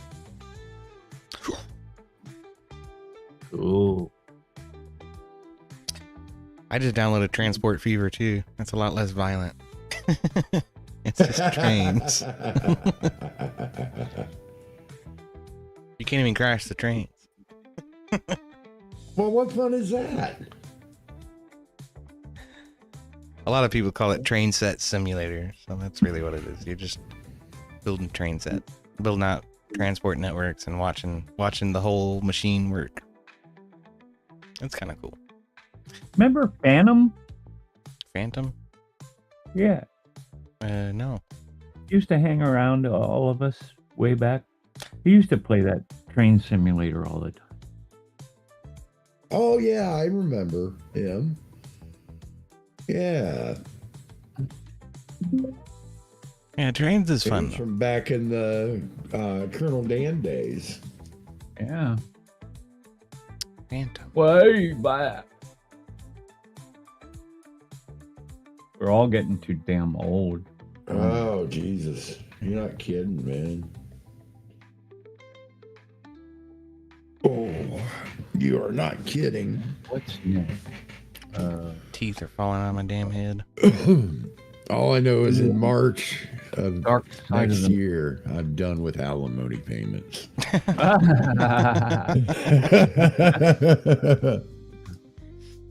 And I'm going to throw one huge fucking party. Hmm.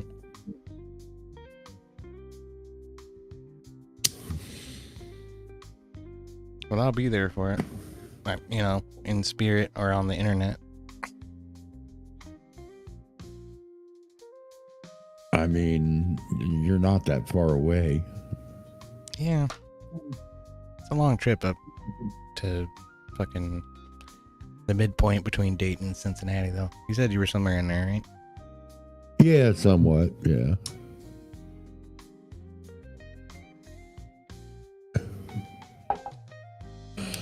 More, well, you know the area. Haven't been in Dayton. I'm a little more over toward Wilmington.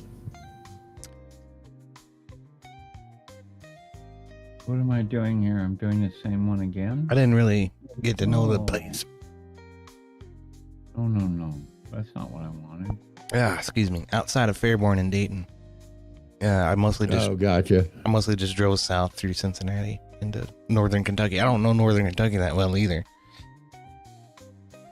So you know how 71 and 75 kind of V? One goes up to the northeast and one goes pretty much due north. Yeah. Okay, so I want Go where Dayton is, but go out east toward 71, about midway between 71 and 75. Ah, nice. And that's kind of where Wilmington is. Okay. Kind of, generally. Ain't too bad. That's still gonna end up being a 2 or 3 hour drive for me. It's not too bad. I could do that in a day. Yeah, that's not bad. And you can always crash here. I might have to if I start drinking, that's for damn sure.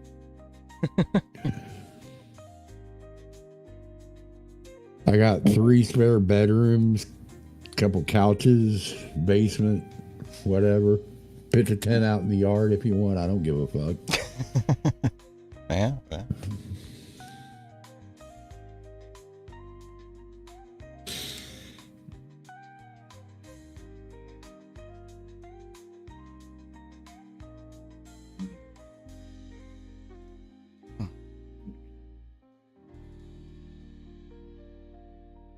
I got plenty of room on the floor.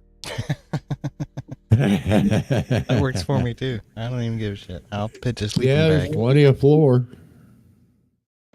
There is a futon back there in the new room. I don't have hardly any furniture. The only thing that's in that room now is those 2 big Serwin Vega speakers, my safes, and a futon. That's it. All a man needs. No, by God. Yeah, I got a love seat out front. You might be able to sleep on that if you're less than 5 foot tall. Oh, wow. There's another one called Warno. W-A-R-N-O, one word. It looks pretty cool, too. You already have, since you're talking about Warno, what is it, Red Dragon? Yeah. Yep, I have Red Dragon. I bought something that I've barely ever played. I think it was Red Dragon. Yeah, these RTSs here. War Game Red Dragon, yeah. Here it is. Yeah. That's a really good game. It was way too fucking involved for me to fucking figure out. It felt like Arma 3 from a RTS perspective. Sort of is. Yeah. But I mean, it's like you're in control of 4 different battles going on at once and 100 fucking units on the ground. That shit's nuts.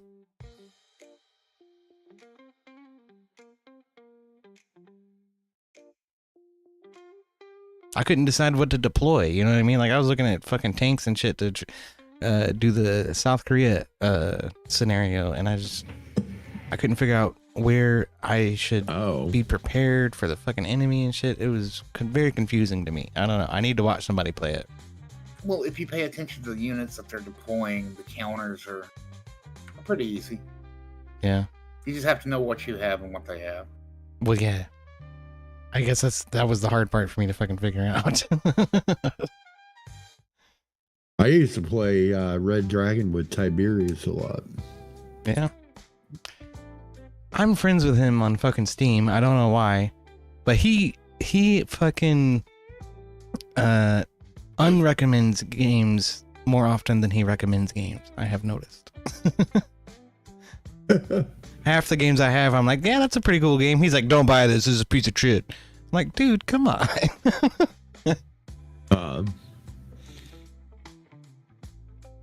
But I played 2 games. Well, 3. That's it. At least you play yours, man. I'm almost anymore like fucking playing Pokemon. You know, collect them all, but never, you know, never touch them. Yeah, I'm sitting here looking at games, and I'm just bought. They're getting ready to buy that ICBM, and probably gonna buy this Warno, and I won't play it for at least another week. Yeah. Before I'm back, because I won't be back in town till then. Oh, I can't stand so how that good shit. does it? When I buy a game, I gotta play it. I want to try it out. Wobbly says penis. Oh, you gotta do it with an exclamation mark.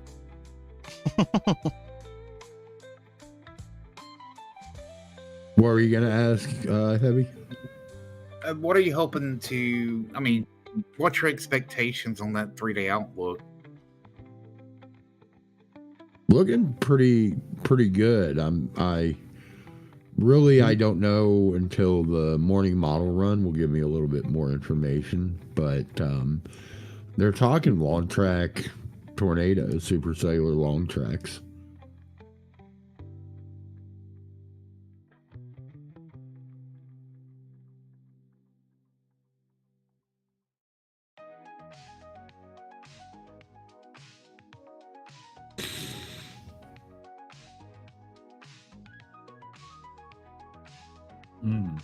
Boy, that's got high ratings. Warno does. Very positive, all mostly positive recent. Did you say Uno? Warno, Warno. Oh, okay.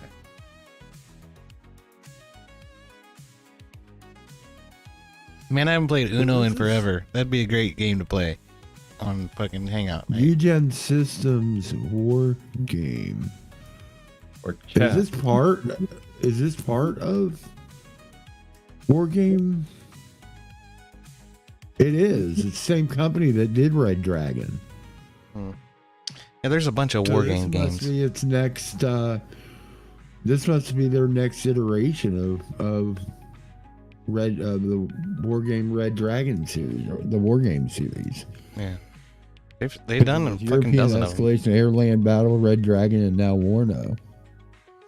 Remember now.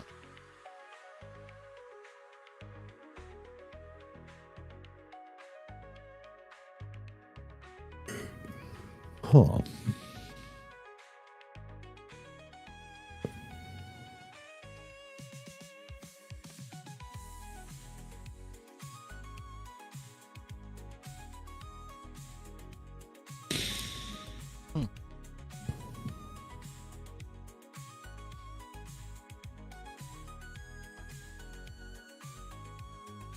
Oh, it's got modding support.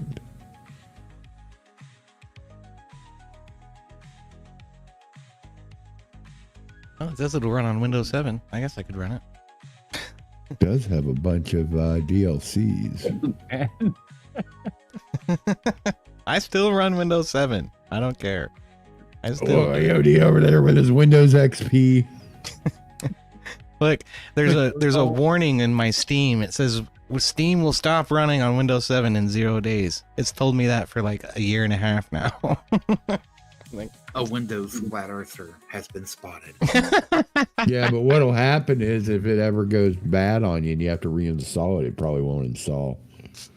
Yeah, probably. But right now it works. So.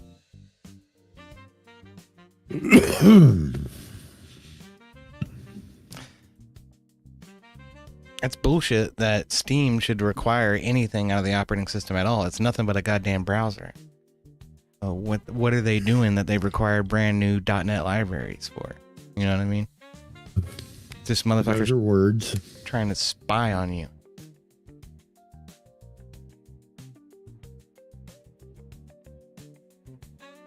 That's what everybody wants out of Windows 10 is the fucking metadata.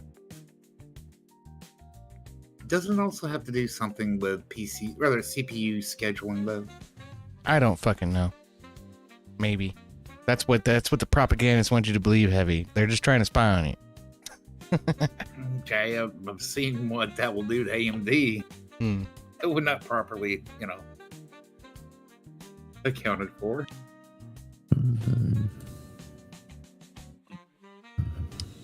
Nemesis. 1, 2.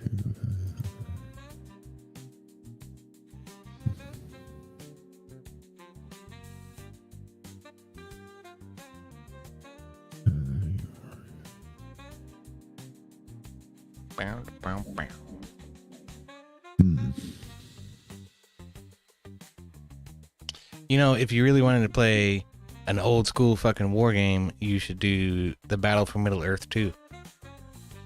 No. I mean, if you really wanted to go old school, you should pull out your Atari and play Combat. Fuck that. Fuck that Ooh, what are you doing? Get down from there before you knock it all down. I got this other game called Cossacks, and it's kind of like a Age of Empires 2 spin-off, but it focuses on Eastern European countries. But look at EOD being Russian. Russian collusion in EOD's house. The thing is, you put a lot more soldiers on the ground than you can in Age of Empires 2. So, that's kind of cool. Brad, you're constantly getting into trouble. You go over there and knock over that stuff, and Mom is going to be pissed. I still like Subcom, man. Subcom is classic for me. It's Subcom. Supreme Commander. No. But wasn't that like from 1995? Yeah, thereabouts. But it's a classic. They released a spiritual successor to it called oh hell, I forget the name of it. I saw some guy streaming it the other day though. I was messing around with one that I got called Re-Entry. It's a space flight simulator. So it's like Microsoft Flight Sim or DCS World, but for spacecraft. Interesting. It's like Mercury, Gemini, and Apollo. All right, so you have the Mile High Club. What is it when it happens between astronauts in the space station? I don't know, but it sounds like fun. In this world. It's called Beyond All Reason. That's the game I'm thinking of. I mean, Axiom or is it Axiom? Yeah, Axiom is doing the doing a commercial space station within the next few years. They're going to start building it. No shit. Which means it's basically a space hotel. You mean a space fuck hotel? So time for some zero-G nookie, boys. Yeah, if you can afford a fucking station. Stay. Dude, if it becomes affordable enough, I'll fucking go up. 100%. Go up and stay for a couple days in orbit. Sign me the fuck up. Well, do nuts slap. This is nuts slap in space. That will get you a liberal grant to do it. Imagine how the ass cheeks will jiggle when you slap them in 0G.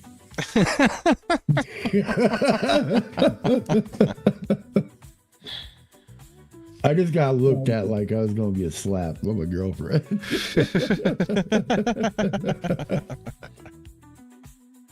Oh, man. You could do a perpetual helicopter and not even have to keep it up.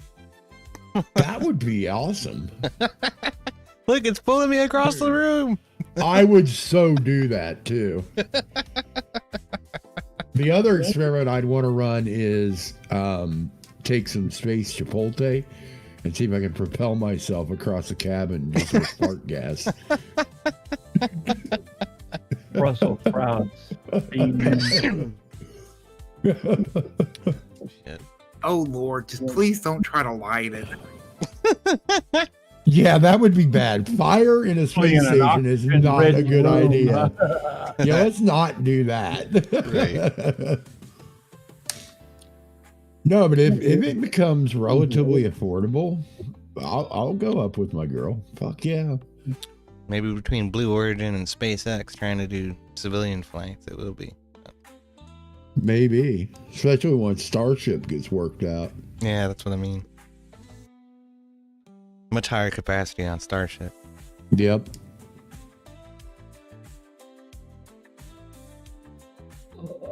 You know, I'd spend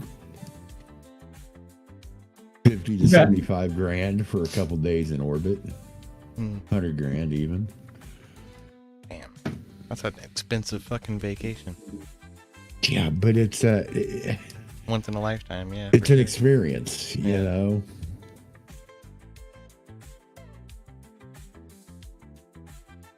It's coming. It won't be. It'll that kind of stuff will be here before you know it. Yeah, for sure.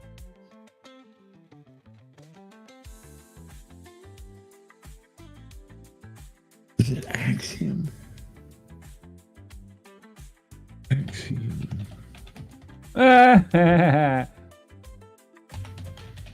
What are you laughing at, Wobbly? You. Why? I just noticed the chat. Oh. I have a 15-inch PP. What? Yeah. Huh? It's right. That's accurate. What? How many people come in my chat and just love playing with that shit? PP Wars every morning. Vast. It's not action. It's a vast aerospace. Here's a video. You want to play it? What is that? Oh man, that looks fancy.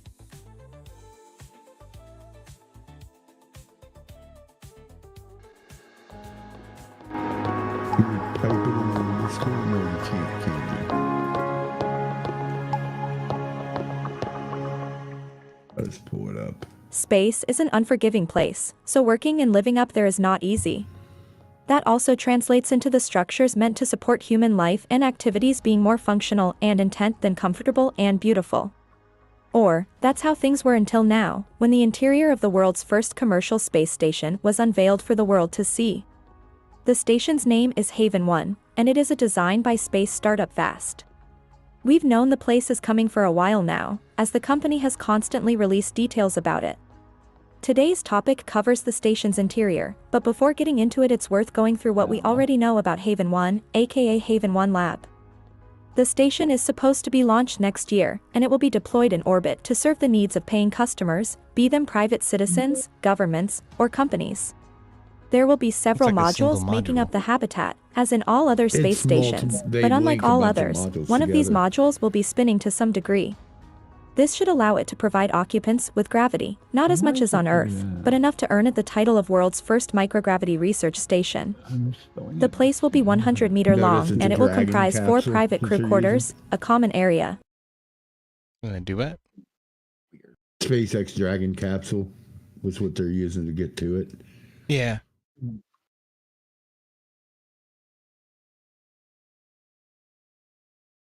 connected to the ground by means of Starlink. They'll have crew and with the help of SpaceX Crew Dragon. As said, this video is about the station's interior thanks to some details and images. Yeah, it does look like a posh little hotel.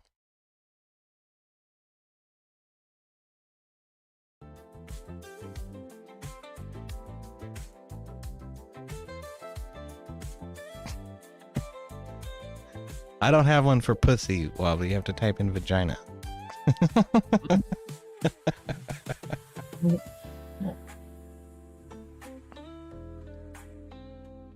Okay.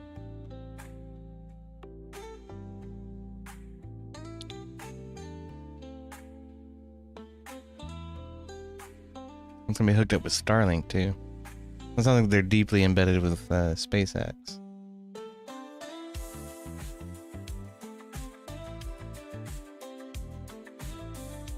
And a vertical bed. That'll take some getting used to. No, it won't. There's no gravity. There's no up and down in space. So when you throw up, it just stays right there. Exactly. Oh, wonderful.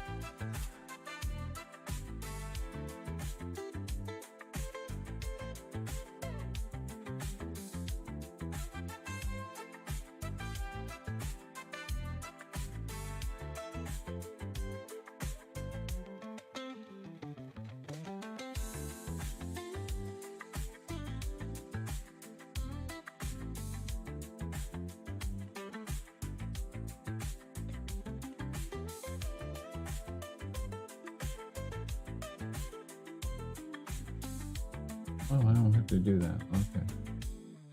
So I can go back. I can just imagine the legal fuck games that'll be played the first time things like that start crashing to Earth. Yeah. It wasn't our fault, it was the Russians. The Russians are like, no, it wasn't us, it was the Americans. Laws don't apply because of certain aspect. Yeah, well, because they're in space, they're not in anybody's particular territory. Yeah. Well, the Epsteins of the world would be very interested in that. Well, by international treaty, any space object is the responsibility of the launching nation.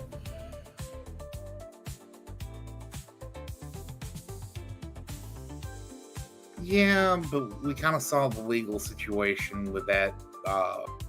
What was part of the SpaceX capsule that crashed to Earth on the East Coast? It's like a door or something.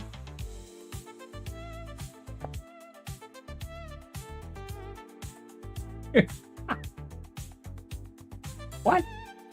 Yeah, but what you don't realize is all these same things were an issue with air travel when it first became popularized, commercialized.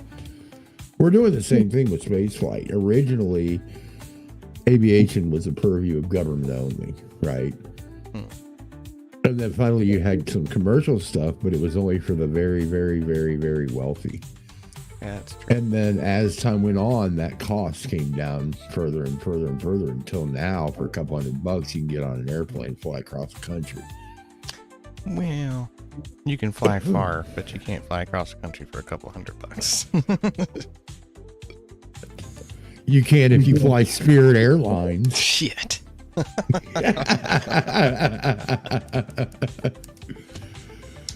I mean, talk to the CIA. You can probably get a free flight.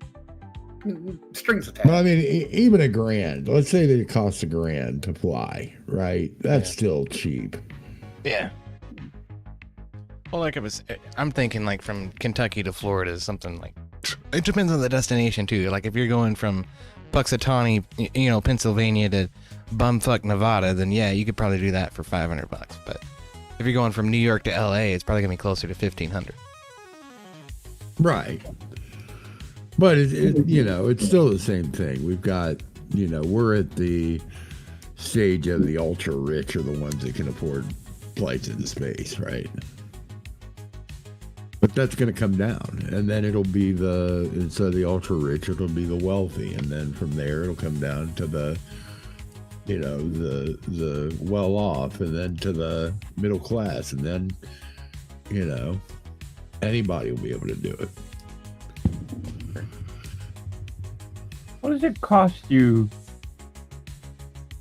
to own an airplane? It depends heavily on the airframe, on the aircraft. But if you take the average, say, Cessna 172, call it 150 grand to purchase the aircraft. You have annual inspections, you have hangar fees, insurance, blah, blah, blah. You're probably non-flying costs. You already own it. If you own it outright, if you already own it outright, you're probably looking at non-flying costs, meaning not fuel, not blah, blah, blah, but probably 10 grand a year.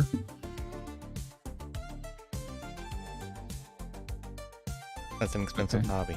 Just to have it sitting in the damn hangar. Well, that's why it depends on how much you fly. If you don't fly enough to justify the cost, then rent or join a flying club. That's kind of the cutoff. Is where you have to calculate, do I fly enough to justify paying maintenance and upkeep and blah, blah, blah.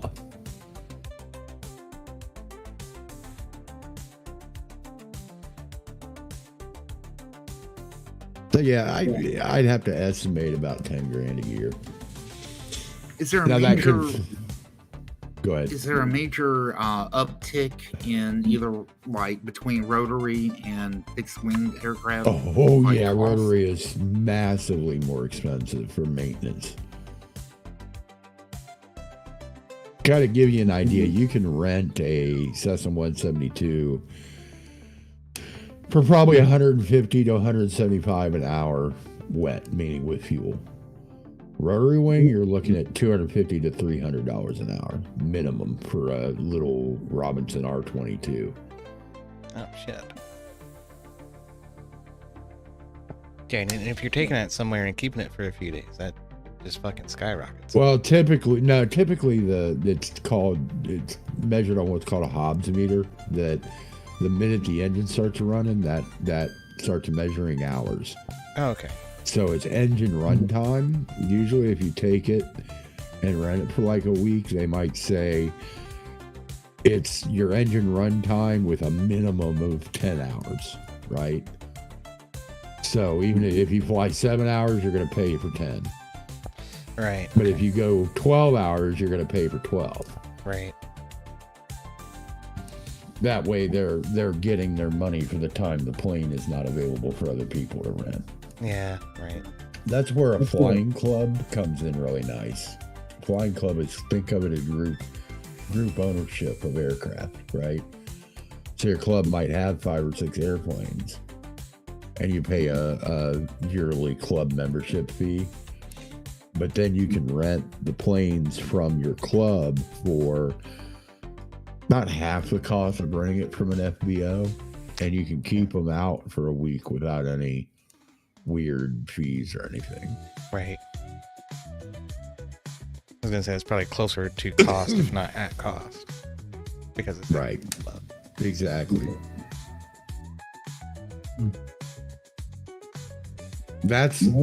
Clubs are kind of the most popular thing for your average guy who just flies for enjoyment. That's usually what people do. Yeah. Like me, I actually belong to a flying club because the plane I have is only a 2-seater, well, high performance 2-seater. So right. If I want to take a trip somewhere, my plane ain't good for that shit, right? Yeah. I could take a trip by myself with some luggage. With my girlfriend, it's me and my girlfriend, and like an overnight bag is about most we're gonna fit in my plane. Right. So we'll rent like a Cessna 310 twin engine or something from the club if we want to travel. And that's more like, well, hell, that's almost a bus, right? That's like a van. It's a 6-seater. Yeah. Yeah. Yeah. Plenty of room in there. Yep. Like this past February for the National Storm Chasers Summit, I took the 310 and we actually went up to, 410. And we went up to, I picked up, it was me and my girl, and then we picked up my chase partner and his woman, and then another person from my chase team up in Minnesota, and then we flew down to Kansas City for the conference.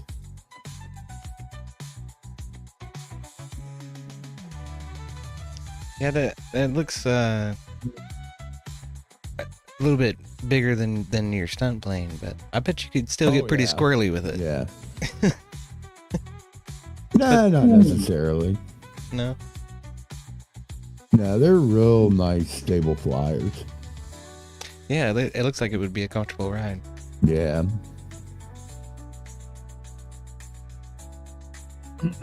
Autopilot? Oh, yeah. Yeah, it's got a full glass panel Garmin G1000. You can actually set destination and let the plane fly itself? Oh, yeah, I can set a whole flight plan. Oh, okay. Yeah, I can do a whole flight So plan with the G1000. It's got navigation capabilities. Oh, yeah. Radar? Yeah. It has a storm scope. Doesn't have an actual radar. All right.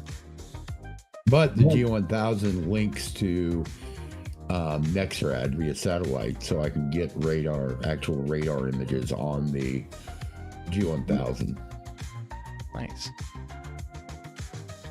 But they're not active from the airplane, so they're National Weather Service NextRad images. Yeah. So they're just from the WSR 88Ds. Right, that's like looking at radar on the internet, right? Yeah, it's basically the same thing. It's a radar scope for your phone, but it's overlaid on the GPS display of the airplane on the panel. Nice.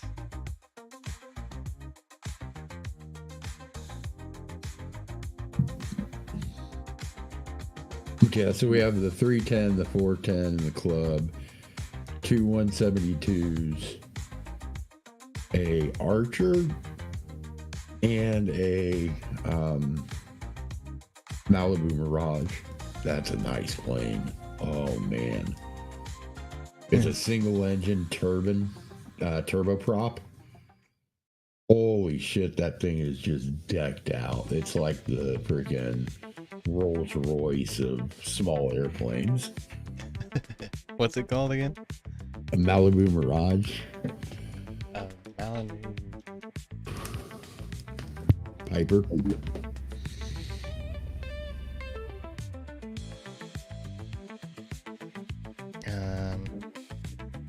This keeps wanting to show me a Piper PA. It's a Piper. That's the brand. So Piper is like Chevy. Malibu Mirage would be Corvette, Right, okay. And then PA 46 is the model number. Alright. Yeah, that's it. Yeah, pull it up. That's a Malibu Mirage. That's a nice looking plane. Oh man. It's pressurized. Is the other one you were flying not? Yeah, it is. Okay. But for a single like that, it's That's cool. The turboprop, so it has a real nice high cruise speed. You don't worry about power loss at altitude. Open bar? That's after you land.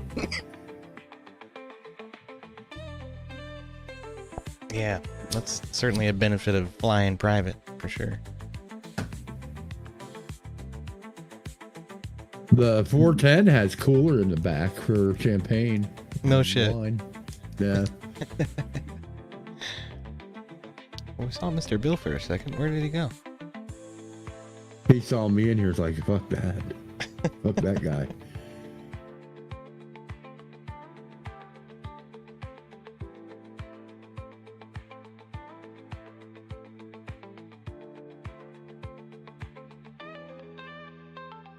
But yeah, it's a much more comfortable way to travel than an extra 330LX is.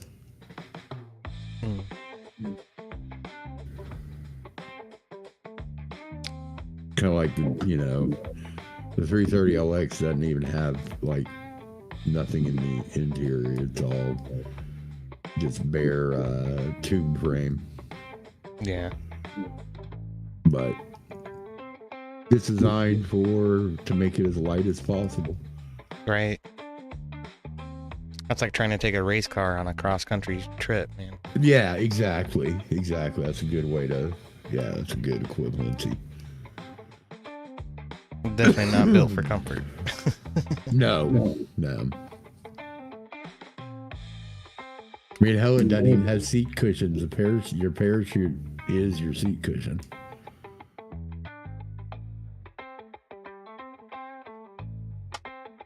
Because when you fly aerobatics, you're required by FAA to wear a parachute.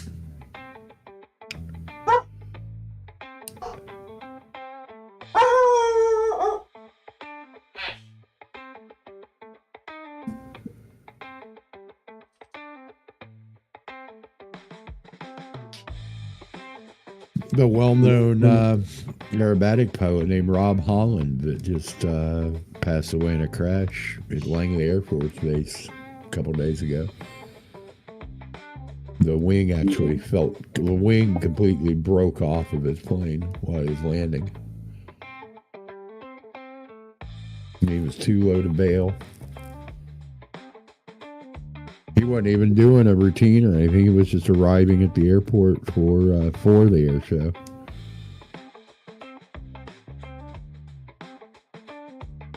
That same aircraft, the MXS, had at least one prior incident of a wing shearing off. So I'm sure there will be a airworthiness directive coming out about that.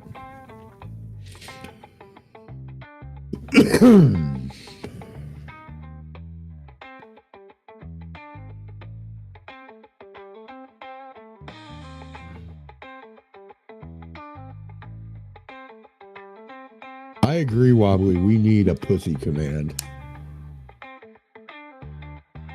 What would it say? Don't be gay. Yeah. Milwaukee. Should be the hashtag Milwaukee. I think "don't be gay" works in that case too. Okay, but Is that dude still around? I haven't seen him in ages.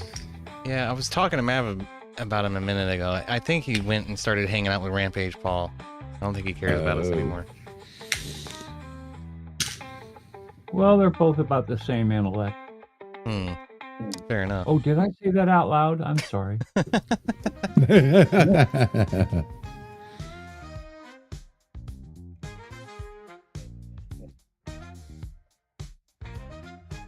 There you go. I think there you go. Yeah, I think re-entry works on Windows 7. Re-entry works on Windows 7. There you go. You stop licking the thing. What is re-entry? Spaceflight simulator. Oh, that's cool. Okay. Only a single guy would ask that.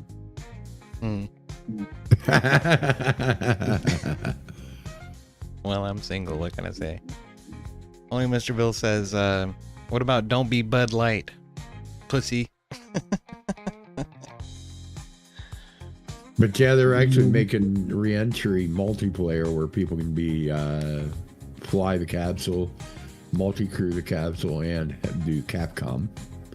Interesting. That sounds cool. Yeah. I've always been interested in multi-crew games. I've never been part of one of those, but Star Trek has one where you're like Star Trek bridge officer or something like that. Yeah, that would be really cool. I've got that on VR. That would be really cool, but I think that requires Windows 10. Yeah, fuck me. Re-entry, you said.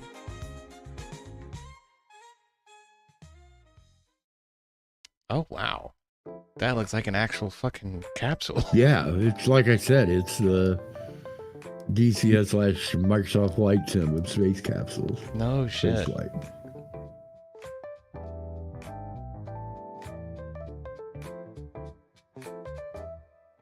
But you can fly a full lunar Apollo mission. You can launch, get into orbit, extract the limb, do a translunar injection, land on the moon, then you come back up, dock with the capsule, and return and re-enter. Nice. Yeah. I've done that in Kerbal, but I mean, it's extraneously simple to do that in Kerbal. Yeah, it's a different animal. This is all like, you're controlling the control panel. Nice. That would be crazy, man. I wouldn't even know where to start. It has training missions. Does it? Okay, that's cool. Those graphics look fantastic. Well, except for the water. Yeah, the water leaves a little bit of desire, but you only see that for a minute. Sure.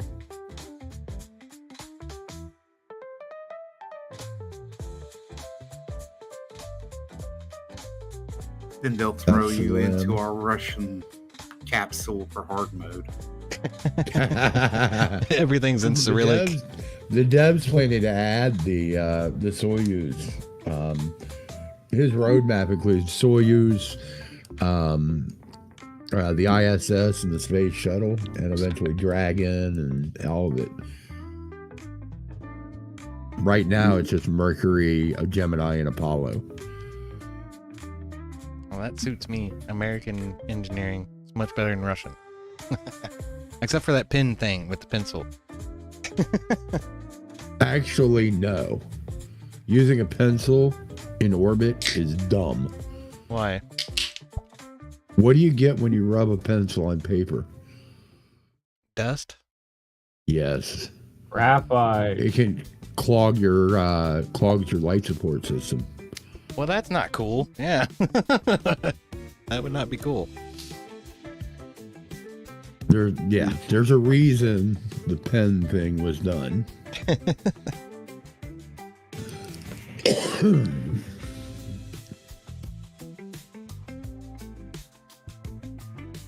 Yeah, I can imagine erasing just makes the problem worse too. Oh, I couldn't imagine. Oh my god. Yeah. Shut up, dog. No. No.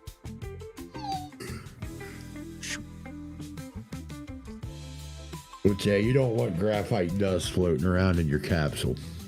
Yeah, for sure. Or because not only, I mean, you think about it clogs your life support system. You don't want to breathe it, and it's also pyrophoric.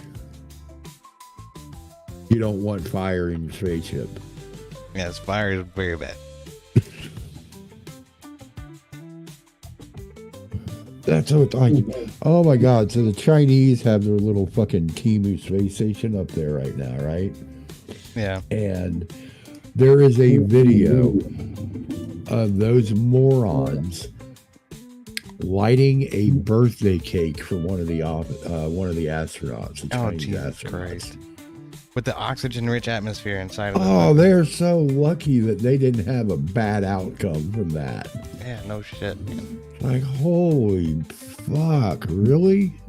Yeah, because the air on board the space station is mostly oxygen. No, it's not. But it's it's a pressurized, oxygen-rich. It's not pure oxygen, but it's oxygen-rich, very contained system that has to recirculate all of this. You don't want fire in a spaceship. No, Let's just say that. That's a bad idea.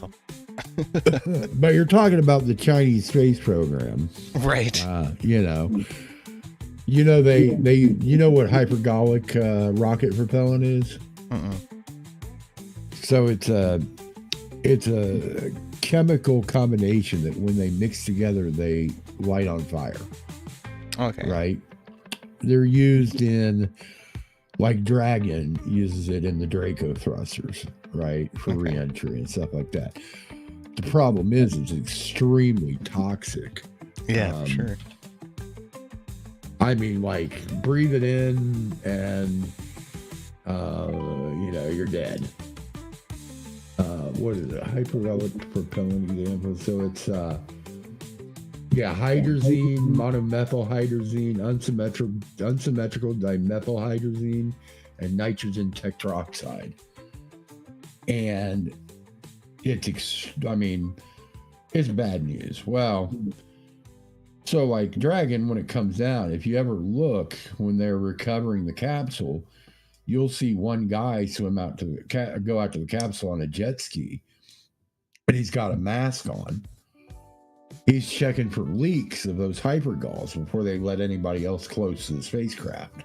Or before they get the astronauts out of it, yeah. Right. So that's why. Well, the Chinese have a rocket that now some of our early rockets were also powered with hypergalls, but the Chinese have a rocket that the first stage is completely powered by hypergalls. The whole stage? Oh my god. Oh yeah, the entire first stage. Now here's the catch. Our hypergalls launched out of Cape Kennedy. So when the stage dropped, it dropped in the ocean in the middle of nowhere where nobody was. Right. The Chinese launch site is in the middle of their fucking country. Yeah. So when they launch and they do their staging, guess where that first stage comes down? On top of somebody's farm. Random village A, a random village B. Yeah. Yeah. It's not good. They got plenty more Chinese. Oh, shit. I got too many of them motherfuckers. We need to get rid of a few. Who cares, right? Let me see if I find a video of it. Yeah, that's when there we go. Spent rocket stage falls on town. There you go. Oh shit.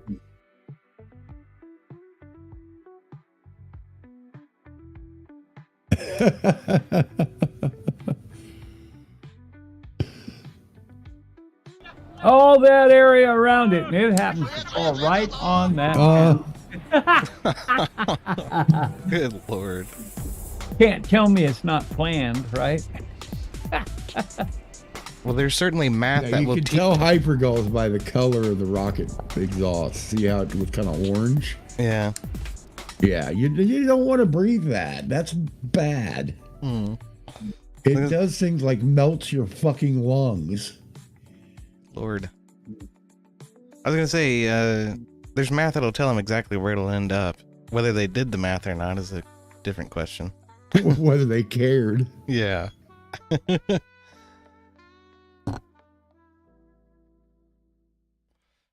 Oh, Jesus Christ. The thing exploded when it hit the ground. Oh, yeah.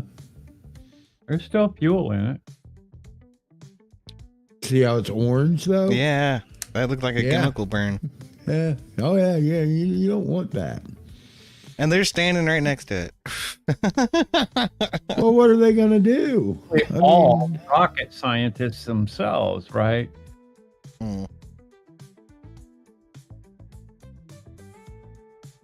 Yeah, that does not look good.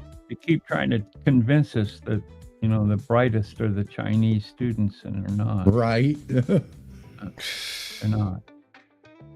Hold on a second. This is to prevent injuries and deaths. Notify them. China releases notices and in some instances evacuates areas. Like, yeah, we're launching a rocket. You might want to get out because it's going to fall on your head. Within the carefully calculated drop zones ahead of launch. Claiming they did the math, that's bullshit. If you'd really given a shit, you'd have that thing drop down somewhere where it didn't matter. Oh, shit.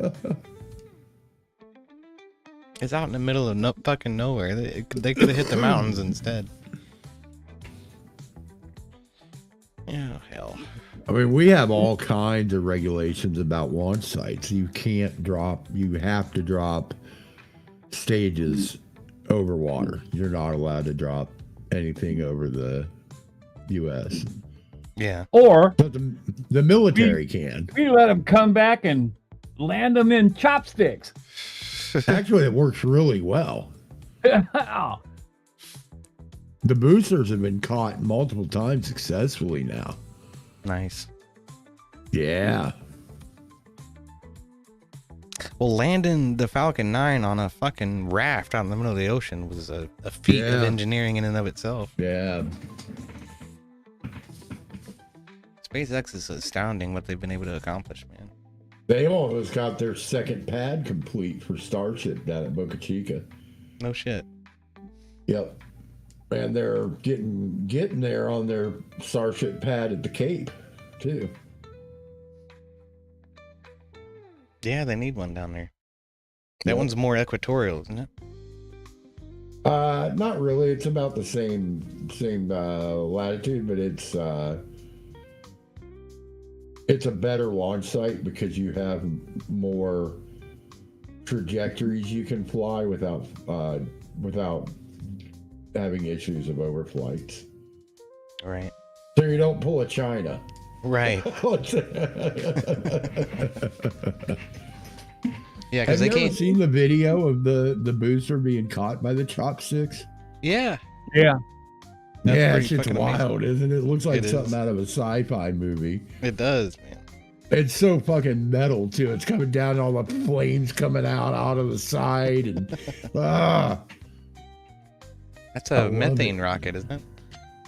Yeah, liquid methane and super cooled liquid methane and super cooled liquid oxygen propellants.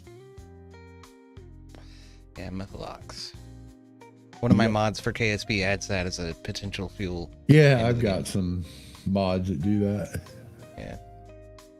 I forget what the fuck it's called. I haven't paid KSP in a minute. I was thinking about my deep space exploration vehicles the other day. I need to get back to that. I wish that KSP was a multiplayer. That'd be so much fun. It would be. I could dock with you, EOD. There might be a mod that will facilitate that. I'd be surprised if there wasn't. I think there's something that can do it. It'll probably be jank as fuck, but yeah, I don't know. Might work. Might be worth looking at. It'd be kind of fun if it did work. yeah. I think they're planning on multiplayer for KSA, the new one.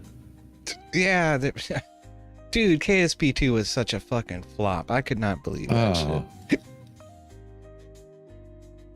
I don't even consider KSP 2 as ever actually existing. Yeah, it's better to forget. I hear that. Here's one. DMP. DMP is a multiplayer mod for KSP 1. With it, it is now possible to watch other people's space-type art while it crashes or fly with them to the moon. Nice. Huh. In order to join the fun, just download the client, install it, and join a server from the server list. Oh, I see. DMP has its own Mumble server for your voice over IP pleasure. If we have to, I still have my AWS account. I could spin up a server there. Just use Discord. But it needs a server for the server-client relationship for the game, Wobbly. So, I could try to run it. Cool. I could try to run it from my desktop, but it probably wouldn't be able to handle that. KSP is already demanding as fuck. Yeah. On resources. So I can spin up just a small server on AWS and do it real quick. That'd be cool.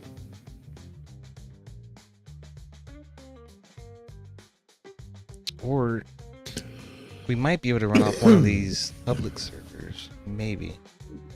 Just to make sure the damn thing works.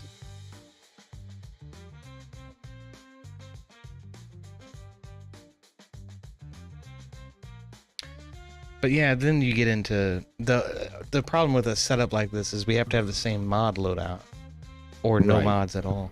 Yeah. That becomes a bit of a headache, especially when you consider, I've got probably 50 or 60 mods in my CCAN right now. Yeah, but it's not that bad because you can export your mod list in Zcan and then import it. Yeah. I don't run anything super fucking fanatical or fantastic. I have like near future stuff and the restock, some visual mods.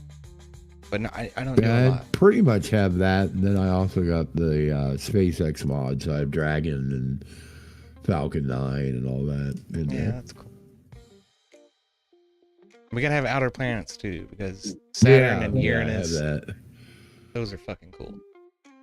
Gotta probe Uranus. Exactly.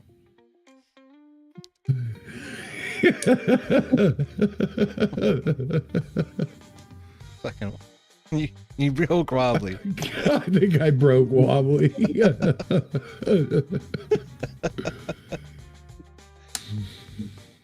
shit. Well, it's not Uranus. It's Sarnus and Erlum and Nidon. That's what they called them. Captain, get out there and clear those Klingons off of Uranus.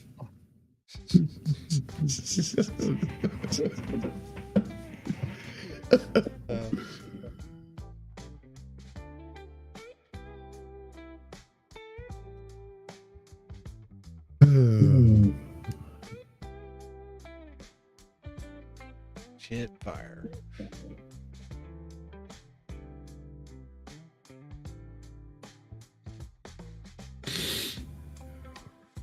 What are you whining about, big whiner? Over here crying up a storm. But I guess I better let him out to pee before he fucking shits in the floor. I'll be right back. I mean, I would recommend letting him out to shit if he's gonna shit in the floor. Well.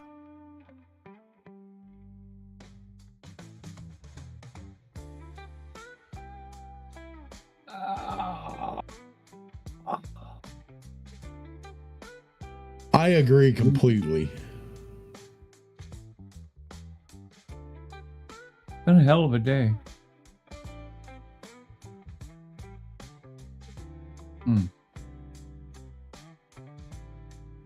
I've converted so many movies today. In one day. Like a chore. I had over 3,800 movies. I'm down to Holy less shit. than 90 now. Damn. I've been working on it for the last 2 months. Wow. Yeah, I do have that just so you can keep your discs. bookcases and bookcases, nothing but movies and music, and You just try to archive it all so you're not using your discs. no. I used to run a application on computers to feed into TVs called Media Center, J Rivers Media Center, and they got really weird. They wanted to force you to buy the Knicks version of it. So I go, fuck that. So I started playing around with VLC, but my wife is simple. What can I say? If it's got more than one remote or a mouse or no. So I started looking around, and I kind of was trying to make up my mind between Jellyfin or Plex, and I went with Plex. So I'm converting everything to MKVs, so it's simple. She can use one remote, the Roku remote. Oh, gotcha. Work for Wobbly makes the wife happy. Yeah, it seems to be pretty much the way it is, yeah.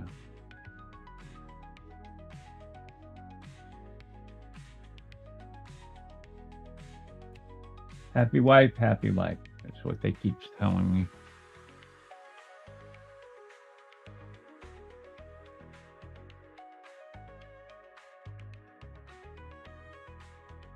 Okay, 2018.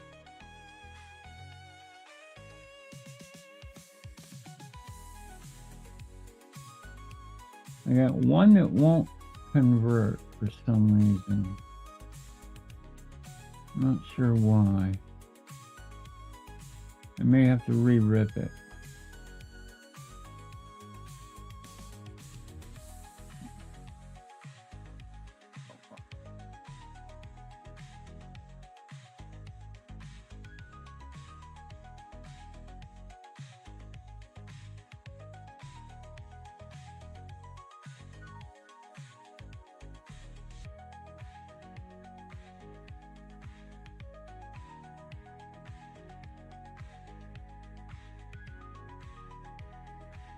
I'll be glad when all this is done.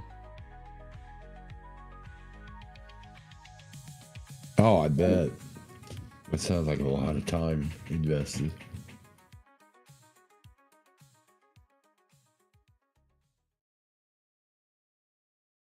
Yeah, now I can just go back to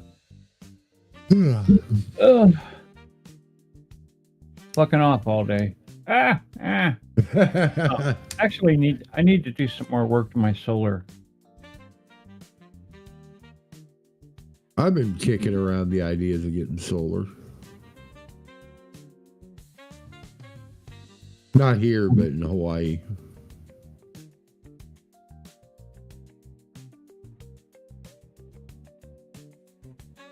We get too much cloudy days here, really, I think, to make solar viable. It still makes power even on a cloudy day, just not as much.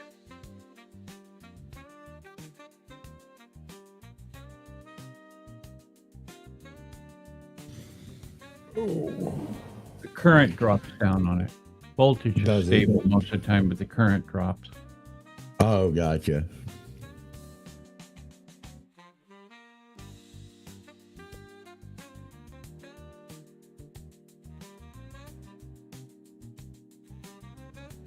Somebody wants some playtime. Well, he shit, and so now he feels better. He's ready to go. Man, I always want to play after I shit. So. Get off of me. What? No. You got wet paws. He says they're not wet, they're moist. I think Heavy fell asleep. I think Heavy passed out on us. Collection Conehead saves his family and Wayne. What did you say, Heavy? Nah, I said nah. I'm just. Oh. Why are these in this? Oh, that's right. They were. I remember now. You know what's the most interesting thing about dogs that I've discovered in recent years? They love bananas. They fucking love bananas. Bananas? Bananas. Because there's a very pungent smell to it. God damn it, dog. He damn near knocked my desk over. Very sweet. And there's nothing in it that can hurt him. But it's very sugary. You shouldn't give it to him a whole lot. But as a treat, I give him a bite of a banana. He loves that shit. Never would have thought of that. Yep. I figured it out with Ozzy. Because I was like, I get fresh produce sometimes. I'll get a banana and I'm sitting there eating banana with my lunch and he's like sitting there drooling like, what is that? It smells so good. I want some. I give some to him and he's like, oh my God, it's the greatest thing in the world. Dancing around in the circle and shit. So that became Ozzy's treat for when he went outside. And I'm just continuing the tradition with this one.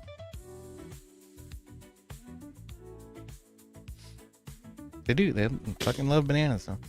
Huh. That's not something I ever would have thought of. Yeah. And I look all the time to make sure I'm not giving them something toxic, you know, because I didn't know, like, grape skins are actually toxic to dogs. Oh, are they? Yep. Onions are toxic. I knew onions were. Yeah, and I knew not to give them chocolate. But nothing wrong with bananas, though.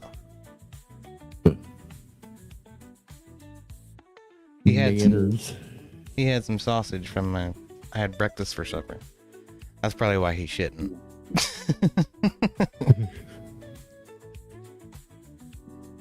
Don't feed your dog Taco Bell. Yeah, that's a bad idea. Unless you want to deal with the dog farts. Yeah.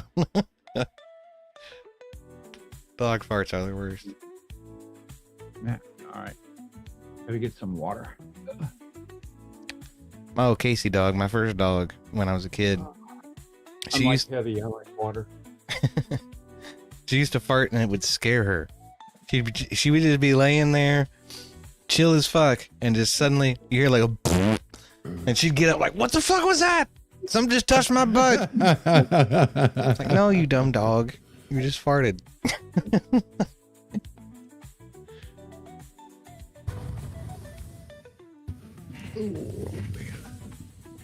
No, I don't want to play. You go away.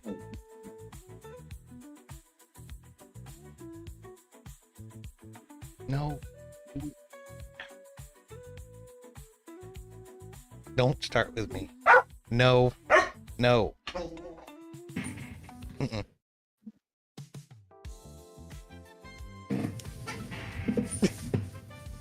Fucking dog, I swear. You're such a hardhead. He is quite willful, I'll tell you that.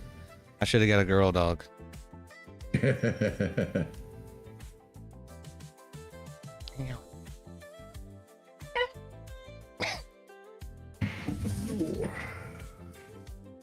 You know, at some point, you're going to have to put a life preserver on that dog. Throw him out in the water. Yeah. No life preserver. You just toss them out there. They know how to swim instinctually.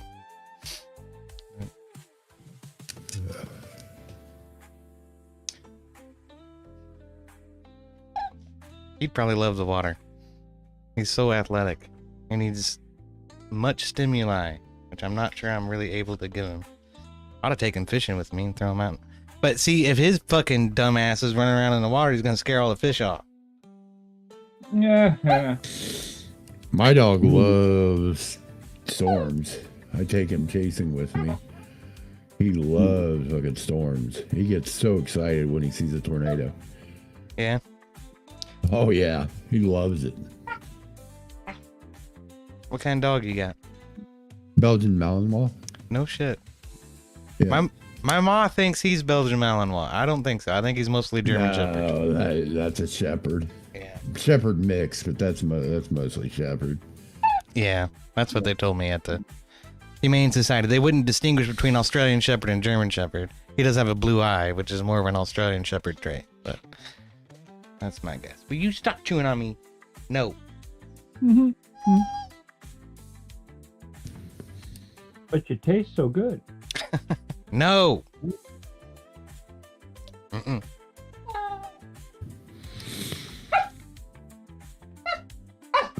No. No. Mm-mm. You're gonna go in the kennel. No.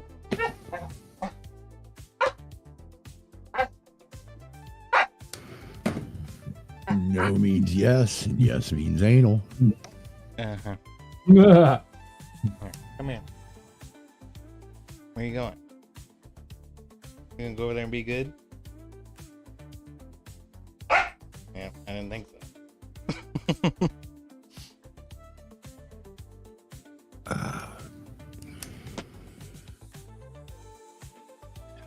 Fucking hardhead, I'll tell you that. What am I saying? Yeah, he'd probably love swimming, man. He needs a lot of stimuli. Sometimes he just runs around the fucking yard like as fast as he can, just in circles.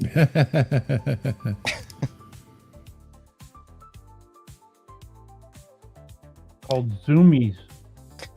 Yeah. I need to walk him more, I know that. We don't have any carpets in the house anymore, and our cat gets his zoomies. It's the funniest thing to watch. Oh, geez. Sliding all over.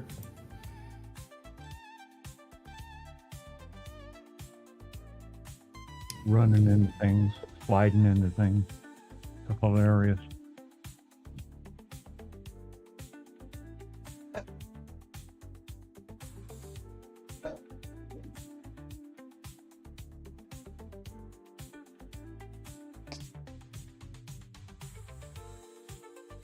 Can you hear him growling at me?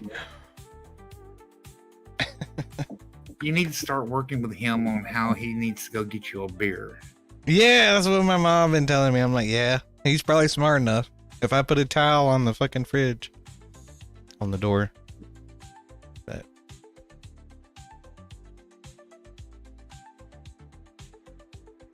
Mm-mm.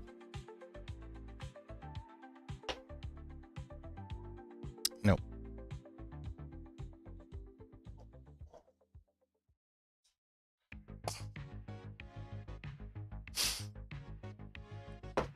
Goofy damn dog. Sorry. He's throwing the thing around for himself. You won't throw it, I'll throw it. Fuck it. Yeah. Oh, shit. I saw is that Mr. Bill? Yeah, only Mr. Bill. He stopped by for a little bit. About half an hour ago. Fuck, it's already 3 in the morning.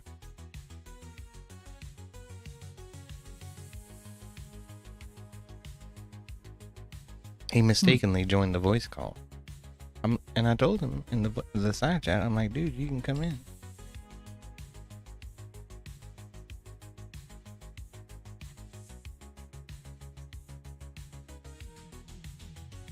Oh, I guess he didn't feel like chatting.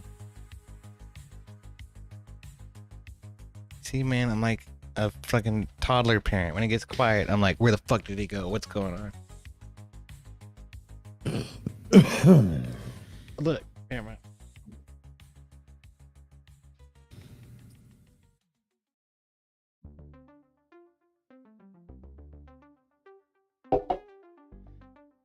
He did this to my fucking MIDI cable. Connects my keyboard to my computer. Yeah. When I wasn't looking. Son of a bitch. You're lucky this is a cheap. Wires are in it. Well, this many. I don't know, 5 or 7. 5? Yeah. I can't see it that well. 1, 2, 3, 4, 5. Yeah. Just splice them. I guess I could try to do that. They're not that small. Do you have a soldering pen? No. I know how it works. Hardware store for about $4. Yeah. Buy yourself some shrink tube and fix it.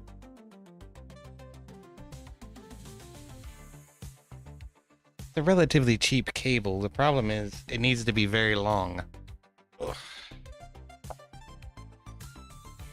Oh. Damn baby.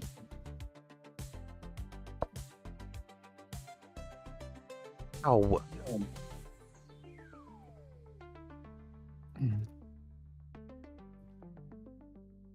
Yeah, no, it's just as easy to replace it. It's not super expensive to replace. I should be able to do that for 10 or 15 bucks.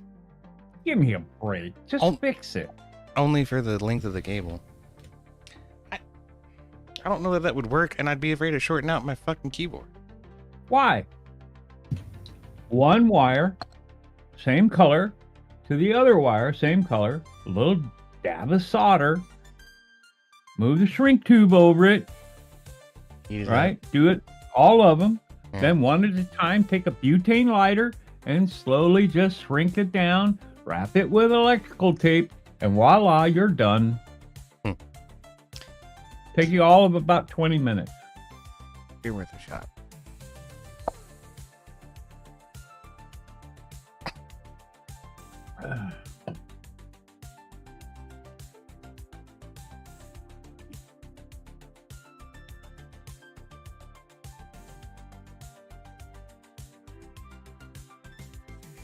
He did that to 2 other wires too, fucking power cables. I got replacements for those. That dog sounds like He sounds like what? he's gonna commit suicide on a power wire. He's trying. He's just looking for shit to chew on. He chews on everything. The chewer. There's a corner piece of the wall over here he's been fucking chewing on. Fucking wall. Ozzy did that too. He chewed up all the fucking baseboards in the apartment I was staying in when he was a puppy.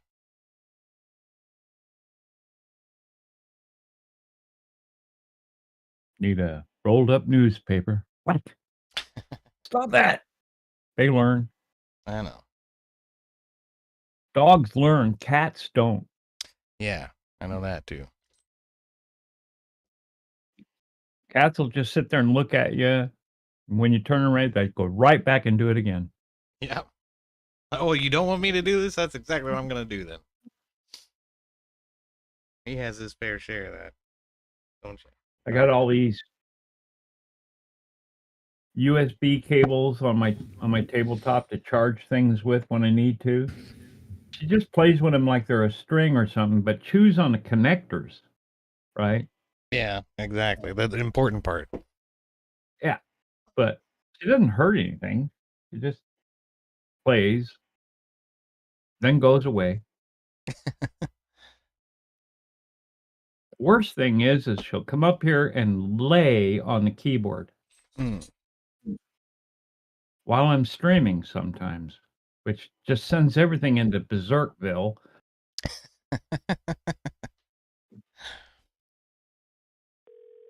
But if it dangles, she's going to play with it. Mm-hmm. Like, oh, are these the buttons you're messing with? Let me push all of them. Yeah.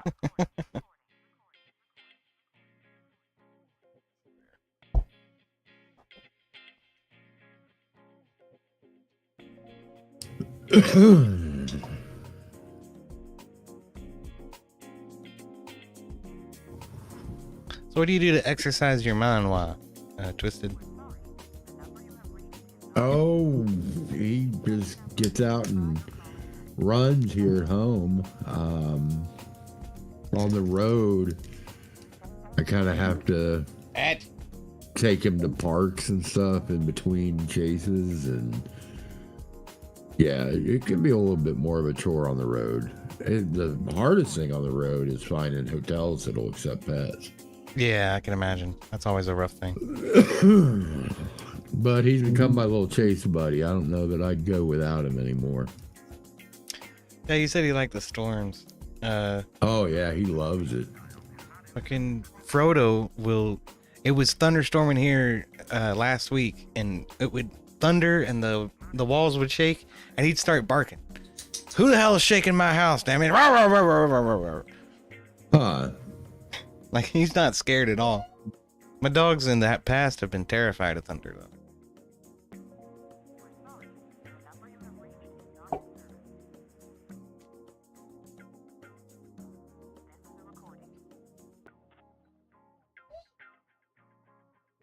No.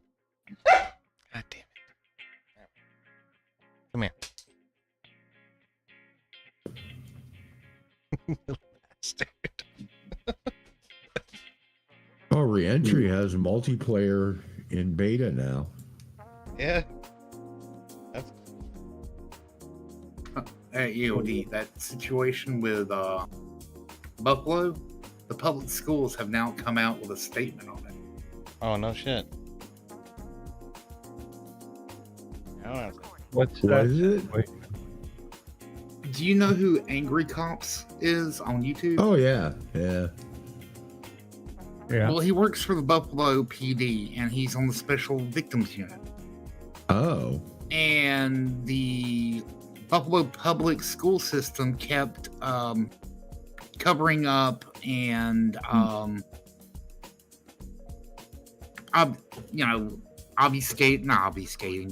obstructing investigations. The attorneys were getting involved, telling the law enforcement what they'll be doing. Just a whole bunch of stuff. And I mean, children were being taken, abused, different things, and nothing would get done. So Angry Cops basically became a whistleblower. And now the shit's hitting the fan. Hmm. Can you believe some of the shit coming out of the fucking school system? I'll throw the response and the video in the side chat if you're interested.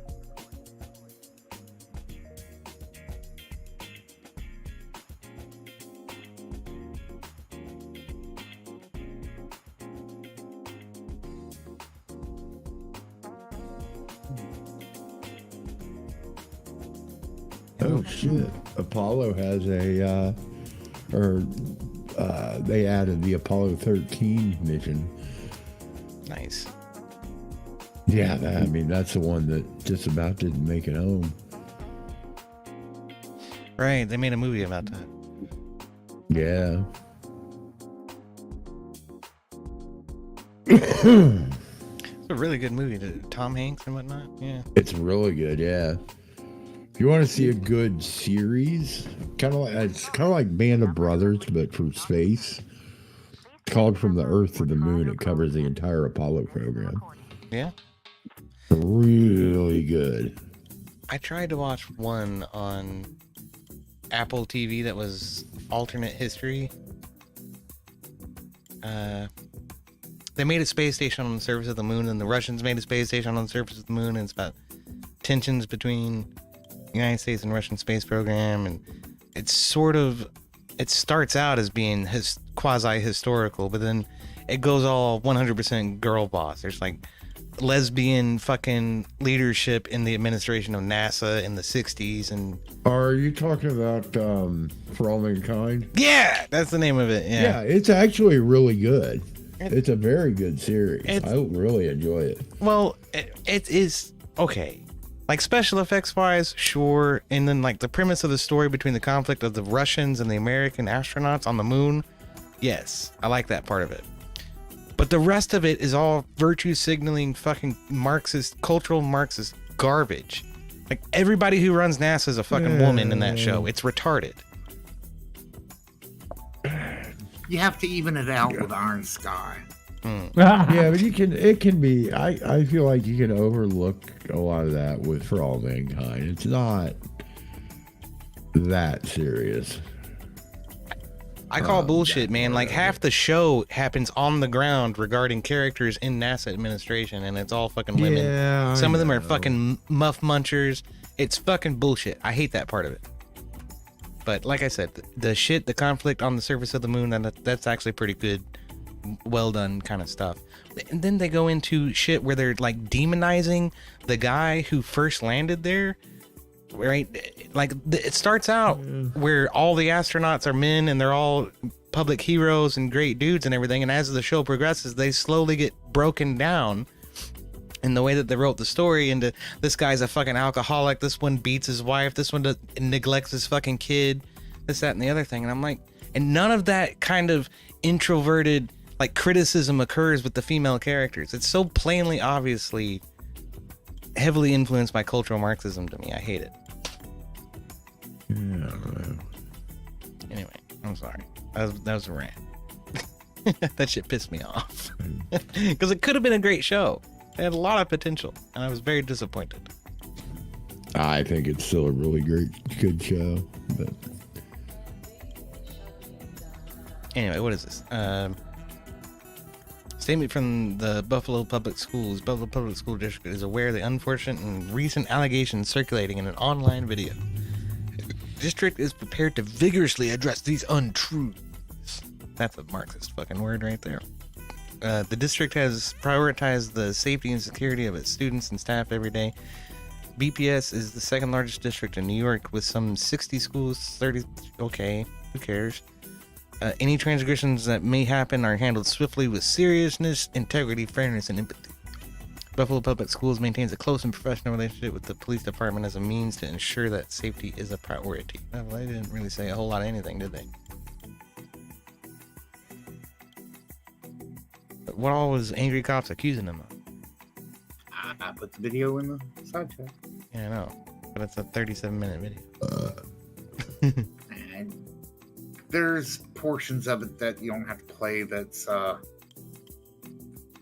addressing certain things as in, the risk he's taking and stuff like that. Some butt kissing. Yeah. And support. Good butt kissing, but, Good. But there was such a thing. If you can't tell by the thumbnail, this episode, it's not even an episode. It is something Rich, you know him as Angry Cops, brought to light. And it is something that even now I'm at a loss of words to how to even explain it. I will say viewer discretion is advised, and it does have to deal with kids. I truly believe everyone should see this message, and I know this community. We know this community, and we know you guys will help make this right and make a difference. Cool. Well, at and least really one quick, of the so much love for local stations in Buffalo picked up the story. You know, Yeah. Rich and what he is doing and the purpose of this. All the AdSense and money that this video generates is going to be donated to the Buffalo, New York Family Justice Center. And the other reason it is running is because in order to reach as many people as possible, this is how you have to do it. Otherwise, it gets restricted. And we didn't want that for this message. Angry Cops, Rich, we will support you till the end of times with this. And I know all of you will do the same. We here, you all, we defend those who might need a little help or who don't have a voice. So again, viewer discretion is advised. Hi, everyone. Welcome to the Unsubscribed Podcast. Rich has something important to say, and we would like for you all to hear it. You ready to get sued? Yeah. No? All right. So this is this is real, and this can affect my life, but it's at the moment where it's one of those things where you got to do the right thing or not. And I didn't want to ruin the actual podcast with it. I wanted to wait till later on just in case. So here's the deal. I've been in SVU in the Buffalo Police Department for 2 years, and there was a space in between it where I left SVU, the Special Victims Unit, and I went to two other.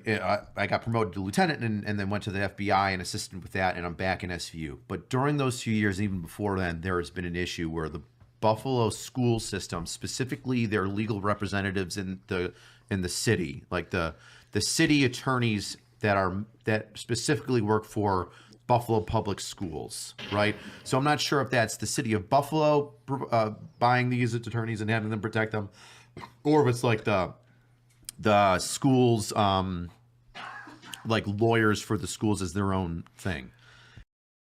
I just love the fucking loadout of what they've been drinking. It's water, White Claw, and Busch Light. But either way, long story short, the Buffalo he's apparently been drinking Busch Light.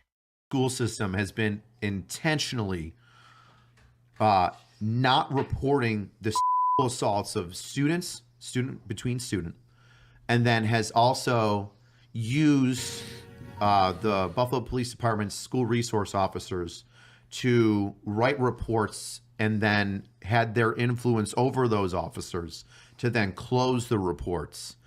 And that's a story I'll get into. Right. So soft pitch, why are they doing that? I don't know. My best estimate is that they're afraid or don't want the numbers to show that there are these police investigations occurring at their schools or assaults occurring at their schools because it could affect funding or something somehow, which, by the way, is fucking stupid. If a crime happens at a school, it doesn't mean that funding is then stopped or prevented from going to that school. Oftentimes, if there's a problem, people will pour money into that problem to fix it. And I'm going to give you an example. This is a real example. There's a school that's attached to the Buffalo Science Museum. That school that's attached to the Buffalo Science Museum has doors that can go from the Science Museum into the school. Those doors are not locked. Individuals can get into them, right? Stranger danger, right? And that happened. So a stranger went into the school. It's a grade school. It's a very low school. And this person grabbed a male and a female child. It's a very low school? Low grade school. Low grade school. So like first through fifth. Yeah. shit, So I like had kids under the campaigns age to of this, 10. too. Oh, fuck. So it goes into the school and grabs a young female child and a male child. And tries to leave. And I'm gonna parcel this story up in kind of the way that the information came in. At first, the information that came in was that there was one female child that was an attempted abduction. There was no report about the second child. kind of a big deal. The second child, the boy, had pissed himself. And when his parents came, sorry, I'm getting fucked up. When his parents came to pick him up. Take your time, brother. Yeah, sorry.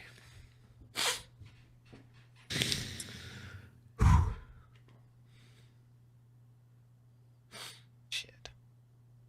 Give me a second. You good? You're all right, man.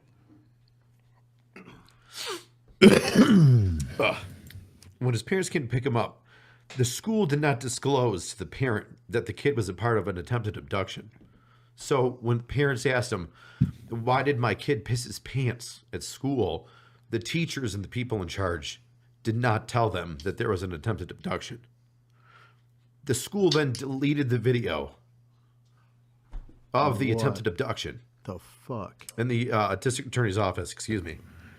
And the district attorney's office only got it because somebody within the school It had the is wherewithal to 3:15. record it. I'm gonna cut out of here and then give it to. Gotta get my cameras on charge and everything. Yeah, that's cool, man. I'm probably gonna end it here pretty soon. This is a fucked up story. They're covering up sexual assaults at Buffalo's public schools, man. It's fucked. That is fucked. Very fucked. Extremely so. Got to give the parents a false sense of security, right? Yeah, I reckon. Yeah, exactly. Well, it's good seeing you, man. I'm sorry we didn't get to do our D&D session tonight, but No, it's all right. It's all right. No worries. yeah, we'll do it again. soon. Sorry. You're I D&D. You're was freaking D&D. talking. I realized that I was muted. Oh, what are you saying? So this is actually something that happens nationwide. We had a case here locally here within the past, I think, decade, where they used a mentally challenged little girl as bait. God. And was sexually assaulted, and then nobody was held responsible. And there was lawsuits and a bunch of cover up. Yeah. Jesus. How do monsters that fucking do this shit to cover it up, you know? How do they fucking live with themselves at night? I don't understand. Yeah. How do they live? Period. Yeah.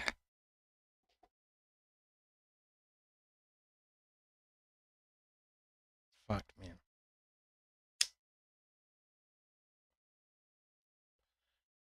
And they're fucking everywhere. All over fucking government and shit.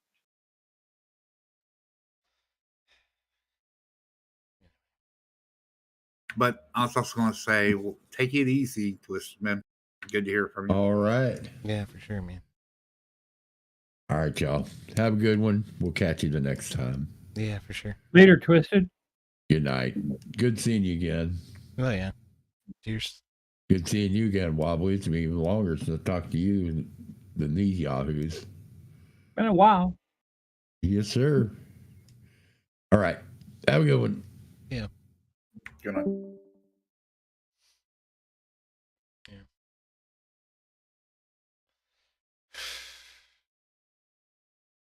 Yeah, I've never seen angry cops driven to fucking tears like that before either. That's fucking heavy. Yeah.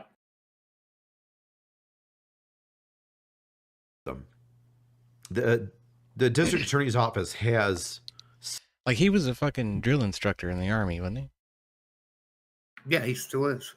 Yeah.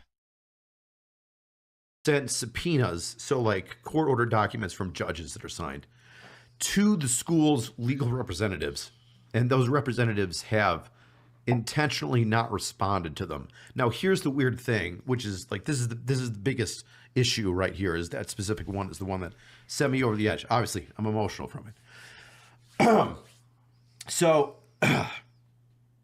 the biggest issue with this entire story, well, one of the issues with this entire story is that when subpoenaed, these legal representatives for the Buffalo School Department are ignoring the subpoenas and not just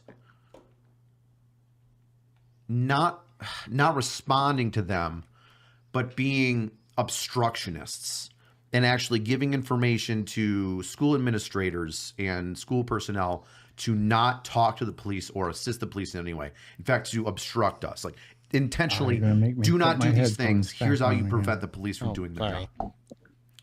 So, and here's where like Don't this be. crux is coming in. Why it's kind of a whistleblower thing is there are people that are trying to get this information from the schools, and the main obstructionist are these lawyers who, once again, I said, are ignoring subpoenas and court orders. And the only way that you can overcome that is if somebody from the court system, judge, attorney general's office in New York State, the attorney general of the United States, comes down and says, why are you not responding to these court orders?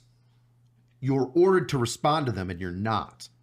And in this specific case, you know, like destruction of evidence, you know, which is huge.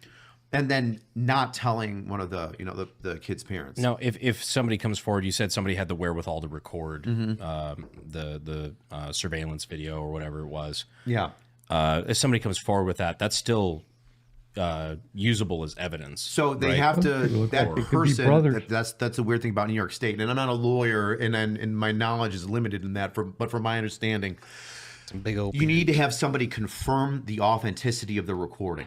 So let's say that it's a CCTV of like a corner store. You know, Donut and Hara gets mixed up all the time when they're out and about. Yeah, I'm surprised Donut is speechless about this too. He doesn't have anything to say. He's just grim as fuck. Then this is habitual line crosser. If you didn't know that. I love these guys. These guys are usually so fucking hilarious. But it's a very grim topic. Yeah. Fucking lawyers telling the teachers not to cooperate with police. What the fuck, man? The manager or a worker would have to show up to court and say, that is the video that from my store. When it comes from, and I don't know if this is how it was done, but let's say like a cell phone recorded the CCTV footage, and then they were like, hey, they deleted the real CCTV footage, and then gave it to the assistant district attorney. You would need somebody to authenticate that, which would, and this is where the legal process is weird to me. I'm not sure if that means that the individual that sent the CCTV recording from their phone would have to state, I'm so and so, I recorded that with my phone. I was in the office of such and such school, and this is recording of our CCTV footage. Or if that means that any representative from the school can say, no, what that person recorded is our CCTV footage.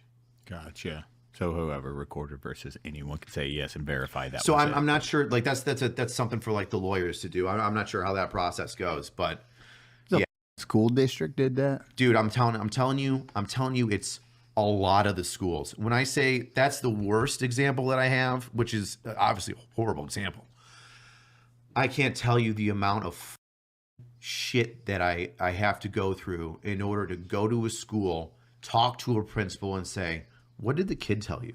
And they'll go, I can't talk to you. I've got to talk to my lawyers. You're like, it's in your job to protect the kids. I can't tell you how many. I'll tell you another one. I had a girl that was, man,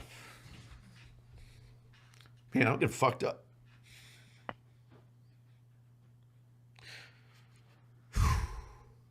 That's fucking wild. Like, especially if your own kiddo and then you don't even know. They come home, they're scared, they're confused, they have no idea what just happened, and then no one's telling them. If you were the loyalty to the money above the kids. Yeah, that's. I think it's a mix of fear. I think cops don't have any responsibility to keep kids safe either.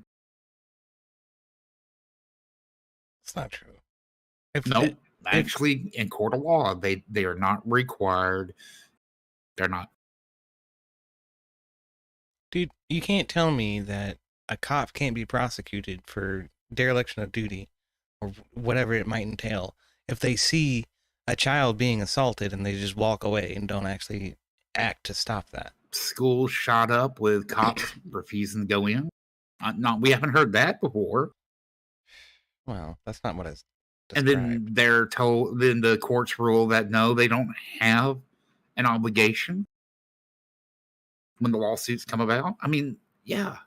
That's pretty fucked up. That's happened with Uvalde, you said? It's happened with a couple of school shootings. I believe one was in Texas and one was in Florida.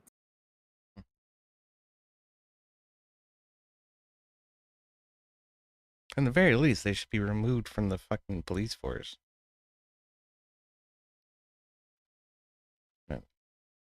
I'm not trying to be mean or anything. I mean, Angry Cop seems like he's pretty square dude. He's a good cop, but I mean, there's so many bad ones out there now. It's just, and you know, they hide behind immunities. They're also not held responsible to, you know, to serve and protect. That was just a freaking a propaganda freaking thing at what, from the 70s from California. Might have been the 60s. I never knew it to be some kind of legislated mandate. It was just mottos. Yeah, but you slap it on every car out there, you know. It's kind of like in highlighted coverage, kind of like we deliver pizzas in 30 minutes or less. You slap it on every single car, and it's well known you're not doing it. I mean, implied guarantee. Further implied standard. I don't know, man. I feel like some of this is spurious. And those cops in Uvalde deserve to be prosecuted. So I just... Hey, man, I don't like it any more than you. Well, there's such a thing as a retrial and a mistrial. You know, revisiting a case after it's supposedly been settled when new evidence comes to light or new argumentation can be presented. See what happens. When it's not against the state or local government. Or how about federal government? No, you can still elevate cases when they get turned down in district courts or in whatever local courts. You can send it up the chain and get it into SCOTUS eventually. I mean, you can keep appealing it, yeah. Right, district and appellate courts. That's what I meant. And plus, it's two different. One would be civil, the other one would be tort if it was federal.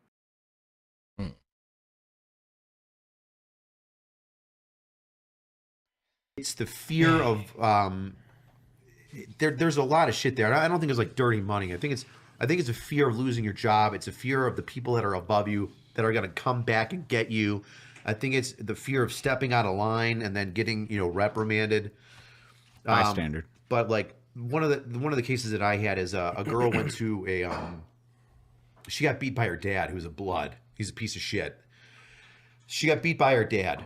And she went to a school counselor and said, my dad beats me. And the school counselor didn't report it. The school counselor's like notes were like, this kid's a liar. She lies a lot about like how cool she was at another school. And you're like, oh, that's normal kid lying shit. What do I give a f about that? Right. So she didn't report it. And then the next incident happened where this girl had a video recording of, I forget if it was either her dad post beating her or if it was during the beating or if it was of her injuries. I think it was of her dad punching her. And she walks into the counselor's office while she's with another girl, plays the video, and the woman's like, is that you? And she's like, yeah, that's me. And then the girl walks out of the office. And then later on in the day, the counselor goes up to her and is like, hey, listen, what's going on with that video? Like, is that you? Like, what's going on? She's like, yeah, that's me. My dad beats me all the time. And then the kid walked away. Not reported. Not reported CPS, not reported to the police. The third time is when my case comes in. The kid comes into school beaten and bruised and swollen, and then they remove the kid from the parent's custody, right? And then that's when I get the investigation of child abuse. But it took 3 fucking times to It took 3 times. The first time, it's easy. Hey, CPS. This girl says that she got beat. I don't really know what's going on. Here you go. And then CPS begins an investigation. And then the law enforcement referral from CPS comes to me. And then if CPS brings her in, does an interview, and it's valid, I go talk to dad and arrest him. That didn't happen the first time. The second time, there's video fucking proof.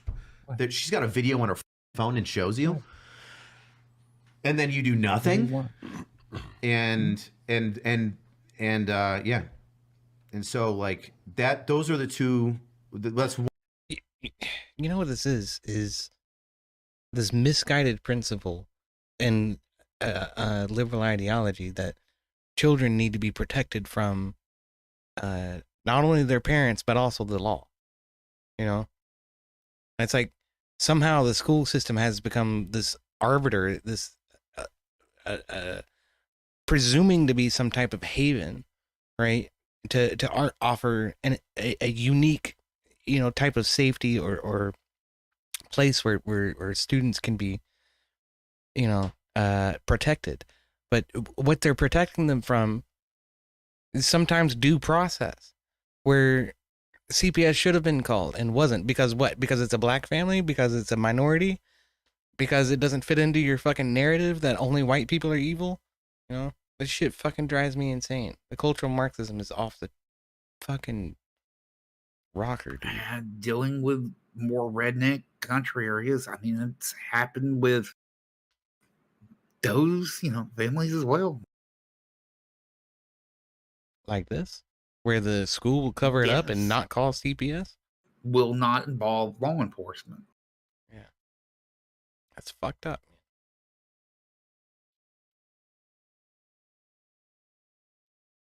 One that I'm directly involved in. That's one that I happen to know about that I'm not investigating. And I can tell you that it's nationwide. Myself and the people in my unit are concerned, but we've made complaints, and people in my chain of command above me have made complaints, and we've had to go back to be like, let's look at this address of the school. What's that? What's the outcome you want on this? Like I don't. I want the one school counselor that I investigated arrested for failing to report. You're not a school counselor if you don't know how to tell people that a child's being abused. She needs to be arrested or at least charged. If you want to put her on probation, fucking fine. But something needs to happen. And I'm not saying it needs to happen as like there's no legal system. I'm saying that there has to be a repercussion so then people who see if you don't report because you didn't report, that there's repercussions. So like the people aren't reporting because they're worried the system will fuck them. But if you don't report, the system will fuck you too. So like you need to do your job. It's like this dual concern, right? You don't have to talk to the police. Like everybody has their own individual rights for self-preservation. You know, your Fourth Amendment rights. You don't have to, Miranda rights. You don't have to talk to me. But it's different when you're a mandated reporter. And it's different when parents aren't being told why their kid. If you've got a kid. You don't have a kid yet. Not you either. If you picked up your fucking toddler from school and they pissed themselves and they're crying and you're like, oh my God, what's going on with you? The first thing you do is go up to the teacher and be like, hey, what happened? And you would expect a real answer. Somebody tried to steal Jimmy. What you wouldn't expect is for that school to delete video footage. What you wouldn't expect is for that school to be like, oh, you know what? I'm not sure. Something happened. You'll have to talk to an administrator about it. I'm not sure. About it. It's people that are afraid of doing the right thing. Like these school teachers and principals are afraid to do the right thing. And like I said, we can guess why. I've got my own hypothesis. This is why. But either way, they're failing to do the right thing for one reason or another. And some of them are bad. And I'll give you another example. This case might have been a fluke. It could have been like, kids experimenting and then one of them got scared. It could have been absolutely nothing. It still could be absolutely nothing. I've left 6 messages on a principal's voicemail saying, hey, I just need you to talk to me. I need the phone numbers of the parents. I only have the phone numbers of the kids. I don't want to call the kids. Please give me the phone numbers of the parents, of the adults of these kids, of the police report that you called 911 for, to have police already show up. I just don't have the phone numbers for the parents, and I can't get a return phone call. How many times do I have to call a school principal to be like, hey, there's a potential sexual assault. I just need to talk to the parents. And I can't get a return phone call? It's fucking wild. And like and for some reason, they're protected. And my opinion from all of this and everything else is that it is the legal representatives of the Buffalo City schools that are advising, educating, scaring, whatever you want to say it is, to these administrators, teachers, counselors. Don't talk to police. Don't make a police report. Have the police report, instead of say sexual assault, make it information only. Well, you want to bury a sexual assault with a kid? Have a fucking cop show up and then have them write down everybody's name and say information only, and then don't forward it to special victims unit. Yeah. 5 kids, 7 kids are by one other kid in the school, right? They're 14, he's 16. It doesn't fucking matter if it's not a crime or if it was consensual. If somebody says I was and I felt bad about it, it's my job to investigate it. Why are you stopping that? And so, yeah, I was going to do it on the main podcast. Jeez. If you want to throw it at the end, that's cool. But I might be asking for financial assistance after this goes live, but I'm okay with it because you're doing the right thing. It's fucking me up. It's fucking me up. I can't deal with it no more. You know, something that I've learned from our little podcast is ever since we've opened it up to like first responders, I've read a lot of those stories in there. And first responders deal like PTSD. I think it's like for the active duty military, when you go to war, it's like it's highs and lows. Like you just get a shit show or nothing. Like it's all over the place. But first responders, it's just a constant thing. And like you being in the smack dab middle of both, bro, I don't know how you do it. Like people in general, like cops in general who deal with like sex crimes or child sex crimes, I couldn't do it. I'd be going to prison. Because it's the idea of like the, at least when you're talking about military trauma, it's like that's over there. You're in war. Well, that's the thing. You're in war. You are fighting the enemy. You're like, chances are innocent aren't. You're not taking the life of an innocent. It's very rare. You're fighting enemy combatants. You're shooting blah blah blah, and then you come back and you're like, oh, and it's a separation versus here, and it's not the innocent you're seeing and then interacting with or pulling up to a crime scene, as you said. It's like, hey, there was a fucking drunk driver and a baby got smeared across the road. And then you have to go home immediately. And know that's going on around you all the time. Yeah. It's like different world. It's like an acute injury versus just like sustained overuse injury almost. Yeah. Like I would join the military and go to war over being a police officer. I'm so sorry. Any day. Paper towels. Paper towels. I got them right here. Boom. Because of that exact. That was. You're gonna get pink lip. Get the smelling salts. Are you available later? What'd you say, Wobbly? What did I say? Did you say something? I'm just messing with a cat. Oh, okay, my bad. No. I spilled somebody's fucking drink. This is so fucked. I cannot believe the school system is trying to cover this shit up. It's so hard to try to fucking imagine what their motivation is, too. I don't fucking get it. It's like Angry Crop said, they're mandated reporters. When this shit happens, it's like legislatively demanded that they report it to police, and they're doing everything they can to not. What the fuck? Did you just do a line of energy drink? Yeah. Ooh, I feel better after getting all that off my fucking chest. Thank you for dude, brother. Bro, thank you you. have Thank you. Dude, for sharing, I'm honestly like I'm for real. Like I'm fucking. I feel like there is gonna be. I am gonna have some sort of repercussions because I'm trying to do the right thing. We got your back. Like I feel like people. You have so many people that will have your back on that. Dude, we will show our ass to make that happen. I did that already.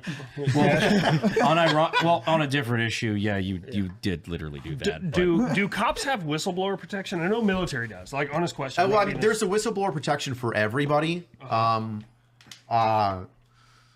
So yeah, and like, if there's like a legal thing where they're going to come after me, I bet you there is going to be a legal thing where they come after me, and I don't know how I'm going to be protected or what that's going to be. It's worked out for you so far. Yeah, I know. Well, I don't know what I don't know what's going to be so far, but like the things that I just said, right? And because I'm concerned about them, it's well, you said the one case is mine, and that's how I know about it.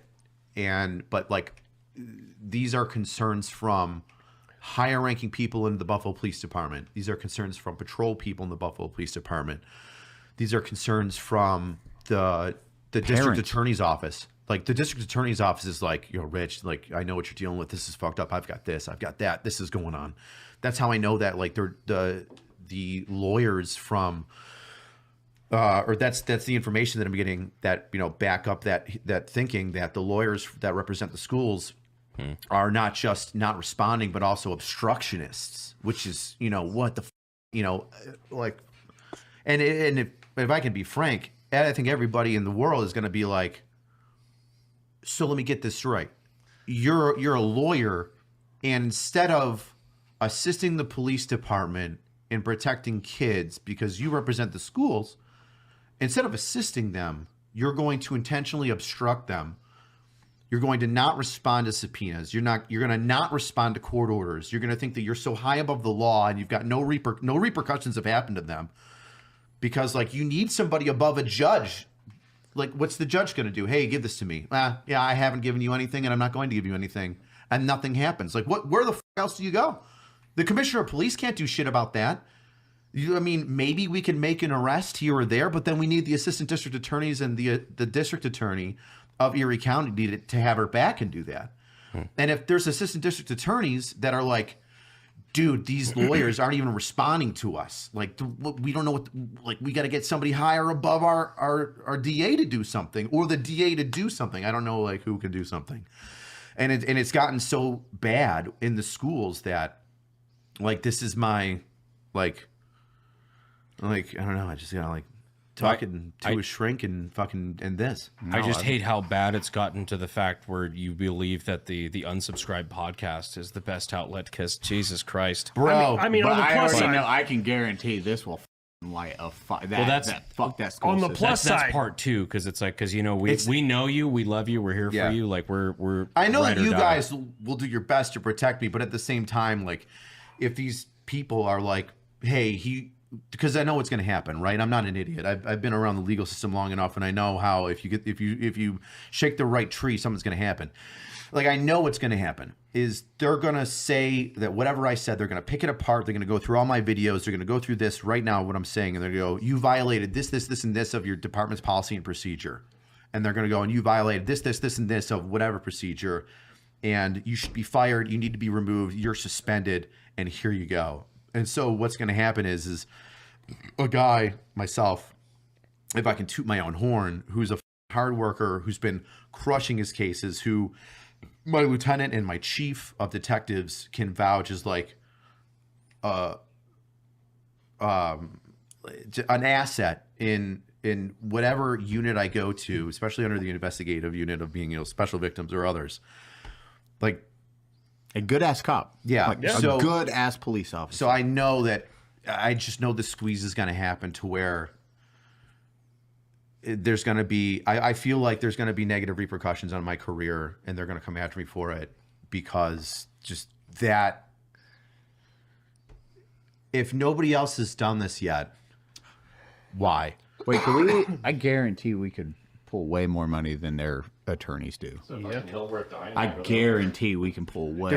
Do we know who the attorneys are? I don't know the names of the attorneys. But I can say that they are the attorneys that represent the Buffalo school system, and that they are attorneys that have been receiving subpoenas, and that those attorneys that have been receiving the subpoenas have not been responding to them. I'm pretty comfortable dying on the hill of protecting kids. Which is like totally morally, I'm 100% in the right. Morally, like, fuck off. I know what I'm doing, but that doesn't mean there's not going to be negative repercussions. And like, that's one of those weird things where like, I love being a cop. I'm not going to stop being a cop. I could have this career, but I love being a cop. But I'm worried that my thing is I think they're going to suspend me for an investigation. They're going to take a good detective that does the right things off the fucking streets for an indefinite period of time. What my biggest fear is, I don't think I'll lose my job for it, even though I know they'll come after me for it. My next biggest fear is that they're just going to take me off the table and they're going to fucking put me on administrative leave for 10 years until I'm forced to retire, and I'm never going to be able to help a kid again. That's gonna make me cry. As he sips from his bad bitch mug. Yeah. We'll make sure that I love doesn't arresting happen. bad guys. You make a change, I brother. feel like Rich is You got contacts in the White House? You got contacts in the Pentagon? I'll put it this way: we got some contacts that could probably make this terrifying for a lot of people. Yeah. Well, you know, it's all fun and games until you get a call from your boss's boss's boss. Yeah. So like in DC. So I knew, and like not to, pump you guys up, but you're kind of a big deal. You ever see Good Will Hunting? What's that? Good Will Hunting. What about it? Yeah, one of my favorite movies. Is that the autistic guy Robert who Williams. yeah. What's Robert Williams telling? It's not your fault. Oh, bro, don't It's fucking. not your fault. Yeah, that's my line. It's not your fault. It's not my fault. I know. Well, I didn't cause the situation, but that doesn't mean that I'm not going to catch flack for it. And I'm okay with catching flack for it. What I don't want is to like not do the thing that I'm good at that I love. We'll make sure that never happens. Yeah, you got a have couple million word on that homies. one, Yeah. brother. We will dump whatever's needed to keep Unsub that going. goes to war. I'll fucking. Yeah, looking at our immediately. combined numbers, it's like my gang's bigger than yours. Yeah. Like, I mean, I don't know if I'm invited, but I'm down. Let's do it. Yeah. So, fuck. Well, that was a little Not heavy. crime for the mandated reporter to not report it, though? Yes. Say that again. Is it not a crime for the mandated reporter to So not report? let me tell you something, right? It's a slippery slope, which is one of the reasons why I think there's been like some pushback. I don't say pushback, but it's a slippery slope, and that's why it's difficult to charge not reporting when you're a mandated reporter. In New York State, there is New York State penal law. I forget which one it is, but it's failing to report, right? Now, that can fall under, I'll give you two examples that are very different, right? Failing to report can be the situation that I talked about the girl going to a school counselor and saying, something's happening to me and them not reporting it, right? It can also technically under the law, right, the white and black of it, it can also be done if you beat up your kid, a 911 call, and I am a police officer and I come up and I arrest you for that and I take you to jail, but I don't report it. So that's one of the things that's kind of keeping like the police, I think, potentially at bay, is that there's instances where the police made an arrest, but they didn't report, which is like, to me is bullshit. They made the arrest has been affected. A rookie cop would assume that I've done literally the highest amount of shit I can do. I've effected an arrest. I haven't just taken a report and sent it forward. I've made an arrest. New York State now knows that this person has been arrested for child abuse, and they bring him in. And so I know that that's one of the issues when it comes to going for somebody that has a failure report. Because if the legal system is the legal system, if you do it for one person, you got to do it for them all. And sometimes, people in the legal system don't see the gray. And the gray is the police officer made a good judgment by effecting the arrest and maybe failed to report. But in that failure to report, it wasn't an intentional failure to report. He made an arrest and assumed that was enough, which I think we can all agree is like an understandable mistake. Yeah. Right? You put that in front when of you have a good system, it works. Yeah. God, our if system's you so effect an fucking arrest, why broken. should you have to make a report? That should be done by maybe a report technician or by New York State by checking a box and saying, oh, hey, this person was arrested for this. We'll fill out this report automatically from CPS. But that's very different from my example of the school counselor failing to report not once, and I'll even let that one slide. Like, fuck it. Hey, my dad beats me. All right, this kid's a liar a little bit. Where are the bruises? I don't see any bruises. Well, I stay home, so then I don't have bruise up that well. Like, all right, this is weird. You should report that. But everybody makes a mistake. All right, cool. You got one. But if some kid fucking shows up to you with a recording on their phone and says, hey, this is me, and then walks away, and then later on in the day, you go back to that kid and then confirm that it's them, fuck off. You don't get to do your job anymore because you can't. You're inept. So those are two different things, and that's one of the things that I've noticed is like this slippery slope thing. If you go against the counselor that did the obvious wrong, that can bring in litigation to say, well, we have to treat the officers that didn't do the CPS report, Child Protective Services report, when they made the arrest. But at the same time, like I said, there's gray, there's understanding. There is, what do we call it? Officer discretion. That officer discretion can be passed down to the fucking ADAs. A time or two. Which means that if I see something happen, let's say a traffic ticket, you go through a stop sign, I have the discretion to not give you a stop sign ticket. The ADAs, the district attorney, has the discretion to say, all right, you effected an arrest. You weren't intentionally not reporting a CPS thing. You made an arrest and thought that was good enough. You made a mistake. Hey, next time, fix that, right? And then you also have the discretion to then arrest that school counselor that fucked up until the third time that kid came into school black and blue, and I had to arrest her blood father. That's crazy. So we policing. Yeah, dude, I love it. It's great. And I never expected to have like this emotional like reaction to it, but like it seems like the dichotomy between like it's awful to experience, but it's also awful knowing that if I'm not there to stop it, it'll keep going. Yeah, and I can't deal with that. I can't deal with that. Like, dude, it's like being to fucking pump my own horn. It's like being a drill sergeant. If I see a private fuck up and they do the wrong thing, and all the other drill sergeants are like, "Well, you gotta be careful on that one. That one might make a complaint on you." I'm like, fuck that. I'm gonna do the right thing, and I'm gonna discipline that private. Well, the same thing here. Like, fuck the people that aren't doing their job. They should do their job. Especially when it comes to kids. Especially when it comes to kids. And if you make a mistake, hey, listen, we're reasonable people. We made a mistake. Don't do that again. Okay, cool. If you are, what would you call it? Reckless. A cover-up. A cover-up. Intentionally preventing the district attorney's office from gathering information after you're subpoenaed by court orders or judges, etc., then fuck you. Fuck you. If you're deleting evidence, fuck you.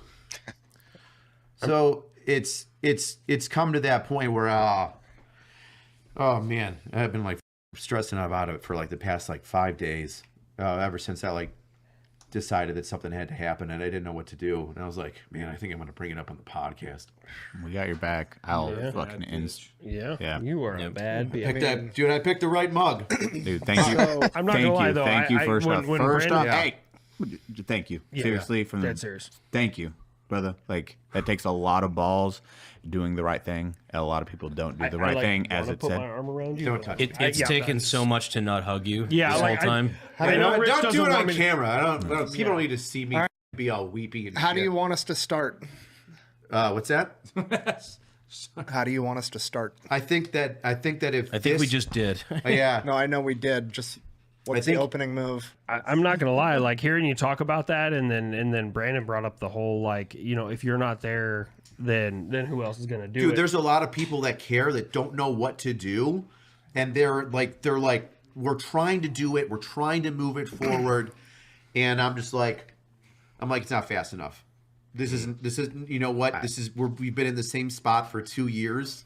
Heaven help us if how long we've been in that same spot before I got to the Special Victims Unit, right? I know we've been in the same spot since I became a detective and went to the Special Victims Unit in 2023.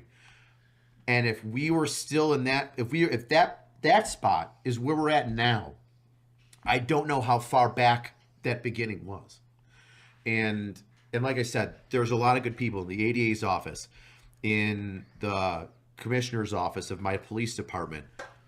There are good people that have been trying to find a way to fix it, and they're frustrated, and they're limited with what they can do. They're just limited. Like, hey man, I'm pushing up the chain of command. I keep making these things. I keep saying these things, and you like. I'm doing it. I'm not ignoring it, and like I said, it's been weighing on me. I started getting counseling last week.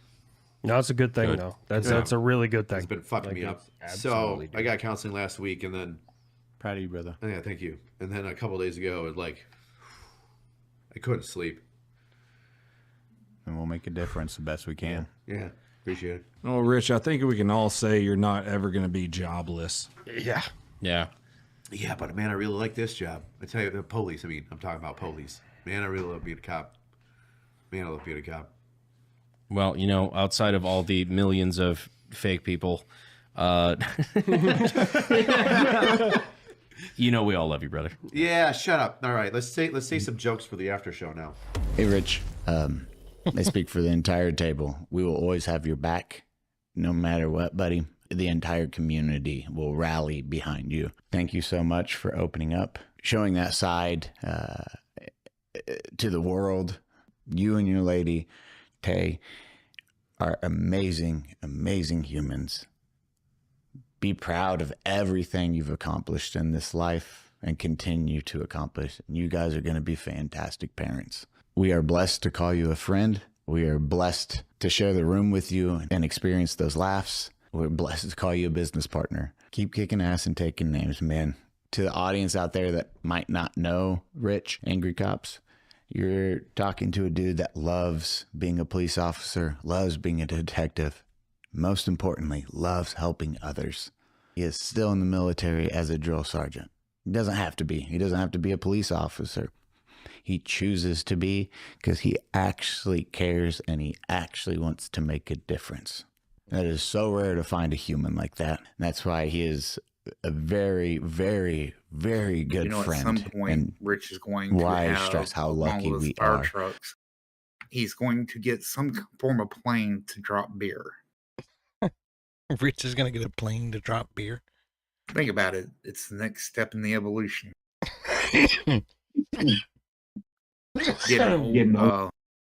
Water, firefighting plane and start dropping beer. I guess. Something tells me beer wouldn't serve you very well if you just dropped it from a water plane. This gets everything sticky and nasty. That's an awful story, though. I cannot believe the fucking school system is covering up sexual assaults and attempted kidnappings. It's ridiculous. It's ridiculous he had to resort to doing that to try to bring it to public light. Because the people at the top in the DA's office are trying to cover it all up. Man, I don't know what's going to happen. That's some rough territory to be standing on. I'll tell you that.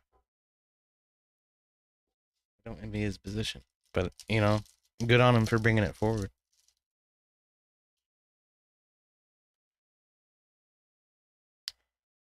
Fucking pitiful, terrible thing that people want to take advantage of the innocent in the world. Even worse is the people who are supposed to be protecting them are too afraid of, getting in trouble themselves to say anything about it. Too cowardly to say anything about it. It's fucked. I mean, think about it this way. You go in the military, it's a job, right? Let them see it that way, too. It's more than just a job. Yeah, but the same mentality stands. Yeah. Job, go home at the end of the day, Self-centered fucking asswipes. Shouldn't be in public service, man.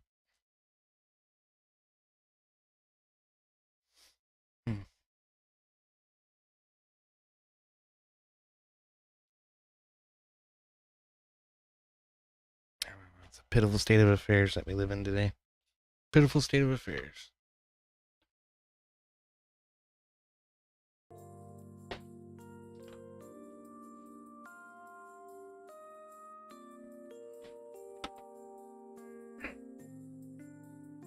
Yep.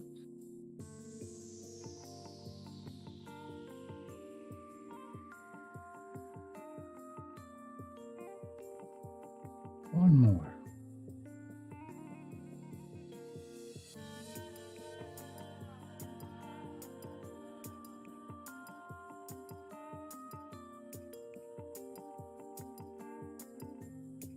PBR, huh? Yeah. Love me some PBR. Good cheap beer. The contest where PBR won the blue ribbon was like 150 fucking years ago. I don't think they've actually won a beer contest in a long time.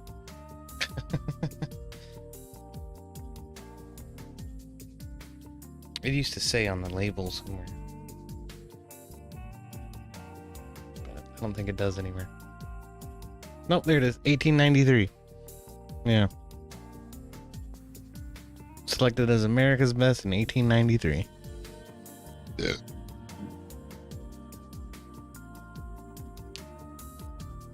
I have a refrigerator full.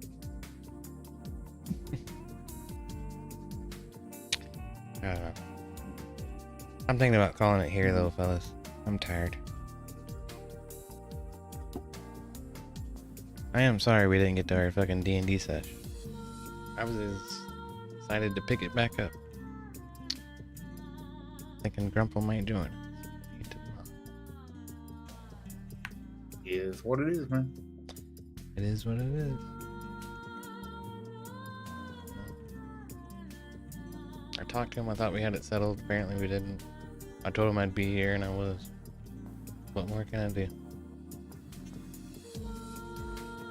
See, what I think would be fun, if it played out, is that we know who basically shows up in and out every time. You know what I mean? Mm-hmm.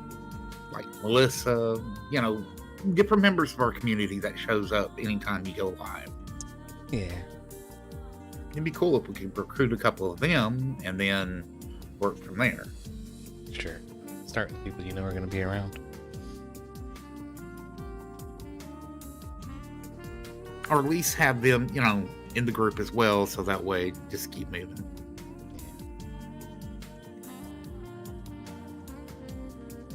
I don't know. You're the DM. You're, you know, a lot of it falls on you, so I'm not trying to make any suggestions to make it harder on you, alright? I was gonna say, if I embraced splitting the party more often, maybe that would be a little easier to facilitate. And we could focus on one set of players versus the other set of players. But... You know, possibly an interesting twist that could, like, deal with that would be a magical, you know, shindig or, you know, MacGuffin that allows you to, say, like, transport to a safe area, conclave, whatever. Yeah, sure. So that when the people who shows up, you could actually, you know, we're going to head out on this, you know, and we want to use these, so we've got these people going, and whoever is not available to be around, sitting back in the town. Right. Yeah. There's a lot of great mechanics I could use to do that, but I've been trying to work out of this pre-made module. It didn't really account for that very well. We can change it into whatever we want.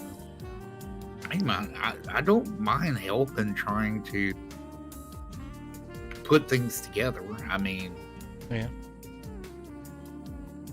yeah.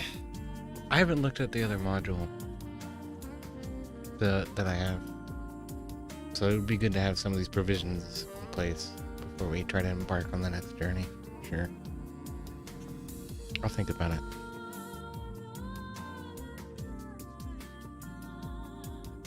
One of the ways that a lot of DM groups or a lot of D&D groups do it is in world, the company forms the party forms a company or you know, like an organization, and then as an organization they purchase a piece of real estate or they're gifted one from the monarch or whatever, or a room in the castle or a tower in the castle or a mansion on the outskirts of town or something like that. You can do whatever you want inside of the place, but the ideal is that that's your hub. That's your world hub. And then, yeah, you can split party from there. basically serving at the whim of the crown. Right. That's an ideal. That's an ideal for sure. Yeah, I've been thinking about trains a whole lot lately, though. I haven't been thinking a whole lot about D&D. I need to get back into the swing of it. Even if we had the session tonight, I'm sure there'd be a bunch of flub-ups on my part overlooking stuff, because I have to have the ideal of what's supposed to happen clear and fresh in my mind so that I can try and guide us down that path. as wobbly as we get there. Why? Because we're walking wobbly wise, going to and fro and left and right in different directions that I didn't fucking predict.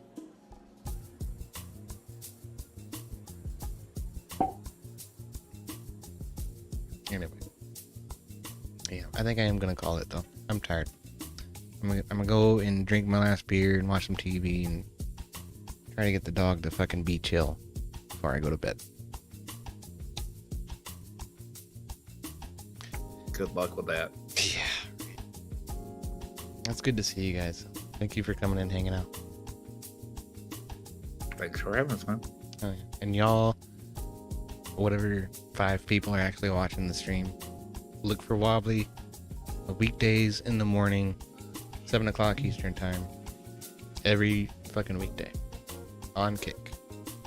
So_Wobbly.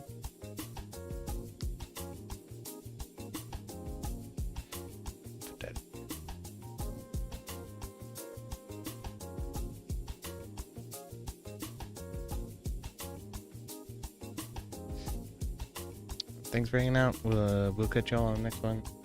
And a mini cheers. Many good tidings.